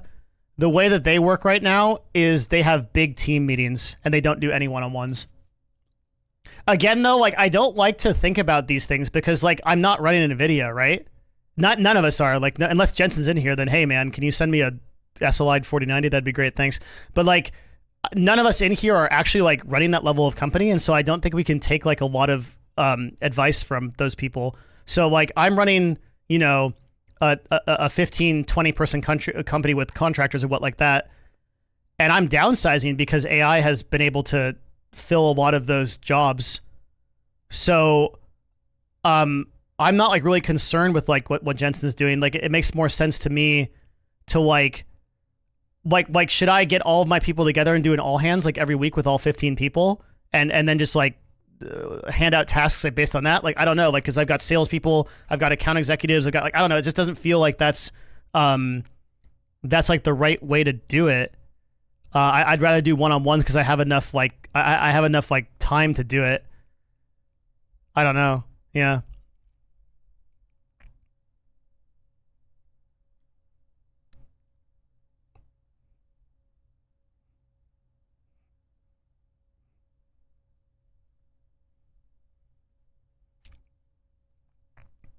Yeah.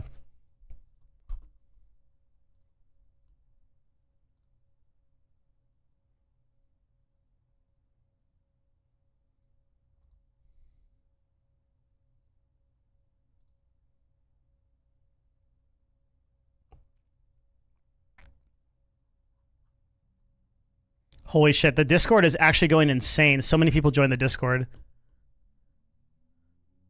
Series C and smaller makes you be pretty lean, make fun decisions. I honestly don't think that I could run a company that's like much... The largest company I ever ran was 120 full-time employees. And I don't think I can... I don't know if I can run a company bigger than that. I think it's like... I think there's... Yeah, CLG at its prime. So that includes full-time players, which were employees.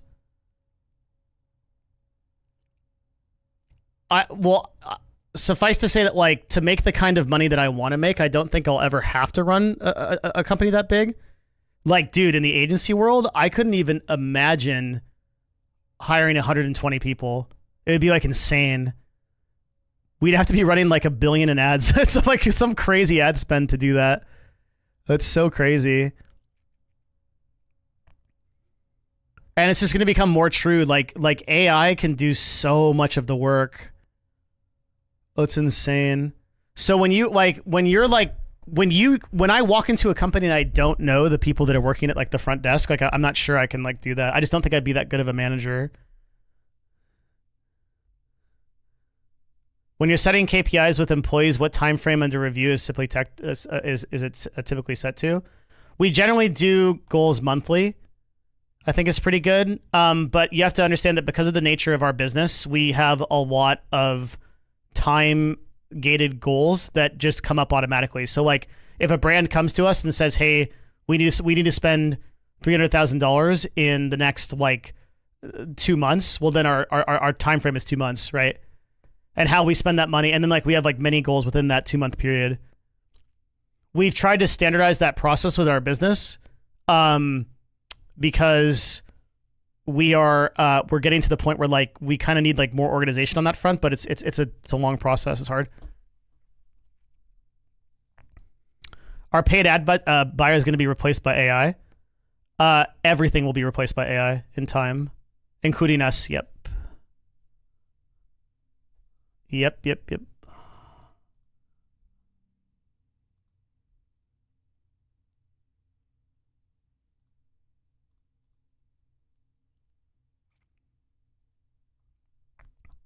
Daily AI debate. Yeah. Not this time, probably. Tesla did get into where it was without ads. Tesla did not get to where it was without ads. I know the agencies that ran ads for Tesla.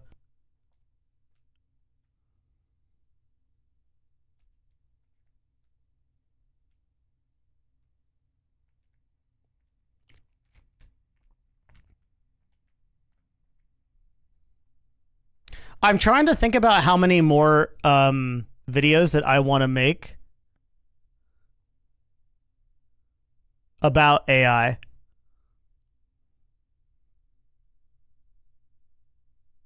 Because I have a couple of problems with it.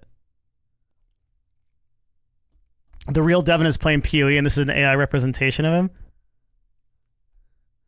So every time that I talk about AI, it seems like AI is really, really close to politics in terms of its discussion. Insofar as, I mean, people don't seem to be able to have an objective point of view on it. A really good example of this is AI art. You piss so many people off by talking about AI art. It is actually crazy.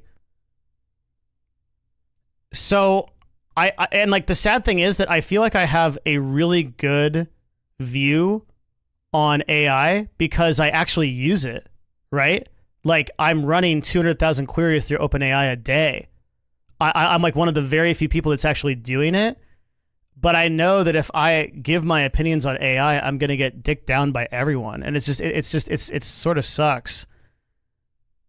So I don't know how much I want to talk about it. I haven't decided yet.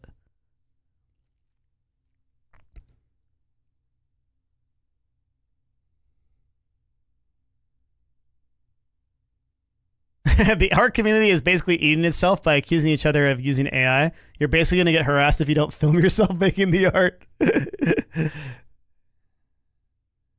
Be real as usual. I think the problem with my previous broadcast is that I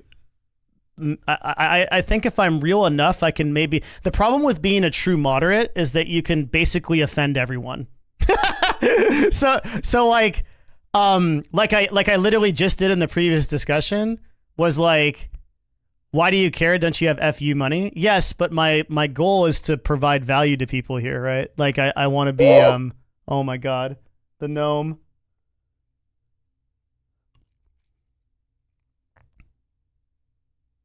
Since when have you cared about offending people? I care about informing people in a good way. Maybe you're right though. Maybe that's right. The shit commentary is inevitable, but phrasing on how I use AI rather than how you should help. The gnome still echoed? Really? Why haven't we seen a notification for Patreon? I think because we haven't gotten a Patreon sub. Yeah, we haven't. That's why.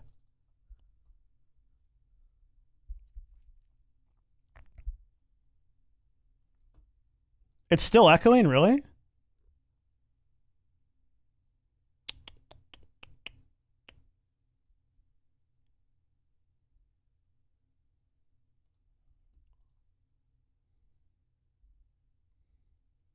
Two gnomes is too much.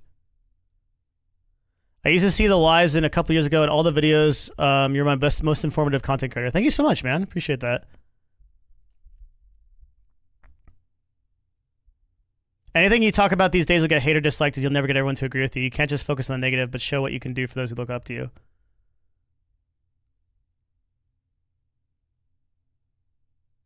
Yeah, it's a super good opinion.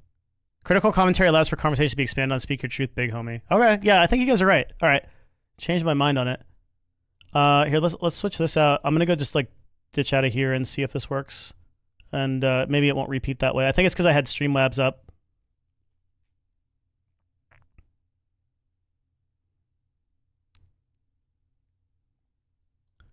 No, I know it's in setting times actions, but I don't know how to.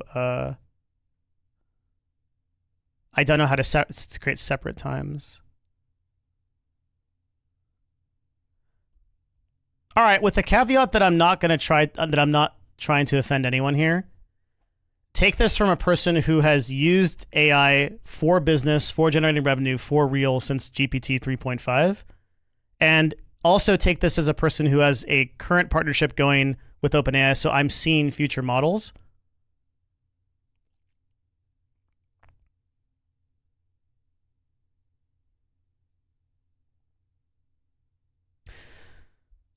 I do not see a world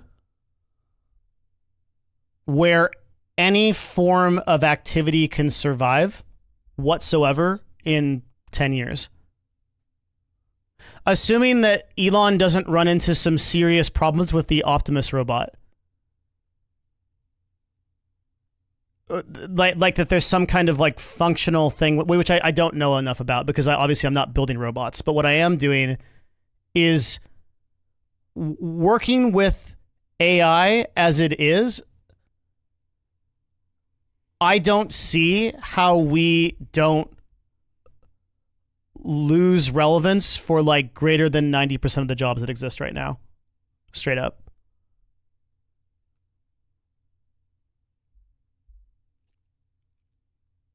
Like AI is advancing faster than anything I've ever seen. The models that we're using to do business today versus the models that I was using like even just a year ago are completely and totally different. Do you at least verify that the OpenAI gives you are accurate or true if you use it long enough to trust it? We use it for hundreds of thousands of queries. Like I'm speaking from experience. And my biggest worry right now, outside of like global war, obviously, is I don't think that any government or any group of people is going to take this seriously fast enough to not have massive unemployment. And I'm not sure what to do about it. So like with AI, there's like a utopia world. So Patreon's still not working, right? Because you guys, I just saw Ren just and one day just subscribed. Thank you very much, both of you. And I'm sorry that Patreon's not working. I'll try to fix it in a minute after this talk. So, I simply do. This is it. I mean, I'm trying to like be a little bit whatever. I just simply don't think that people are practitioners, and I just do not think that anyone is ready for how insane AI is. Like, let me just give you one example, okay? One example. Video recognition is so good already. Like we've already lost the Turing test in terms of images. So images are good enough to fool the vast majority of people. And video is getting there really rapidly. And without saying anything too crazy, you should reliably trust that there are video models that you haven't seen yet that are very close to real and hard and for people to perceive. Okay, so let's start there. There is like a world where, and this is like not sci-fi, okay? You could go to Google Photos, you could upload every image of your grandmother, and then you could upload the phone logs and all of the text and the letters that she's already written you. And in real time, you can interact with your dead grandmother like as if it was her. And just the implications of that alone, right? And like we currently, like that's like a year out. Like, so whose job is that replacing?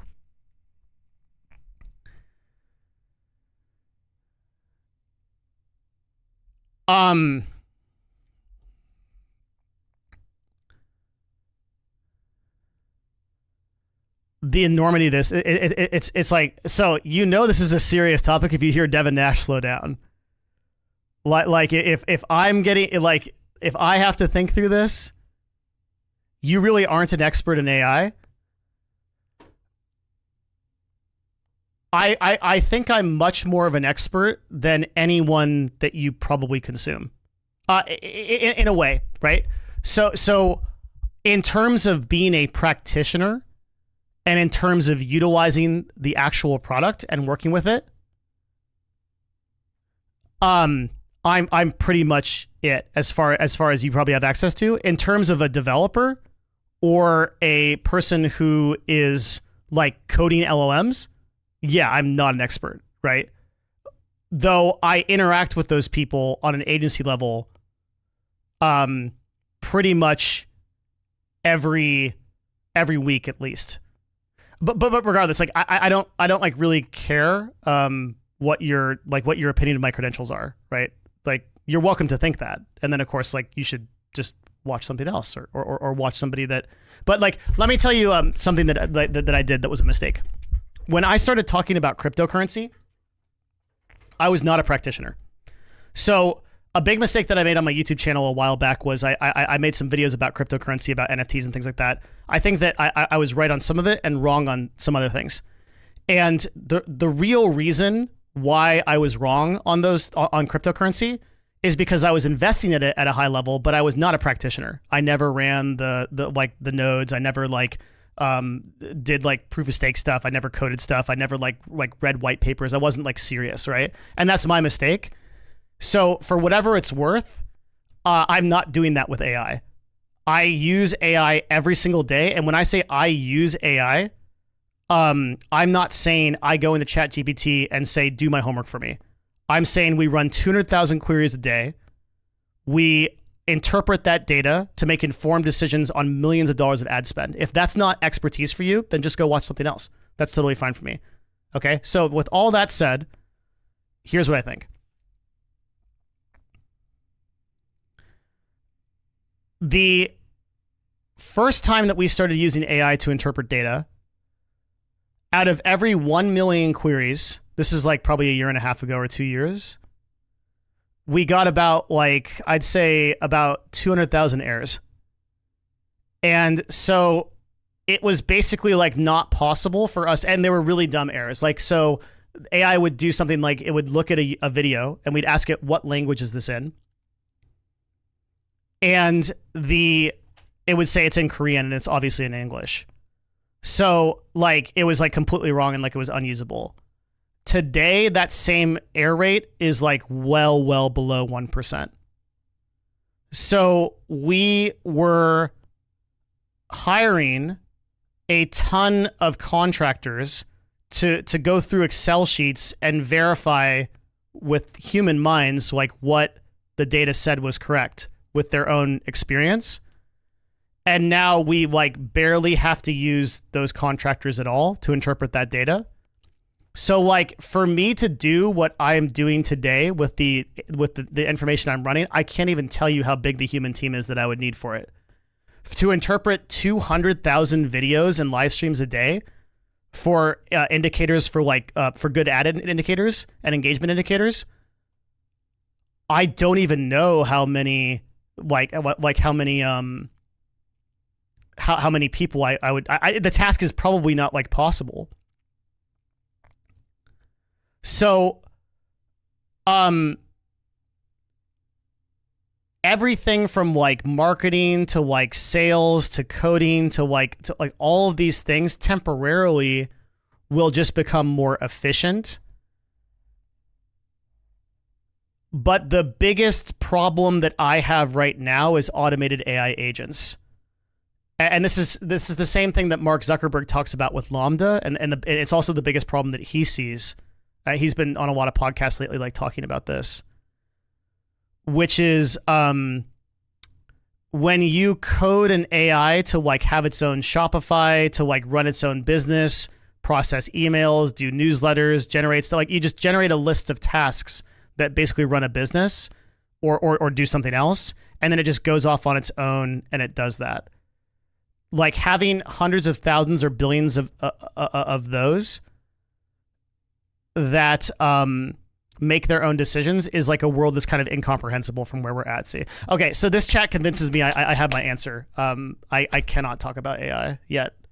There's just too many people that are not ready for it, I think.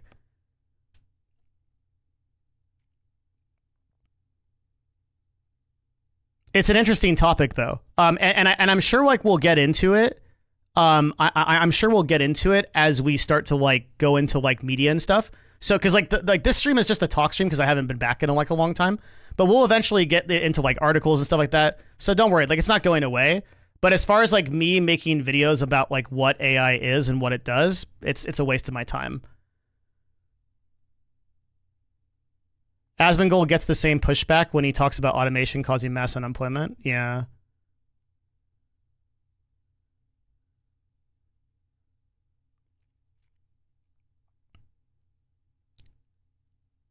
It's like a very anxiety-driven topic, so I kind of get it. It's probably not good enough vibes. The funny thing too is like there's also like I'll answer questions about it on Discord or whatever, but I like there's also like a utopia type situation where just AI solves enough problems that like we don't have to work and like we can all pursue like creative things. Like I think that's possible too. I just think that's like kind of 10%. Because it relies on a lot of human intervention.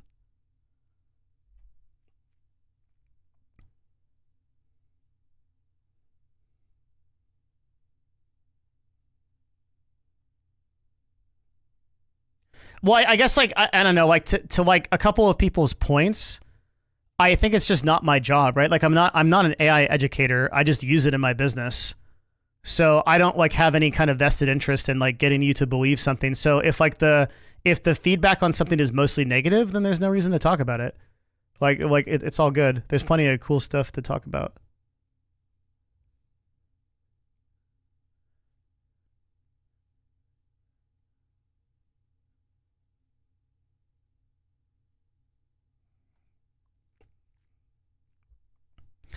Do you think we're heading more towards UBI, universal basic income, if AI will make 90% of jobs not needed? I do not see a world where UBI is not the answer, but I don't know how first world governments get there.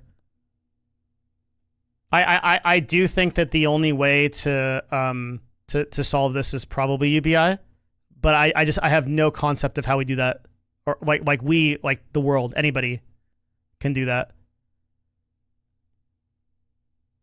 Like the whole stream is pure gold. Thanks, man. That's what I'm going for. As an advertiser, is it true that Facebook really has 3 billion active users? Who knows?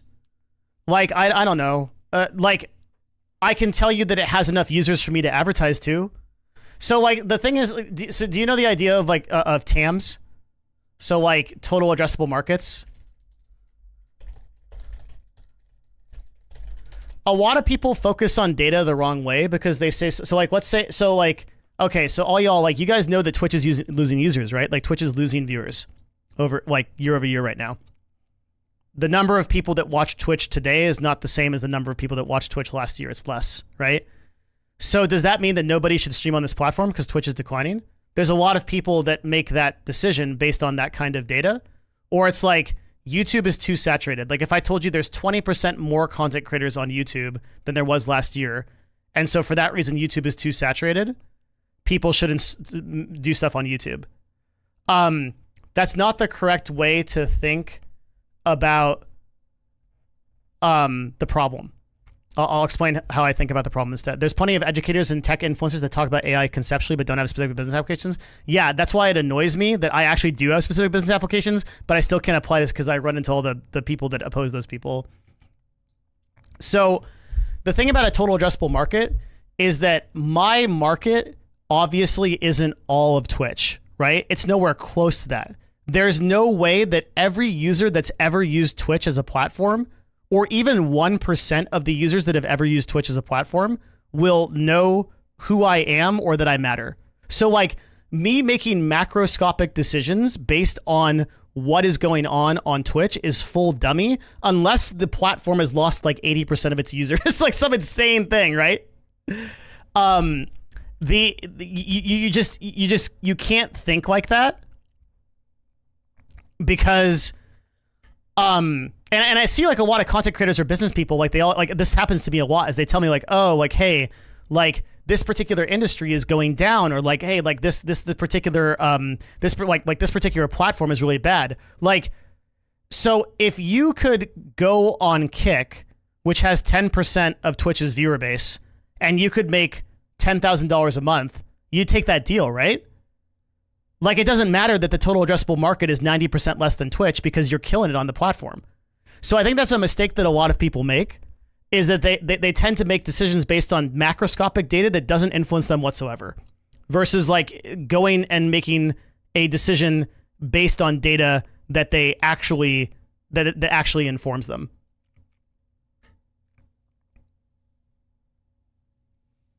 So like, for example, a better piece of data for me would be how many people are covering legit business content on Twitch, right? That's like 2, maybe. And then that's a question, that's like a high value question I would ask myself to determine if I wanted to stream here, right? How many people are like, I'm a Dark Souls streamer and like all I want to do is like do Dark Souls speedruns. How many people are doing Dark Souls speedruns on this platform?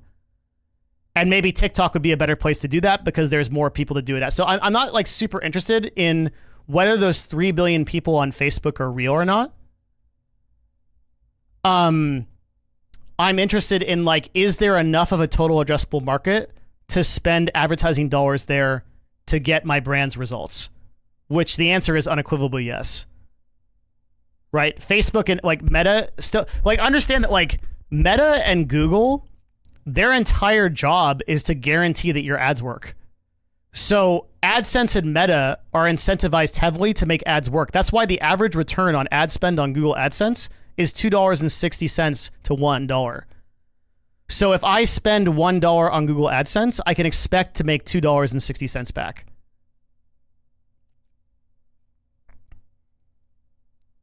So like ads work, right? Like ads are good. And it doesn't really matter like if the total addressable market is bad or good or whatever.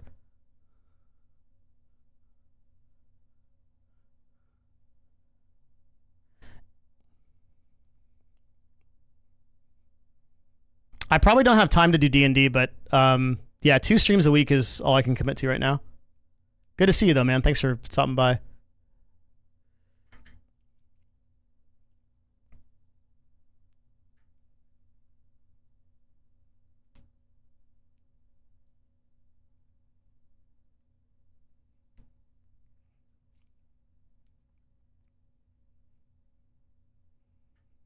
Do they create ads that work, or do you give them ads to run? A little bit of both. We do way more creative now than we used to. So most of the time it's us creating the ads, or like we do a lot of UGC, like user generated content. So we'll do like, I don't know, like 50 to 100 influencers that talk about something on like a video, and then we'll use that to run ads. I think the best ads these days are video ads that run UGC. So. Destiny invited me on the podcast, but I just don't have time to fly to Florida right now. I'll probably go at some point, but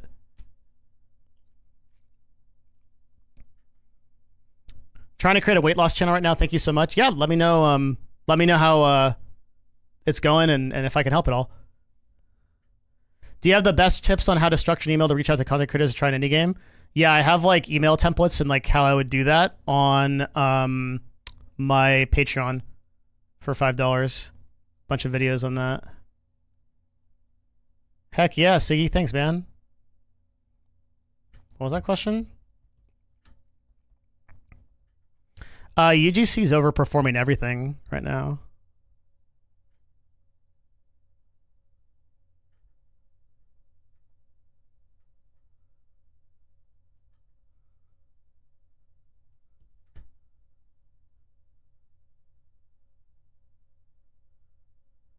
How do you determine with certainty that a product is selling because of ads, affiliate links, CTR, direct conversions off of unique links? The answer, the short answer to your question is link tracking. That's the short answer to your question.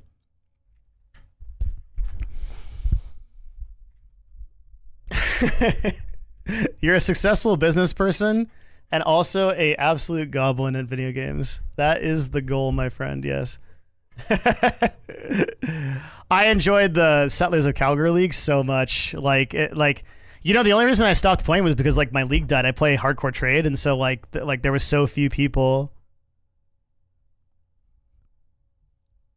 Thank you, Labuda. Heck yeah, it's so good to be here, guys. Like I'm really grateful, and this stream is not like super representative of like the streams we'll run, because I think like going forward we'll mostly be doing like news topics and stuff, but we'll still be doing like a lot of talking and stuff like that. Yeah, I think this was my favorite. I think this was my favorite league of all time as far as Path of Exile goes. The job market's trash. It's going to be trash for the next like 10 years until it doesn't exist anymore.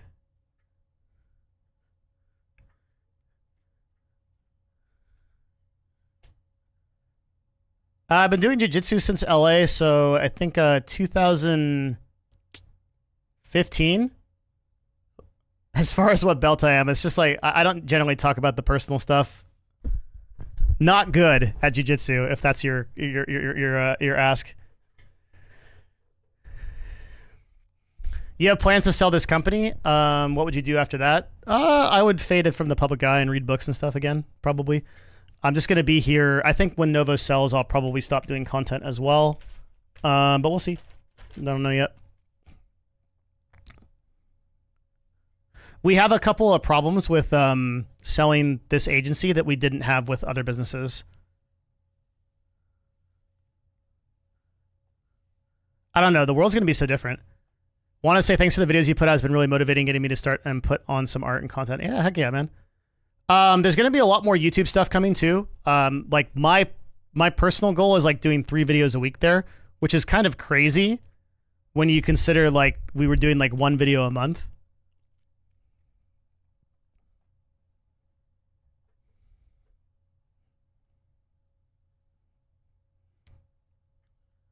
What are some of the problems with selling an agency? You guys really care about this? Like, it's so typically like the way that you sell a company is you have a valuation, which means like you're valued at a certain amount, right? So like you're valued at a certain amount, and that amount is based off of like your contracts and like based off of like your product. And it's based off of like the number of users you have. There may be like pain or something, like many such factors. And someone says, I think you're worth this, like worth X, Y, Z money. And you can also do an independent valuation. I think it's called a 409A, or you can do a private company that audits how much you're worth. And then you trade your, basically your equity. So you trade your equity for whatever this valuation ends up being. So like if Novo is like a $50 million company,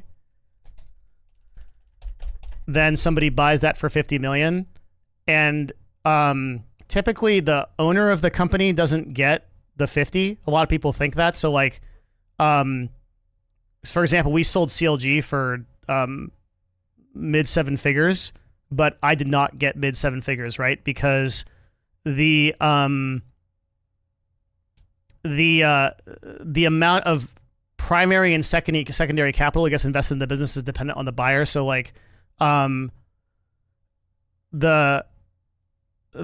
buyer 409A should never be used as a determination for full market value in the acquisition. Yeah, it's not. It's a way of evaluating for certain regulations. Is why I brought it up.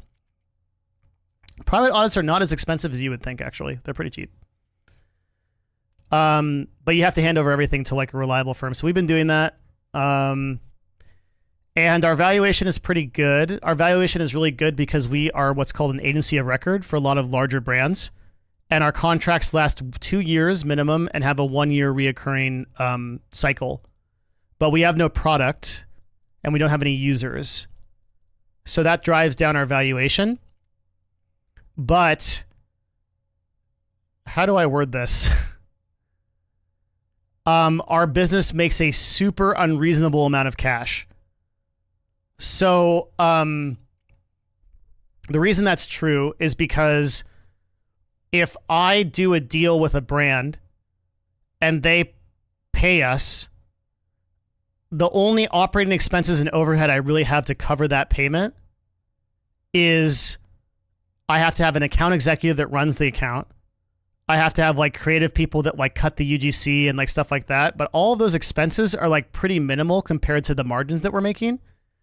So as a result, the business isn't actually valued at a very high amount, but the cash we're putting off is like super crazy.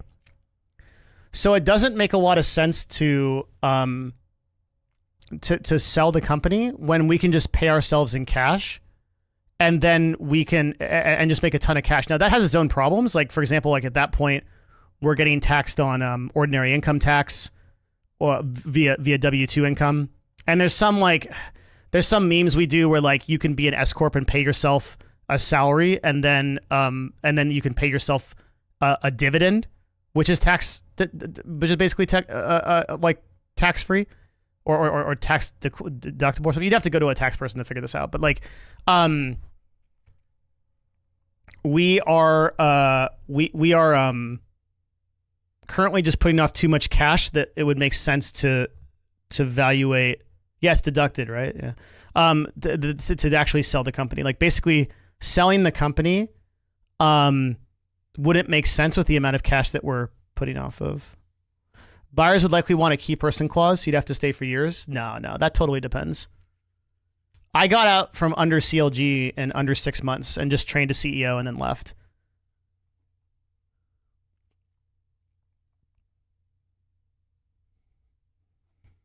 The way we built Novo from the ground up is we built it in such a way that like there's not a lot of dependence on both of the owners, because the creative work can be done by like executives below us. Like the thing that we bring to like the vulnerability we have right now is that like Novo's creative genius is dependent on myself and my co-founder, because we understand the market like better. But once we solve that and we train somebody to do that, like then like we don't have that problem and we can sell. Also, keep in mind that the people that would typically buy us, like that, like those key person clauses are true for like tech companies. So like if you're the guy that like built an app and Google buys you, but like for us, most of the people that are going to buy us are like larger agencies, and they already have teams in place that like just want either our data, because our data itself is really valuable. I've actually gotten really high surprising offers just for our data. That's all that they want.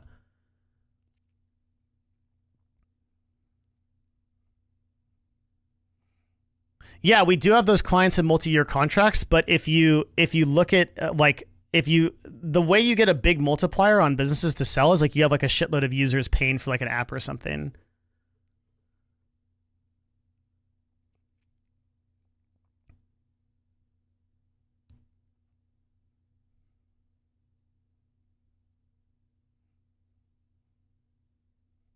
Do you employ a lot of data analysts? We used to, but now we just use AI for all that shit.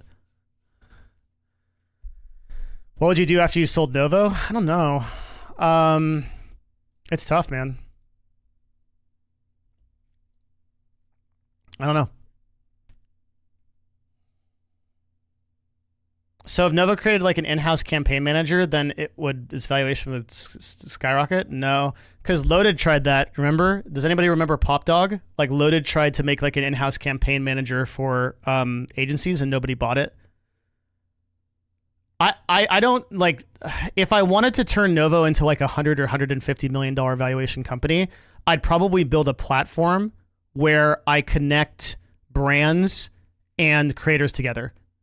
So something similar to like tribes.co, which I think in of itself is like a super valuable platform, right?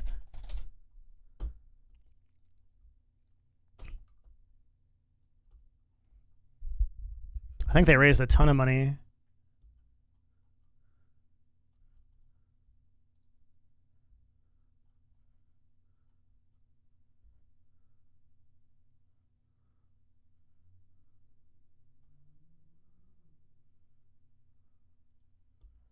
Because it's basically that. I don't know which Crunchbase thing it's on, but I think they raised like many lots of money.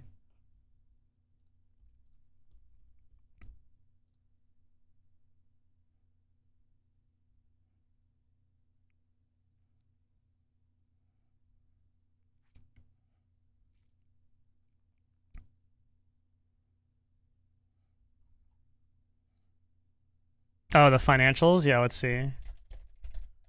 Well, I didn't know if I was on the right Tribes Co.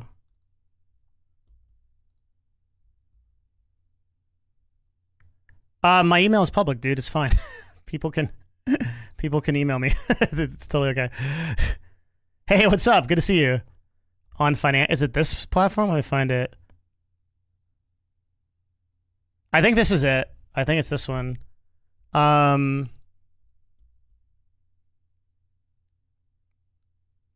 Growth for independent consulting agencies, the agency owners, DX agency capital, we're a democratic holding company. Oh no, maybe this isn't it. I don't know. Maybe somebody can find it. Anyway, the point is like platform-based stuff like that is gonna make a ton of money, and that's how we would do it if we wanted. But like, I don't want to deal with VCs. Influencer marketing platform. Hold on, let me find this. Tribegroup.co. Yeah, like these guys.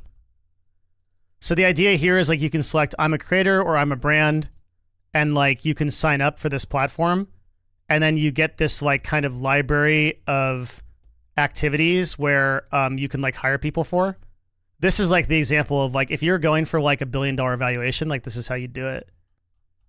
But you just have to understand that like bigger is not necessarily better in business. A lot of like we're taught to like look at I say we as like we the public are taught to like learn that valuations are $100 million value. Like, okay, let me give you, these are complicated subjects. Sorry. This is like really complicated shit. So let me give you two scenarios. Okay.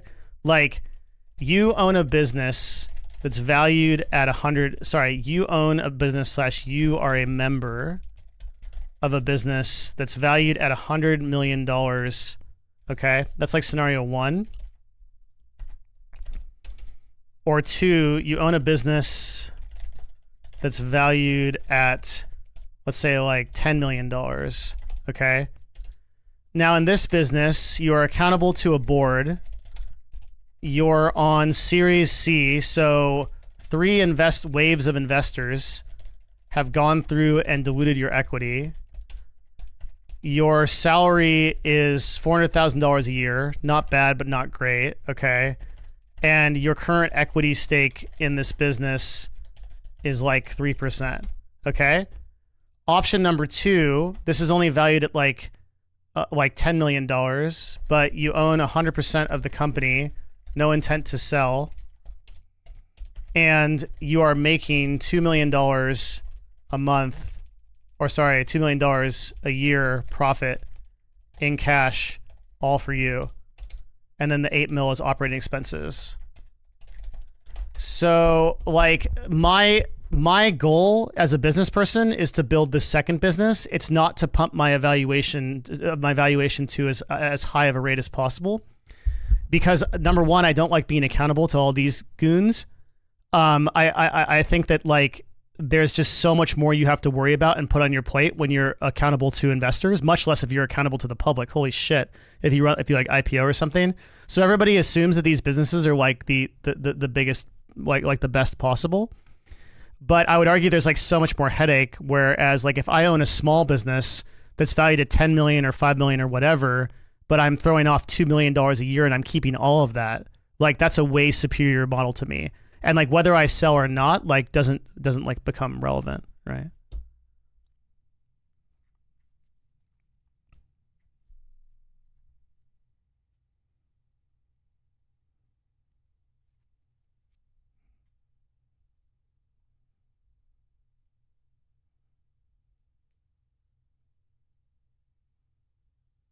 Your equity would be closer to 20 to 50% as a founder, and salary closer to 150 to 200.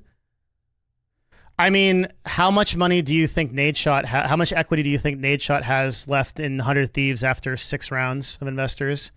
And like throwing people into the cap table like Drake and like 6 different VCs from like Sequoia to Andreessen Horowitz and stuff like that. It's because I'm going to tell you it's not 20 to 50%. And yet he's now accountable to everybody on that cap table. So like, do you see what I mean? Like, obviously this is like a super arbitrary example using numbers that are kind of like whatever, but you can follow my logic here. Like, this is why in every business that I've ever run, I've never taken a single dollar of venture capital. And like when I sold my first company, I sold that to a private buyer. When I sold my second company, it's not an edge case. It's not an edge case. How diluted is Travis at Uber? How diluted is Airbnb? How diluted is Jensen? Like, it's every company. It's not an edge case at all. The vast majority of those founders don't own 20 to 50% of their company. You're crazy. Once you've been through like 4 or 5 rounds, like you're diluted to like 3 to 10%, dude. Like, but you're accountable to all those people if you're still a founder there. So it's a nightmare.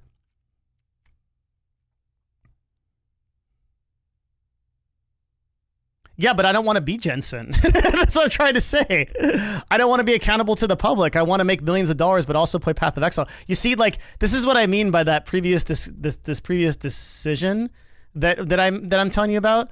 I don't know where we put those notes or whatever, but it's like how you do anything is how you do everything. So like, could I be a person who owns like this massive company and like I'm killing it and I'm like making tens of millions of dollars a year? Yeah, but I'm not willing to make the sacrifice to do that, right? Like I want to I want to have a level of success that makes me financially free, but doesn't make, like, I don't want to be getting butt dialed by 6 VCs and like who like have no time but to put on imaginary fires for me to put out.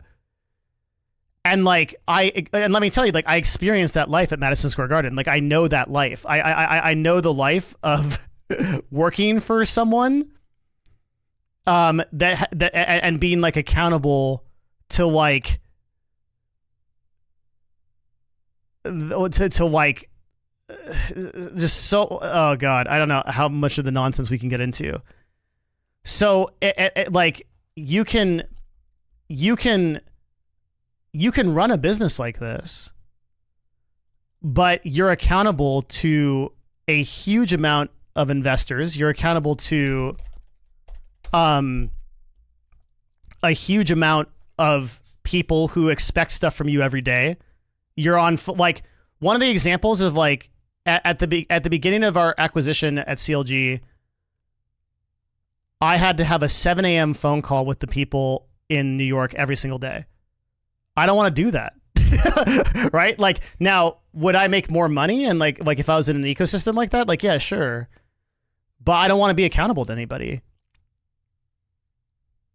If you're in SaaS and doing well, you have leverage in VC conversations. If you're in gaming and influencers, you don't have much leverage. No, you are definitely a VC because I could tell what your mentality on this is. The reality is you guys run dozens and dozens of M&A contracts, and you know exactly what kind of acceleration and what kind of share preferencing you need to do in order to get most of these founders who are on their first company, who have no idea what to do, in an ideal position for you to basically exploit that as much as possible. This world that you're painting, where people have, like, these founders have this like imaginary leverage, is basically completely gapped by the knowledge that VCs bring to the table, where they absolutely dick any of these beginner founders on preferential shares and acceleration and have no idea like what they're doing. So like I fully reject the idea that founders have massive leverage. Basically everybody in the VC ecosystem, with some exceptions. Now there's like some people that are doing some cool things. So like one exception to this that I'm paying attention to right now is A16Z, Andreessen Horowitz's gaming division. They do some really interesting stuff where like their LPs are like flexible enough that like they could throw a couple $100,000 of capital at something like a indie game or something that then that makes them that's like really interesting. And they don't really care about like any kind of ROI, or like maybe they'll pick that back up in like the Series A or something like that. That kind of stuff is like really cool. I like what they're doing. But there are many cases of founders getting pushed out by shark VCs in other ecosystems. And I guess like we can agree to disagree that like this is like some you don't get like by the way how many Twitch streams are you gonna get this talk on? I just am saying like it doesn't exist. Pretty cool, kind of cool to be back and be talking about this kind of stuff. But yeah, like the like I understand it exists in XQC's chat. Hell yeah. I understand the impulse to want to raise capital for your business. Let me give you another argument. I'll give you guys another argument. I think if you don't know how to run $10,000 a month in operating costs, you don't have business trying to run 1 million or 100,000 or whatever. I think you need to build that as a staircase and take a step up each one of the tiers, because like the other reason I'm not like huge on like founding capital and shit like that is because like if I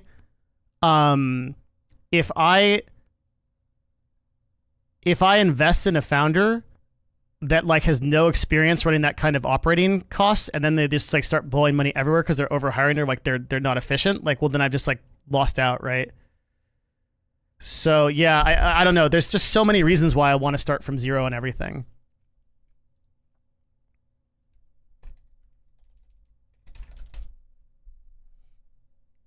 First-time founders get very heavily diluted. One, they don't know how to manage equity, and two, investors don't believe in them enough to give them good terms. Yes, second-time founders are much better than above. Yeah, which is funny because everybody believes it's the opposite for the VC world. Everybody's like, oh, if you're not a guy in a hoodie, and you go up and like you go to like Silicon Valley, and if you're not a guy in a hoodie that like has a dream, if you're like an old guy, you know, you're not going to get anywhere with VCs. Like, no, bro, it's the opposite. Like, if you're a guy in a hoodie, prepare to get bent over by like hardcore pipe hitting, cocaine wielding VC executives who know exactly how to take you to the cleaners, man. Versus like if you're like an experienced founder and you've been through the M&A thing like one or two times, you've got so much more leverage in those conversations. One, because you have fuck you money and you don't care, so you're like, yeah, you can invest in me or not.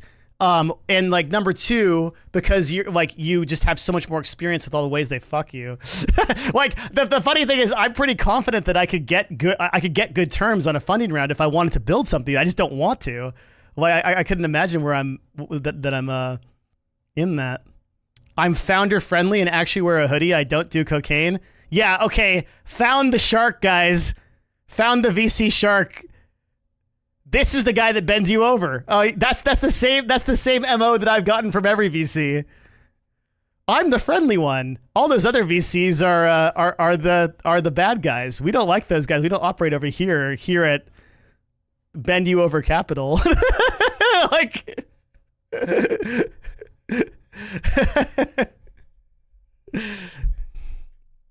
Thank you, John. Good to see you, man.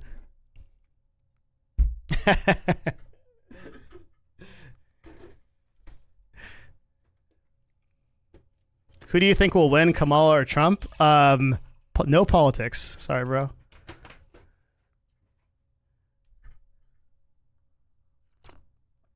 How do I sell my paranormal romance novels?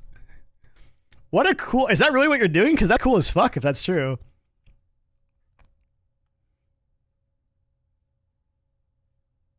Running your own company that deals with ads. What's your thoughts on ad blockers? Ad blockers are fine. If you want to use ad blockers, go ahead.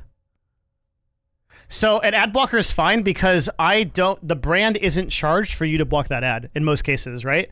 So you want to talk about stuff I really hate? Let's talk about embeds.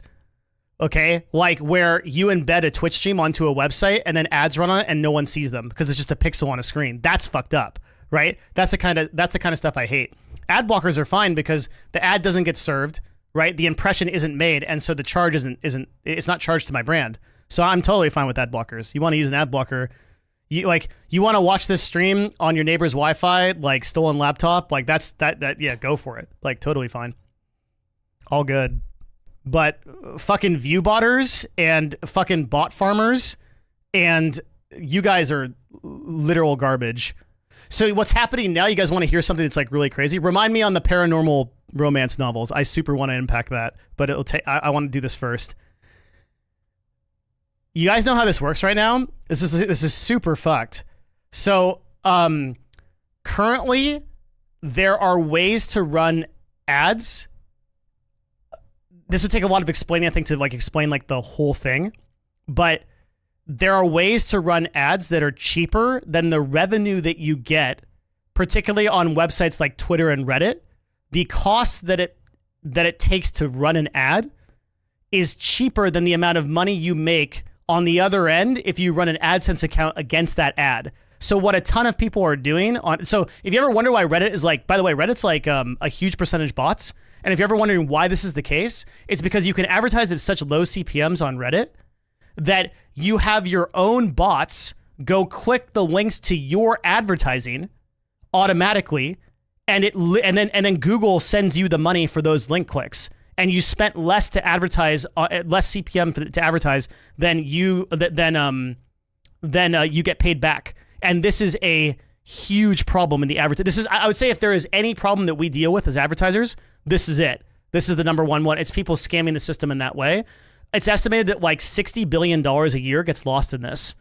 And there's just people making a fucking shitload of money. This is basically the equivalent of like, have you ever heard of the people that take an Amazon box? They take the exact weight of you order like a what's an electronic that's expensive? Thanks, Hotshot. Dude, it's good to see you, man. Yeah, I've been gone for quite a while. I got to catch up on everything. Yeah, okay, yeah. Okay, a GPU. That's a good example. Good job, Nix. Also, you have a name that's similar to an Eve ship, so I love you. Okay, so let's say you take like a 4090, okay? There are these people that take the 4090 out of the Amazon box. They fill it with an equivalent of dirt that is the exact amount of weight that the graphics card had. And then they ship it back to Amazon. And so they know that Amazon doesn't really open the boxes, at least for like a really long time. And if they do, they don't like connect it. There was a guy that did like $25 million in revenue on this, like until he got caught. There was some insane thing. Let's see if we can find it. Guy ships dirt, Amazon boxes.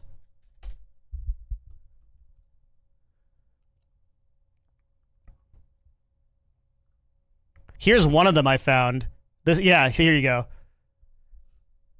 Allegedly scammed out of $370,000 by 22-year-old return shipments of dirt. There's like a ton of people doing this. Someone else that did it on like a way bigger scale. And it took like years to find them.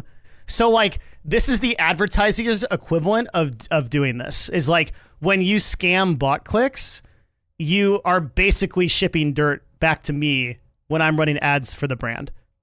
Like literally. and so the problem with this is that it actually hurts everybody in the ecosystem, okay? Like fake bot clicks like hurt everybody. It hurts legitimate creators because those creators are not getting that, like those creators are getting suppressed with, like, this is the reason we can't have nice things on Twitter, is because like Twitter is like literally all bots. So if I want to be like an authentic creator on Twitter, I get suppressed by all of the dog shit bot content that's there. And like, man, we have this problem on so many platforms, but nobody can talk about it. Do you think that's air you're breathing? Do you want to know how many viewers on Twitch on average are fake? It's a lot per stream. It's a lot. It's a lot more than people think. If it was public about how many viewers that Twitch had that were not real, like the girl in the airplane, I don't care if you stay on that airplane. That man is not real. Okay. It is a great deal of folks on every stream, whether you view bot or not, because of the way that Twitch that Twitch aggregates the numbers, because of the way that embeds work. This is like and then you think that advertisers are being sold. Like if you have 3,000, how long are you to stay live for? Like maybe 30 minutes, maybe. I'm already over time. If you are on Twitch and you are like, oh, I'm an advertiser, I'm going to pay you $5,000 to go say something to your 1,000 viewers. Do you think that's really 1,000 viewers you're paying for? It isn't on any platform, but many of them are worse than others. Like Twitter and Reddit at this point are like a complete dumpster fire. They're like, I don't even know what's... So Reddit, our audit, we just did a security audit for Reddit, and like the amount of bot clicks on Reddit are so bad that I don't even know if I can read Reddit anymore because I don't know what's real. I think this really comes across when I see polls. The Twitch streamer can yell at everyone to vote and only 200 people out of 2,000 vote. Yeah, that's a good way to tell. Like anything that requires actual user engagement, like you'll watch these streamers, they'll have 5,000 viewers, they'll pull up a straw poll and get like 100 votes. Like that's what's really going on. The number of like real users is very small.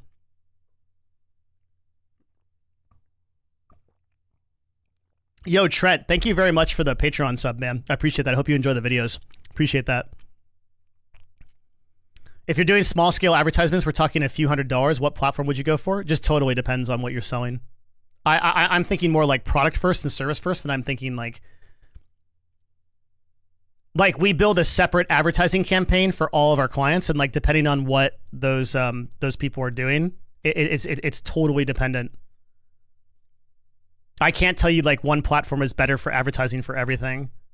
Are you able to give a range on how many percentage of viewers on average are fake on Twitch? I can, but I don't think I should.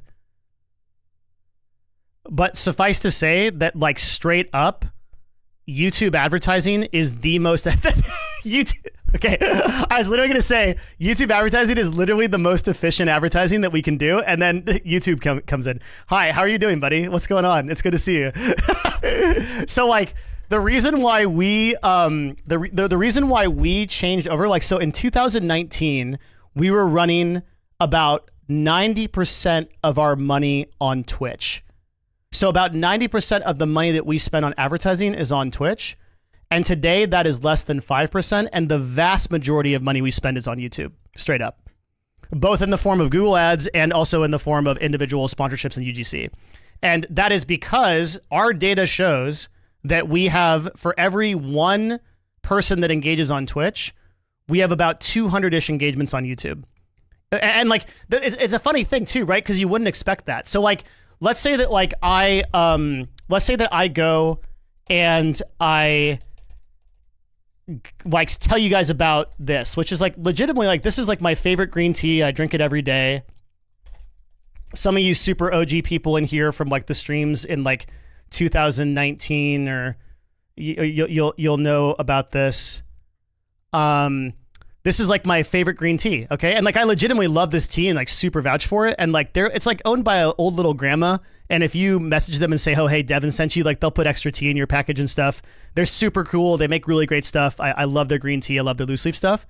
And so me doing this call to action, I'm not sponsored by them obviously or whatever, but I'm just providing an example. Me doing this call to action, you would think on a live stream environment would result in a lot more activations and a lot more people checking out this website and clicking on it, right? You would think that, because I would think that. I thought that for years. But rather, what ends up happening is, for whatever reason, when you do an authentic advertisement segment that's like 30 seconds to 60-second insert into a YouTube video, that just converts so much better. And I actually couldn't really tell you why it does. Like, so sometimes we see the data and we're like, oh, that's really cool. Like, it's really neat that YouTube converts so much better, but I don't really understand why. and this is an example of, I can't tell you why the data is this way, but it is this way. That like, if you look, and then here's an even weirder one, okay? Compare a call to action on YouTube Shorts versus TikTok Shorts. YouTube Shorts convert better. Why? So I just don't know. I just genuinely don't know. I think that YouTube is just a masterclass. Like, they are truly the best of the best in terms of like connecting people with a certain demographic of people. Okay, I actually have a theory. I just thought up this theory. This is why I think it exists. Okay. Hopefully I can explain this because I literally just thought this up. So the people that are watching me on Twitch, oh man, we need paint, dude. We need some heavy machinery for this. Paint is the heaviest we get on this stream. We do Notepad and we do paint. Okay. Oh my God. All right. So this is my total audience on Twitch. I'll make it purple. Okay. And in this tiny X here, these are the Devin Nash, like, alkalites. Okay. So, like, these Devin Nash alkalites are, like, devoted to everything I say. I could be like, all y'all right now, it's Silly Hat Tuesday, and all we're going to do is wear the most giant hats. And like, I've got my line of people wearing silly hats. They'll do anything I say. They'll buy anything I say. They think I'm freaking amazing. It's a very, very small percentage, right? Right here. Okay. And then, like, out here is, like, you know, in this, like, kind of ring, I just drew a face, right? Out here are people like, I'm definitely into the silly hat idea, but I'm not sure. I've kind of got my own thing going on, bro. Like, I'm not sure I'm going to do the silly hat thing. And then, like, the vast majority of people that are out here, right? These people are like, I'm not down for it. I check out your stream every once in a while, okay? And so Twitch doesn't really do any work to get my viewers to be these people. Actually, I do the work. So, like, on this platform, on Twitch, all of the work that I'm doing to convince you that I'm, like, the entertainer that you want to watch, that is me doing that. But let's talk about YouTube now, as that's not the case. On YouTube, it's different. On YouTube is actively, without me doing any work, YouTube is actively pushing people who like my content into this section, into this circle. They're doing that with their algorithm. They're doing that with linking up demographics. So if you go to your homepage on YouTube, right? And we go to my main account. Hold on a second.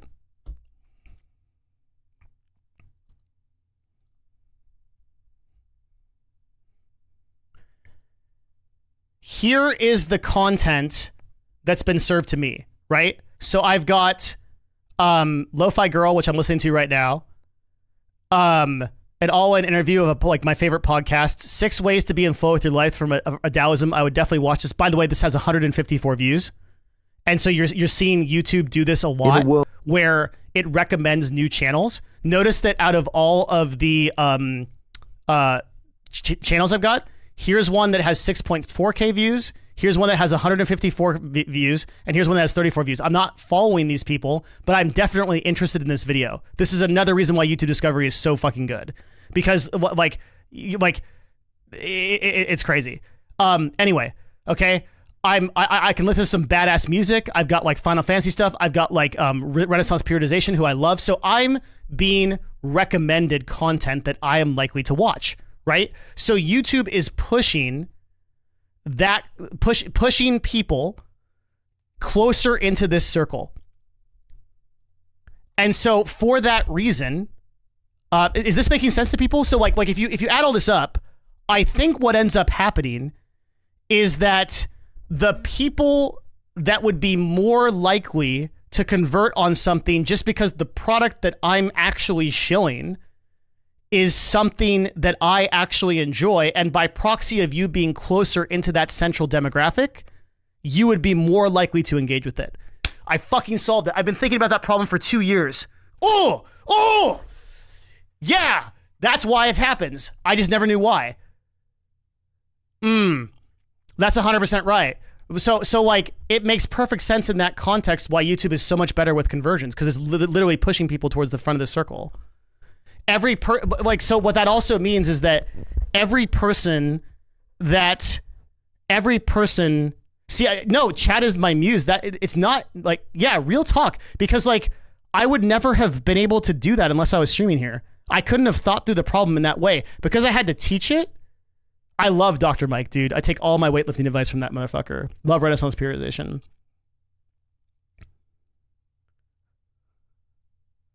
So that's why that's happening. Is like YouTube is pushing people into. I feel like I knew that implicitly. Pushes glasses up. Hey, what's up, Goob? Good to see you, man.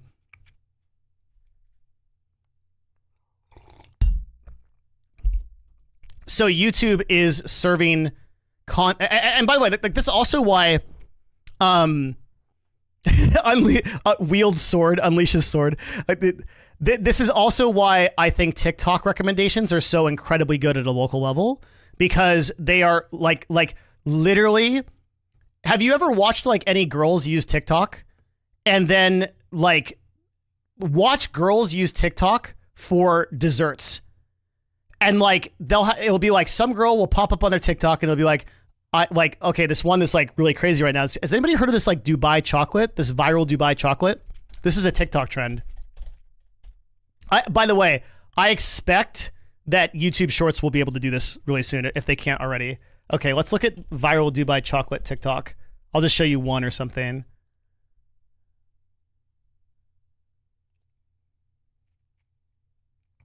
Oh, perfect example. I'm here. Oh. So there's this I'm in new Dubai, as you can see, and I was not gonna leave without trying the famous Kunefa chocolate bar. How's this audio? It's probably bad. I'm not optimized for TikTok. So there's this viral Dubai chocolate trend that's going on TikTok, and the local Mediterranean dessert places are come pack some orders with me for my small business called the Bite Bar. So I have about 42 chocolate bars to design right now. But just pause. Send me TikToks like this of people's businesses or YouTube Shorts in my stream submissions in my Discord. Link it, discord.gg/Devin. I love commenting on this stuff. I love watching this stuff. I love seeing people get after it, and these businesses, they get me so excited. Nothing gets me more excited than this. I always make my chocolate the day before, and I allow it to sit in the refrigerator overnight. Right now, I am painting. This has 800,000. This is literally an ad. We are watching an ad with 44,000 likes and 529. What you are doing is illegal. Can't make food in a non-commercial kitchen. Yeah, and I guarantee you, this chick. That's right. By the way, she's probably doesn't have her all of her FDA stuff, and she's probably also crushing like $20,000 a month in fucking chocolate. My Dubai pistachio chocolate bar, and I like to do. Oh, we got ads. Okay, hang on. Okay, so we gotta wait for ads. Sorry. I gotta run them manually. Waiting for ads. Please wait 2 minutes. Sorry, YouTube. Okay.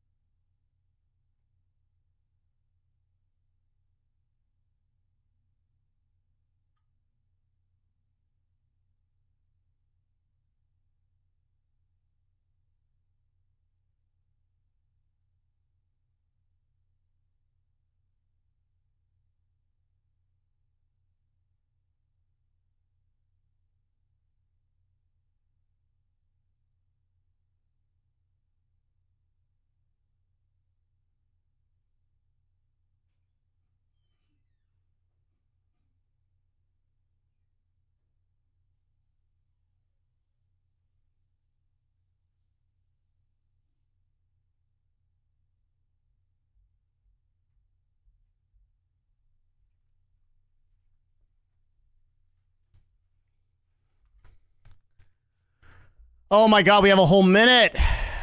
1 minute left.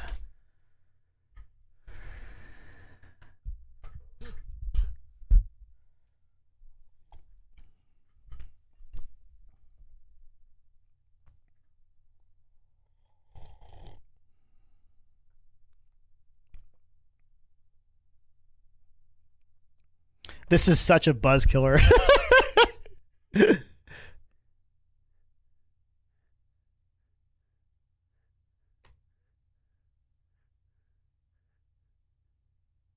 Thanks for the stream. We'll be doing this with more regularity every Tuesday and every Friday at 12 p.m. PST.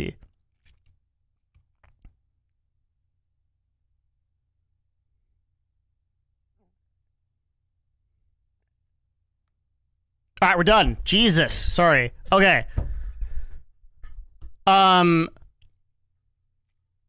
Why is it illegal for this ad to be filmed on TikTok? It's not illegal for this ad to be filmed on TikTok. It's illegal for her to be doing this in a non-commercial kitchen. There are laws, assuming she's in the United States, which I think she is, there are laws against food, for food safety in kitchens and stuff. So like what this woman is doing is like super illegal unless the Food and Drug Administration has come in, or the local administration, like the state that handles it, has come in and audited this. Tell you a story real quick. Hey, shut up, Ark Athens. I've never broken this law. Okay? Shut the fuck up. Allegedly, someone at an esports team may have been allegedly running a kitchen for 100 people. Allegedly. Okay? I wouldn't know anything about that. I am an upstanding businessman who follows all government mandatory laws. Okay? Allegedly, that esports team also paid Sodexo in order to drive a food truck on residential streets to deliver pallets of food. So I've heard. With a bribe. But I don't know anything about that. Yeah, everything I do is above water. How dare all of you accuse me of not being a legitimate businessman? I follow every law, okay? Including the one of the number of llamas I can have in my backyard. I love laws. Laws are great. I love business laws. Give me more business laws. Want more business laws? Love them. Bureaucracy, big thing. Follow all rules. Super good. Okay, anyway. This trend on TikTok is fucking killing it, man. It's killing it so that like every single like Mediterranean restaurant, a little splatter paint of glitter gold. You sound like you're breaking every law? Nah, I'm not breaking any laws. I love laws. Gold and green. These ones are my small size And this one. goes on and on. So like the level of like, just look at how prominent this is. Like, look at this. 595,000 likes, 44,000 likes, 462,000 likes, 1.5 million likes. It's insane. It's insane. Finally trying the It's also fucking delicious, by the way. Holy shit. It's actually so good. This is literally the most viral thing on the internet, but I can't believe you guys haven't heard of this. That's why you're here. So anyway, all of these Mediterranean places pick this up, and like their business is like out the fucking door. They have lines of, okay, this one motherfucker, I'll show you this. Do you guys know what Hutchins? Of course not. What am I talking about? Hang on. Let me find this. Let's see this video.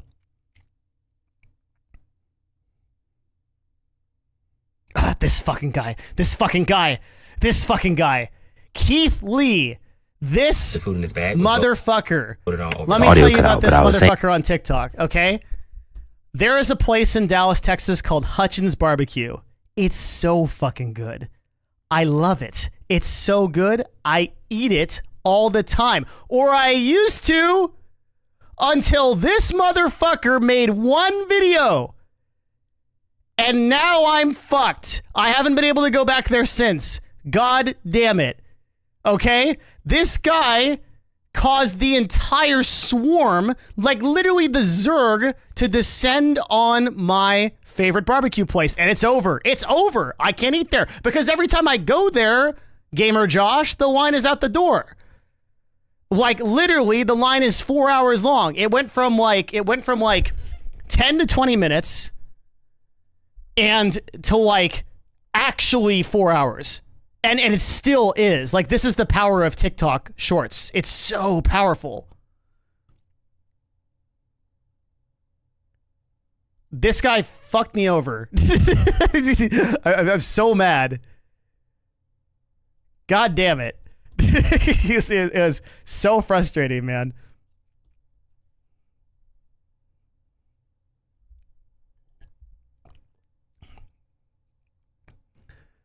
If you ever have the opportunity though, like, and you can get, you want like good ass Texas barbecue, I can tell you in every city in Texas where you want to go for barbecue. And in Dallas, that place is Hutchins.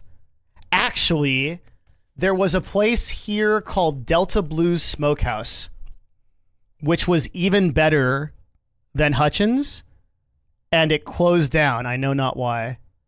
But it's gone, and I'm really sad. I have not had this food, this Hutchins, for like literally 5 or 6 months because of fucking Keith Lee.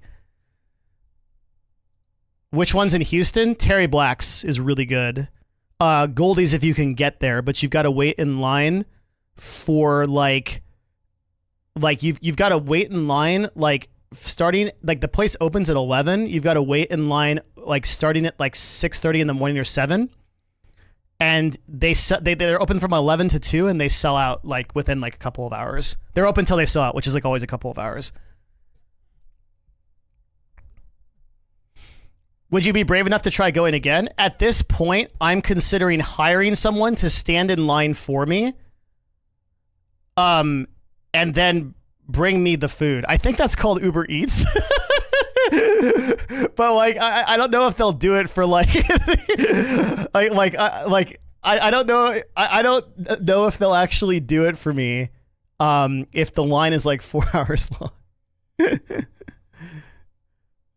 Yeah. Flat fee or hourly? Definitely hourly. You're onto a really good business idea there. Yeah. No, for sure. For sure. You can't call in and order pickup? No, it's a barbecue place. Texas barbecue is so good that they know they're going to sell to their shit no matter what, so they don't care about like serving customers.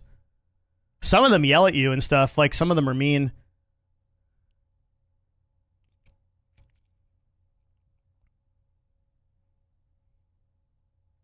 If I paid $100 an hour, someone would do it. That's a fucking insane amount. If I paid $20 a month, an hour to do it, you know how much stuff I've gotten done for $20 an hour. So it turns out, let me tell you guys a life hack, okay? Drive in any direction for long enough, and you'll come across a store. That store is a big store. It sells stuff. It's called Home Depot. You want to show up at Home Depot at about 8:30 in the morning or 9-ish. There'll be some fine folks standing in the parking lot. You talk to these folks, okay? And you offer them cash money dollars to do pretty much anything. We've had them box stuff. We've had them put t-shirts together. We've had them build shit. And they just hop in the back of your car, and there they go. Allegedly. All right. The problem with streaming is that I've literally been on here for one stream for a few hours, and I've 100% explained like 300 different ways to do illegal shit in business. This is not good. Anyway, that's just like stuff I've heard about. That people do. I don't think in game. Yeah. That's stuff that people do.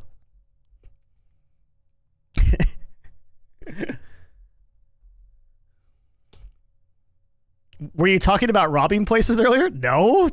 No. No.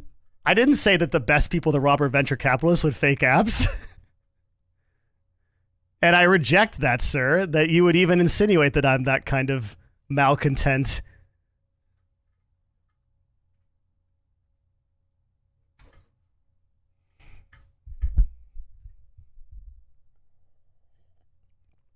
Any chance you'll be appearing on more podcasts with others? Why? Can you give me a good reason I should? And then I might.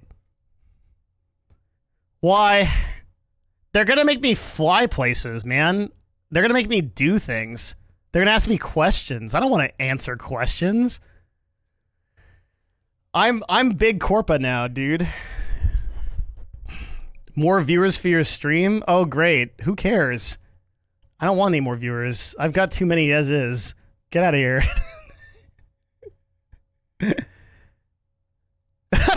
Jesus, Devin, thank you. I guess I'm a malcontent, cocaine addicted, slimy litany of other adjectives. No, I have so much respect for VCs, which is why I can dunk on them so hard.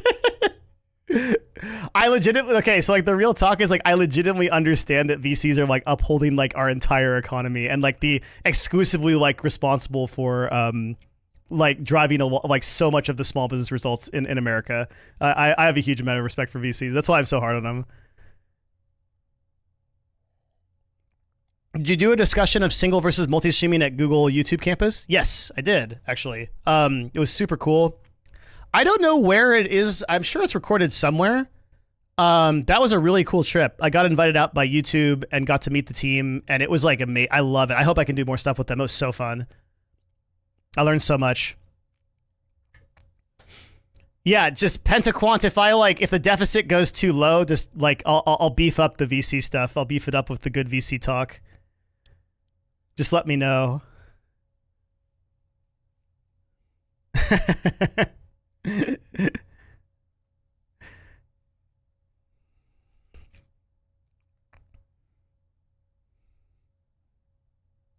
I mean, like, if you want to know how effective VC is, like, literally just look at the percentage of stuff that's cool that we have in the world, in the first world, in like America, that's literally responsible.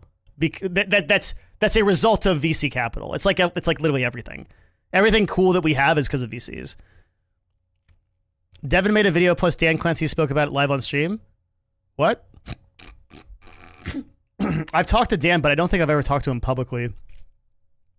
But anyway, I don't know if I want to be on, I don't know if I want to do like the, so like, okay, just like an important thing to understand. I am not a full-time content creator, and I never will be. Like, I'm financially free. I do this because I really just want to talk to you guys about interesting stuff, and I'm just kind of offended that there's just a lack of like really interesting, thought-provoking content out there that's that's not secular. That's not like like it's like there is some interesting, thought-provoking content out there, but it's like interesting, thought-provoking thing. And now I'm going to talk 3 hours about why Donald Trump is the best, or like the other side or whatever. And I'm like, oh, okay. Like, I just want to like, I don't care about all that stuff. Like, I just want like interesting, thought-provoking stuff to consider that's like not politics, you know? Like, why doesn't that exist? And so I'm going to like, yeah, why can't we talk about paranormal romance models and what the best potential business model for that would be? And so I want to create that. And that's why I'm talking here. But all that I do is not motivated by like viewership or things like that. I don't know how many viewers this stream has on YouTube or Twitch, and I don't care. What literally my only desire is that I'm giving, I'm giving you guys back something. You talked with Dan regarding multi-streaming? Maybe. I don't know. I don't remember. I don't know. Yeah. The YouTube stuff, like when I went out to Google, like I gave that, like, first of all, I just thought it was super cool. Those guys could get me to do anything, man. Like, YouTube is so sick. That was Harris Heller? Yeah, maybe. I don't know. But, well, we used to have that thing. Okay, so there's one argument for like this kind of content. I used to do this thing called Discussions with Devin Nash, where I talked to content creators, and we did like deep dive interviews, but I'm not like super, oh, Players, what's up, man? Long time. I'm not like super interested in a lot of, like, collab, like viewer stuff. If it's interesting, like I'll talk to the people. I don't think though that a lot of those people will reach out to me. We'll see. If you want, like, I don't know, if they can email me, or they know how to contact me and stuff like that. A lot of people are saying that I should do more stuff with Destiny, so like I'll probably avoid that, TBH. And the reason is because although Destiny and I are actually really good friends offline, the way that he presents his stuff online is stuff that I don't think I want to associate with my own content. This is another way of just saying I don't want to talk about a lot of political stuff. So like, I think that if I'm bringing that crowd over here, they might have a higher expectation of talking about, no, it's not brand risk stuff. I don't care about that. And it's not like, I'm not saying his content is bad or whatever. His content's just different. In the exact same way, like, I don't think that I would go on like a person's like cooking stream where their entire content is like teaching people about cooking, because I don't particularly want like a cooking audience that's like talking to me all the time about like the best fucking falafels to eat or the best biscuits. And so I just like, I don't think that, I think that I could go on his podcast, but to go on his podcast, I've got to fly to Florida. And that's like annoying. I've got to get in a plane and the plane has to take me places. Oh yeah, you're actually really good point. I think that what I would likely do is after the election season in the United States, at least, I think it would be much more likely that I would do some Destiny content.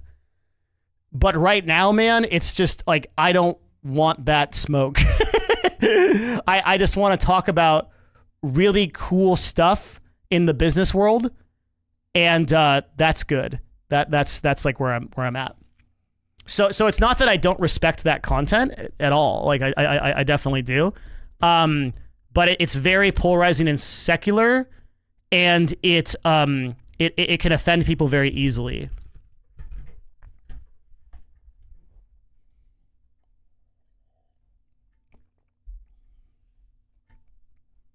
But I might float back. Like I think since I haven't seen Destiny in so long, I might float over to Florida, and then we'll do like the podcast and all the content there. And I might stay some extra time with them.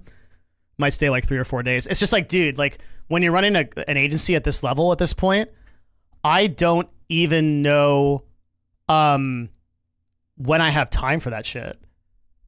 Like, man, I'm all in on this agency and stuff. So like, unless it's like it's gonna take me a lot to travel. Like I don't really typically do the convention games and stuff like that. Does Destiny talk about politics, which you're trying to avoid? Yeah. I'm trying to avoid like political discussion in any kind of way on this channel.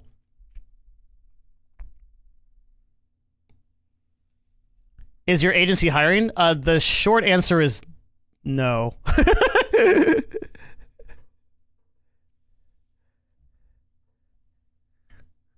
Have you seen the TikTok live trend of people live streaming their jobs? I want to. Send me interesting TikTok shorts and YouTube shorts about like, so one of the things I wish I could do, actually I think I will do this offline. I want to try to create a YouTube shorts channel to just send me shorts about like business and stuff that I'd be interested in watching on stream. Right? Yeah, if you could post some stuff in the stream submissions channel, I'd super appreciate that. That'd be like super cool. Because right now, like my shorts for my main account is like, I didn't eat for 5 days and run a marathon. This is stuff that I would watch. Alfred Humble's Superman, Henry Cavill's stunning 40K admission, Wolverine versus Deadpool. I would watch this stuff because this is the kind of content that gets served on my personal YouTube channel. So I think what I'll probably do is I'll create a Google account that's completely new, and I'll only watch business stuff on that, and then maybe we can actually scroll through that as something to do on stream sometimes. I have a YouTube video that's 1 out of 10 on the first 48 hours by a big margin, but seems to have completely stopped growing. Any ideas why? Can you link it? That's interesting.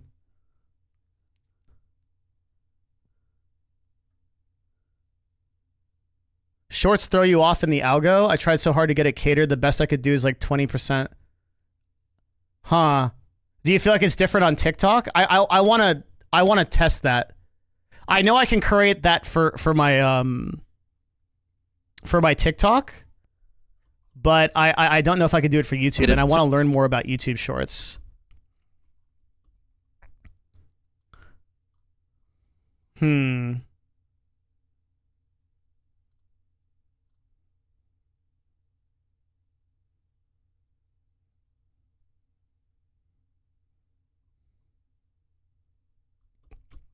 So his question is, why did this fall off in viewership?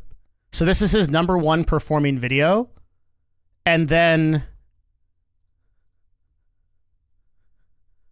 this is the growth in the last... Oh my God, I'm going to get Black Mamba'd. Hang on. Okay, it's good. We're good. All right.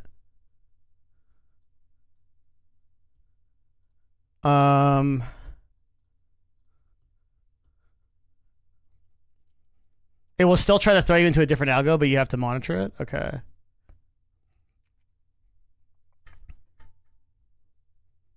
What's the CTR? Are you A/B testing thumbnails? Like, what's the CTR in your thumbnails?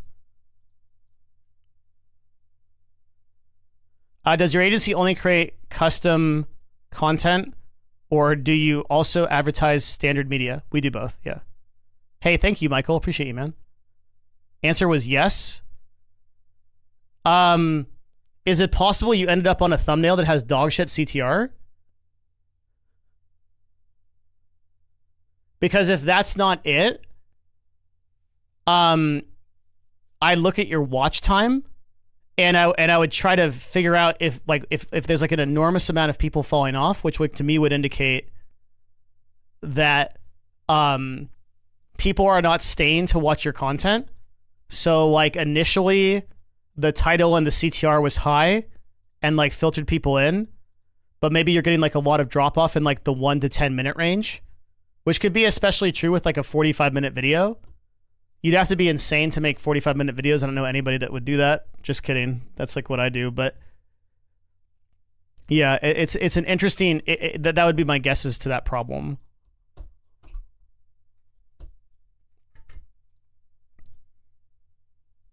CTR is 9%. Did you change thumbnails? 50%, 50% like dead even. Holy shit. If you go look at your average view duration, I guarantee you're getting a drop off somewhere. That's what I think is happening. If you go to your AVD and you look at it, there's probably a big spike down at some point where you're losing people in the video. This is the AVD? What? Is this the AVD? Or I thought this is the thumbnail test. This is the thumbnail test, not the average view duration of the video and where people are dropping.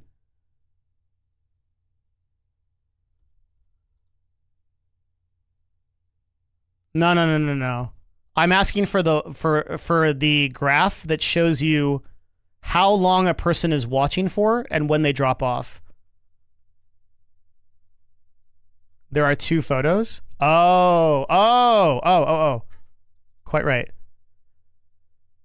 Yeah, so that's what's happening. This is your answer. Okay, so what's happening is your video falls off a cliff right here in like the 2-minute mark, which is super normal, but continues to decline. And like very, very few people are watching to the end of your video. Especially right here, you've got a big problem. Right here and right here. So YouTube is just determining that people aren't going to be interested in watching. That would be my guess. Yeah. Sorry, let me give you some like good, like some actual actionable advice on how to fix this. Mr. Beast, I think he calls this, what is it, Chad? Is it like re-engagements or whatever? It's basically you figure out with each of your videos where people are falling off, and you do that based on this graph. And then you do a re-engagement where you deliberately do something interesting at those points in time to draw their attention back into the videos. And that's why Mr. Beast does those re-engagements where like you'll see him do like, here, let's go look for one.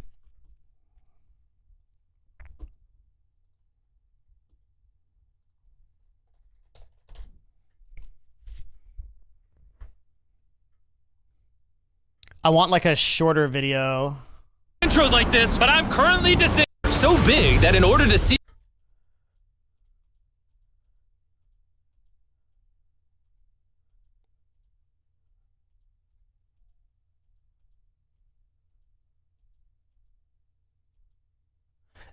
Okay, watch. We've only scratched the surface of this expedition, and we still have over 2 kilometers remaining to reach the end. As you can see, it rained. Right there, that was a re-engagement. It's very short, but that's what it was. So they just finished a segment. That, like this is why Mr. Beast like makes the best content in the world. Hey, let me. Okay, so you'll see right here. This is a whole segment about how they have to like go through this cave. So here's like the action that's happening, right? And then you go here, and like nothing compared to what's 10% done. There's a climax of the content. Like they've gotten through it, they've pushed through it. So we're at, and it's no coincidence that this is exactly at the 7-minute mark. Like you have to understand that like these guys are so dialed in terms of like their in terms of like their content creation. Okay, so at the 7-minute mark, they're stopping right here. And now watch. We've only scratched the surface of this expedition. Instantly, that arc is over in the content, but you're immediately re-engaged. And we still have over 2 kilometers remaining to reach the end. Right. So you're like that's a re-engagement. So you can you if you're finding that people drop at certain times during your YouTube videos, then you have to do those re-engagements to get people back into them. And they'll usually do these like every couple of minutes and stuff like that. You can see. To get through. Joel had to the. I didn't even know he words. Rest on day. And after a third with literally 4, we repelled it. Never felt. Stop! We sat down with Joel to plan our journey. What is this? This is a re-engagement right here. Yeah, so this is another one. This is the second one. Joel, this is the map 3 minutes about. The cave. Last time, we had to stop because of the fast-moving water, but the rains have been slowing, so we might just get a window to reach the end by tomorrow. Dude, this is... Okay, so this is like all of this content. This is going to be wild. And then like going we'll through need everything to we pass have some to of do. those same rapids from yesterday, dive off massive cliffs, and avoid a lot of like the Mr. Beast video type of stuff is future proofing to like get you interested in watching the content longer. And like if you take away anything from this kind of lesson, it's that this is how fucking important it is to actually like keep users engaged. This is how important watch duration is. Jagged rocks for YouTube algorithm. And if we can make it past, so like so you can imagine like you stopped getting served in the algorithm because people's watch duration declined. And like that's what they're trying to prevent here. All that, we will finally make it to the beautiful glowworm like chamber. This is so fucking good. Oh my god! And if we can, like, look at how good this re-engagement is. Okay, we've got to pass through some rapids fucking from rapids. Yesterday, dive off massive We're gonna cliffs dive off and massive avoid cliffs. Rocks. And if avoid we can make it terrible past all rocks. that, and if we get past all this with this CGI line here, we will finally we make get it to like this is like classic storytelling. Like we get to like the glowworm chamber. We get to this amazing place. So you know, as a viewer at this point, that you're like locked in to see all of this stuff come up, and you know it's like it's very clear where the video is going, right? It's super apparent that like this is the objective of the video. Chamber. And then I guarantee you, watch that. Like I never watched like the end of this video, but once they get to like the glow room chamber, they will literally end the video. for every human you didn't let die. Right? Oh gosh, thanks so much, Jim. We love you, Joel! And now that we got that out the way, let's leave. As fast as possible. After 7 long days, we're finally leaving! Video over. So like no like remember to subscribe to anything. It's just like literally the most exciting possible thing. Crazy. And like here's like the payoff, right? Like it's Earth. All of the lights you see here are actually created by tiny bioluminescent. So this is another really important thing about video. Sorry, I get fascinated by this stuff. That like God, I love this stuff. Oh my god, I got gnomed. What was it? Why'd I get gnomed? Oh, thank you. Thanks for the sub. I gotta figure out how people can do stuff on YouTube. I gotta go figure that out. Anyway, oh, the video is loud. Is it? Let's see. Oh my god, it's so loud. Holy crap. Okay, sorry. I'll fix that. It's like the Milky Way galaxy. Wow. At this moment. Okay, yeah. So, okay. So, like, you see that the payoff of the, like, this video delivered exactly what it promised, right? I think at 9:31 was that re-engagement. Watch it again. so we might just get a window to reach the end by tomorrow. Dude, this is about to be wild. First, we'll need to pass some of those same rapids from yesterday, dive off massive So you gotta do all this stuff, and then like you know that the payoff Looks like I want us to be is the glowworm chamber, right? And then like within 5 minutes, like he completely delivers on that, right? honestly made that trek worth it. While making it to the he does exactly what he says he's going to do. Our journey was still not over. And that builds authenticity and trust in your audience. So it's like just this kind of thinking is like really important. Thanks for the Prime, Adam. Appreciate it. Like I said, guys, I don't encourage you to sub. If you sub with the Twitch Prime, that's awesome. You're basically just giving me money to run this channel. You don't need to spend your own money to be here, both because I'm good financially, but also the Patreon is just a lot better. Yeah. Yeah, so that's why. Yeah, so the if you've made it this far in a Devin Nash segment, there's a lot of different purposes to that call to action. So the secret call out is like, one, that's to get engagement because people that comment increase my visibility on YouTube. Two, that is to get people to know that if they're watching a long period of time, then they're rewarded for that, right? So like if you're 20 minutes into a Devin Nash video, you're kind of an elite class of person. That increases my watch time. That increases like my AVD, right? So like yeah, there's several reasons why I do that CTA. I often find that YouTube often gives my video impressions for the wrong type of audience. How do you fix this? It's not doing that. Your content's just dog shit. So YouTube, YouTube is not making a mistake, most likely, in how it organizes your videos, because YouTube is the best algorithmic recommendation system in the world.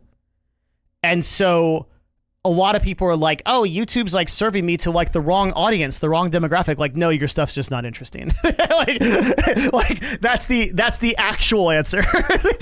Right? Like, there is no world where like there's a Mr. Beast that's getting like that's like, oh, I'm a Mr. Beast and I'm doing Mr. Beast level content, but I'm only getting 10 viewers because YouTube hasn't picked me up in the algorithm. Like, that's not happening. Okay.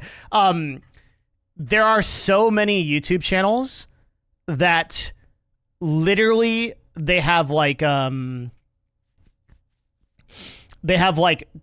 15 million views on the first video. Because at this point, like, YouTube is so good that it will pick up even like your first video on your YouTube channel.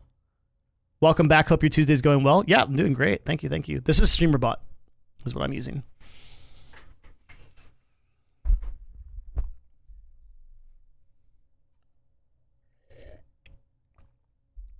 Yeah, I think there's like, this is one of the reasons why I'm like so cool. Like I love YouTube so much is because like YouTube literally is deterministic.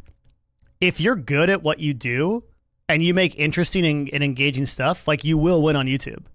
It's just that like the vast majority of people without training are very boring and not engaging. Or not funny. They don't tell good stories. They don't like understand storytelling and arcs. They're just kind of like boring people, right? And that's like the cool thing is that's fixable. What kind of training? So improv class, for example, like taking improv can make pretty much anyone more entertaining. Listening to a shitload of comedy, like you want to get really funny, listen to like a ton of comedy. Like just literally like on your off time, pull up something from Netflix, like anybody. It doesn't matter who. It doesn't have to be like Dave Chappelle or somebody. Just listen to stand-up. And like you'll start, one of the things that Jimmy said, you know this guy that appeared in videos? Who's this dude? He did like a challenge for the Mr. Beast stream, or Mr. Beast video, and then he's literally just a regular on, it's this dude, that guy right there. What is this?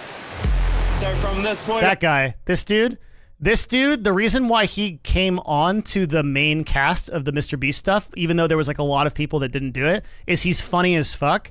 And Mr. Beast said he talked to him and he found out that this guy basically spent his entire life listening to cartoons and listening to comedy.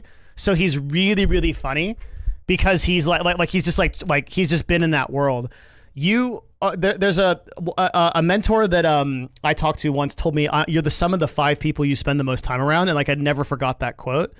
And I think it's like I think it means that like so like okay, so like a lot of you don't have access to like super multimillionaire entrepreneurs. You don't have access to like the best stand-up comics in the world. You don't have access to like those people directly in your life to teach you that stuff. But you literally have access to those people for free via YouTube, via Netflix or whatever. They're talking all the time. So like that's why I don't understand people that spend a lot of time like consuming content. I'm not going to name any names. Like there's content creators, dude, like people go to for advice that are on this platform and other platforms. Like I'm kind of looking at like the huge viewer ones that are just like, they're dog shit people. They haven't accomplished anything in their life. They just like, they're really entertaining and kind of funny. But like people are legitimately looking for like life advice from these people. Like don't do that. Like go don't get fitness advice from like a super, okay, maybe that's a little bit controversial. I won't go there. But like, why are you taking advice for like how to run a business or like how to like do something from somebody that like legit has never done it and like doesn't have any like sound foundation for that? Like, or like, why are you taking like family advice from like someone that's like in constant breakups in like highly public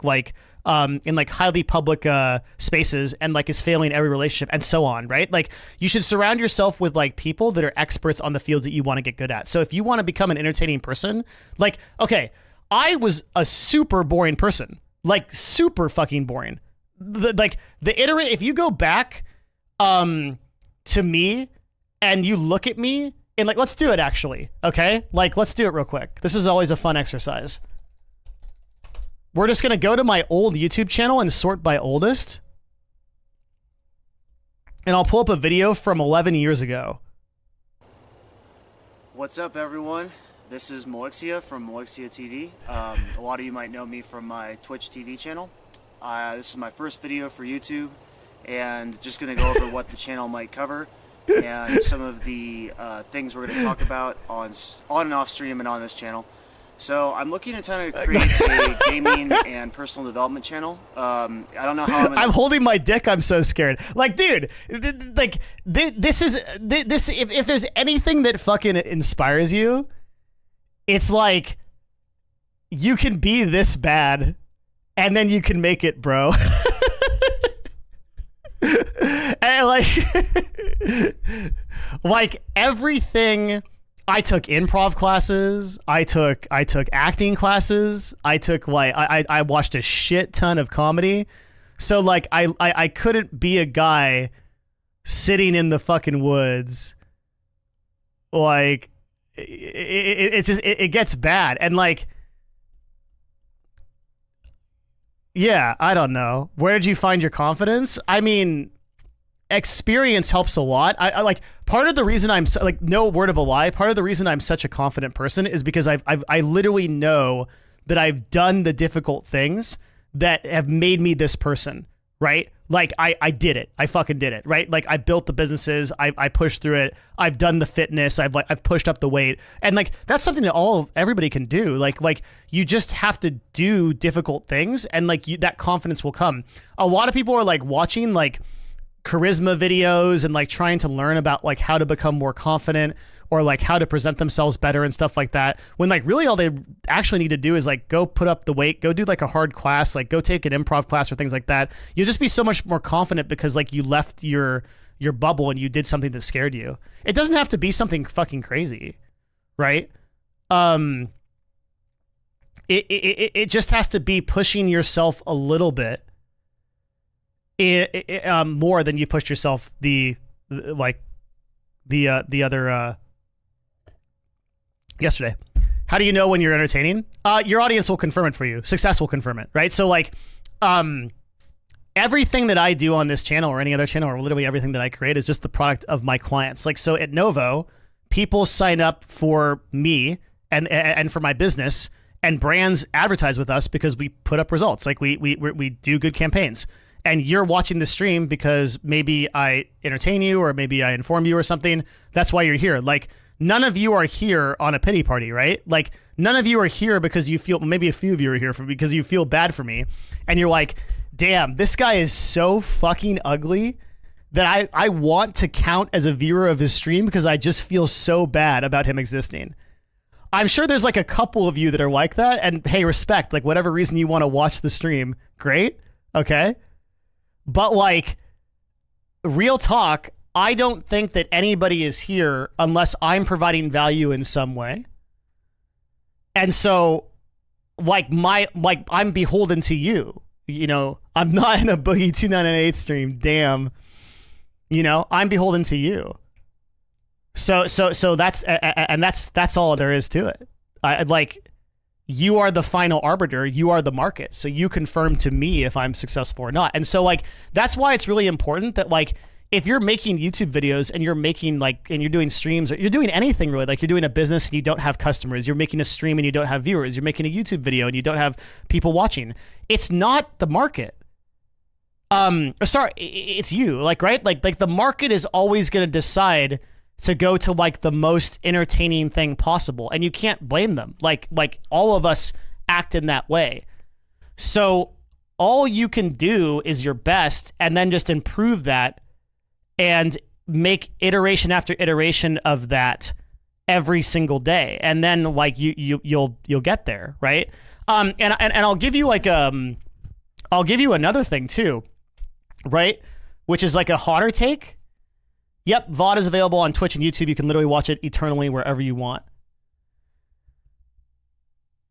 I also think that the vast majority of people are so lazy and so unmotivated, and in some cases, they're so broken through no fault of their own, just life has fucked them up, that like if all you do is try to be a little bit interesting and then be consistent at it, you'll probably be in a tier of success that you really at this moment don't think you're capable of.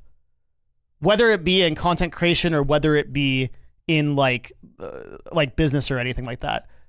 Just because the percentage of people that like rises out of the crab bucket to try and then is consistent with it is so small that you almost get pushed into a better class by virtue of being that, regardless of what else happens. So I feel like I'm actually just the product of the fact that I'm willing to sit down every day and get a little better than I was yesterday.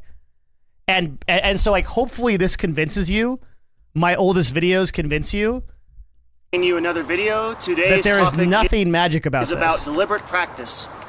2 things that you can do to improve. The only difference between this guy and me is experience, and I'm a lot fatter. That's the difference. Trying hard things and then eating more.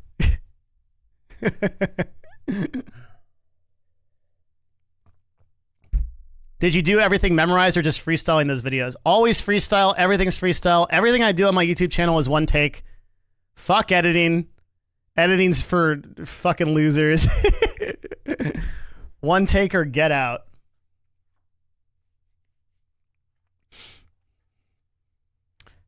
How do you stay motivated if you're not seeing results in content creation? I mean, you should just think about what I just said. Like, your motivation should never be dependent on results. You shouldn't ever care about the number of viewers you have. Like, you should be like, do you think right now I could tell you the number of views that my last 5 YouTube videos have gotten? Or that I could tell you how many people are watching this stream right now? I have no idea. I don't care, because I'm not creating for that purpose. That's not where my motivation comes from. See, the problem is that your motivation right now is coming from the wrong place. You're motivated by results. So here's you. You have a box head because I'm mad at you. And you're this guy. Incoming huge dick. Okay. And you have a short arm because you haven't learned to grow your other arm because you're a fucking loser that thinks about loser things right now. But don't worry, you're going to be a winner. And you have blue hair because you are trying to dye your hair in a way and you think that's what other people want and you're cool. and you have your results attached to this thing that YouTube tells you is important. YouTube tells you that you want views, money, women's, dollar bills, success, YouTube recognition, misspelled. Okay? You want all these things. This is what everybody is telling you should have. But your motivation, you need to take this, okay? Screw that. And you need to go over here, complete 180. And this is where you need to make that break off, right? You got to go here. Forget all this shit. And then go over here to this circle, which is a lot better. And do stuff like this. I tried and gave today the best I could possibly give it. I did something that scared me today, and I succeeded or failed, but I did it. Okay? I did something that I know I was supposed to do for months, and I beat my fear. These are the metrics of motivation you ought have. So my metric of success today is that I started streaming. And now when I'm here streaming, I literally provided the best content or storytelling that I possibly could today. That is my dharma. Okay? So the problem with the motivation is that you're pulling motivation from the wrong fucking place. You're literally trying to get all of this shit that's external to you that is not yours to give yourself. Like whether you get money and chicks and dollar bills and success and stuff like that, that's great or whatever. You're going to find like the classic statement that none of that stuff makes you happy is going to be true. And that's why you see tons of people that have a shit ton of this stuff, but they are not happy. Why? Because they are trying to seek extrinsic motivation, which has no end. That will never end. There is a Zen quote, one of my favorite Zen quotes, that says true enlightenment can only be found in a single grain of rice. So what does that mean? That means that if you have the proper mindset, you chewing a single grain of rice will bring you so much happiness that you could not fathom it, because you are a completely internally motivated person. The seeking of this is not only endless, it's also toxic. It's also corrupting, right? So the very fact that you tie your goals to, I need to get more viewers, or I need to get more money, or I need to make this stuff, like I need to make this work or whatever, is what's holding you back. And furthermore, the fact that you, like, it's also holding you back from actually having this stuff, because this stuff is an extrinsic reward for people that create value, right? I will point you back to my image that I had in the content creation of my Discord. When you're seeking money and success and fame and all this stuff, you're in this mindset. You're thinking like you want to do the most, you're motivated by getting results. And so all of the action you take is wrong because you're driven towards the wrong thing. You're motivated by the wrong thing. But if you just want to make stuff as beautifully as it can be made, that is what the system rewards. The system wants that stuff. It wants the expression of you. It wants the beautiful stuff that you have to offer to the world. It doesn't want your fake canned bullshit that you think you're going to win at because you are trying to follow some algorithm or some dumbass YouTuber's advice like me. That's the answer. And that's also where I'll leave you. I'm done. Thank you, everybody, for coming out for the return stream. 3 years in the making. I really appreciate it. It has been a fantastic time. I will return on Friday at 2 p.m. PST. No, CST, 12 p.m. PST. There will be an event in the Discord shortly after the stream. I will also run a event on the Twitch thing. So if you're on Twitch, you can see the next scheduled stream will be there. If you're on YouTube, you can see the next stream on my Discord, discord.gg/Devin. It has been a true honor to be here for you guys. I hope that you guys got a lot out of this. I really appreciate you. I hope you'll be back for the Friday stuff where we'll do a little bit more cool talk about things. Again, I don't ask for any kind of support. I literally don't need anything. I just am grateful that you're here. So thank you guys for being here. If you want to keep talking to me, go and talk to me on Discord, which is where I'll be, discord.gg/Devin. It's totally free. Thank you, everybody. And we will see you guys again next time. I have no ending stream, so the stream is starting, but ending. That's where we're at. So we have started and began. I hope that I've done what I set out to do today, which is provide awesome stuff for you to think about. I'll be back on Friday trying that again if I didn't succeed this time. You guys rock. Thank you so much for being here. See y'all again next time. Bye-bye.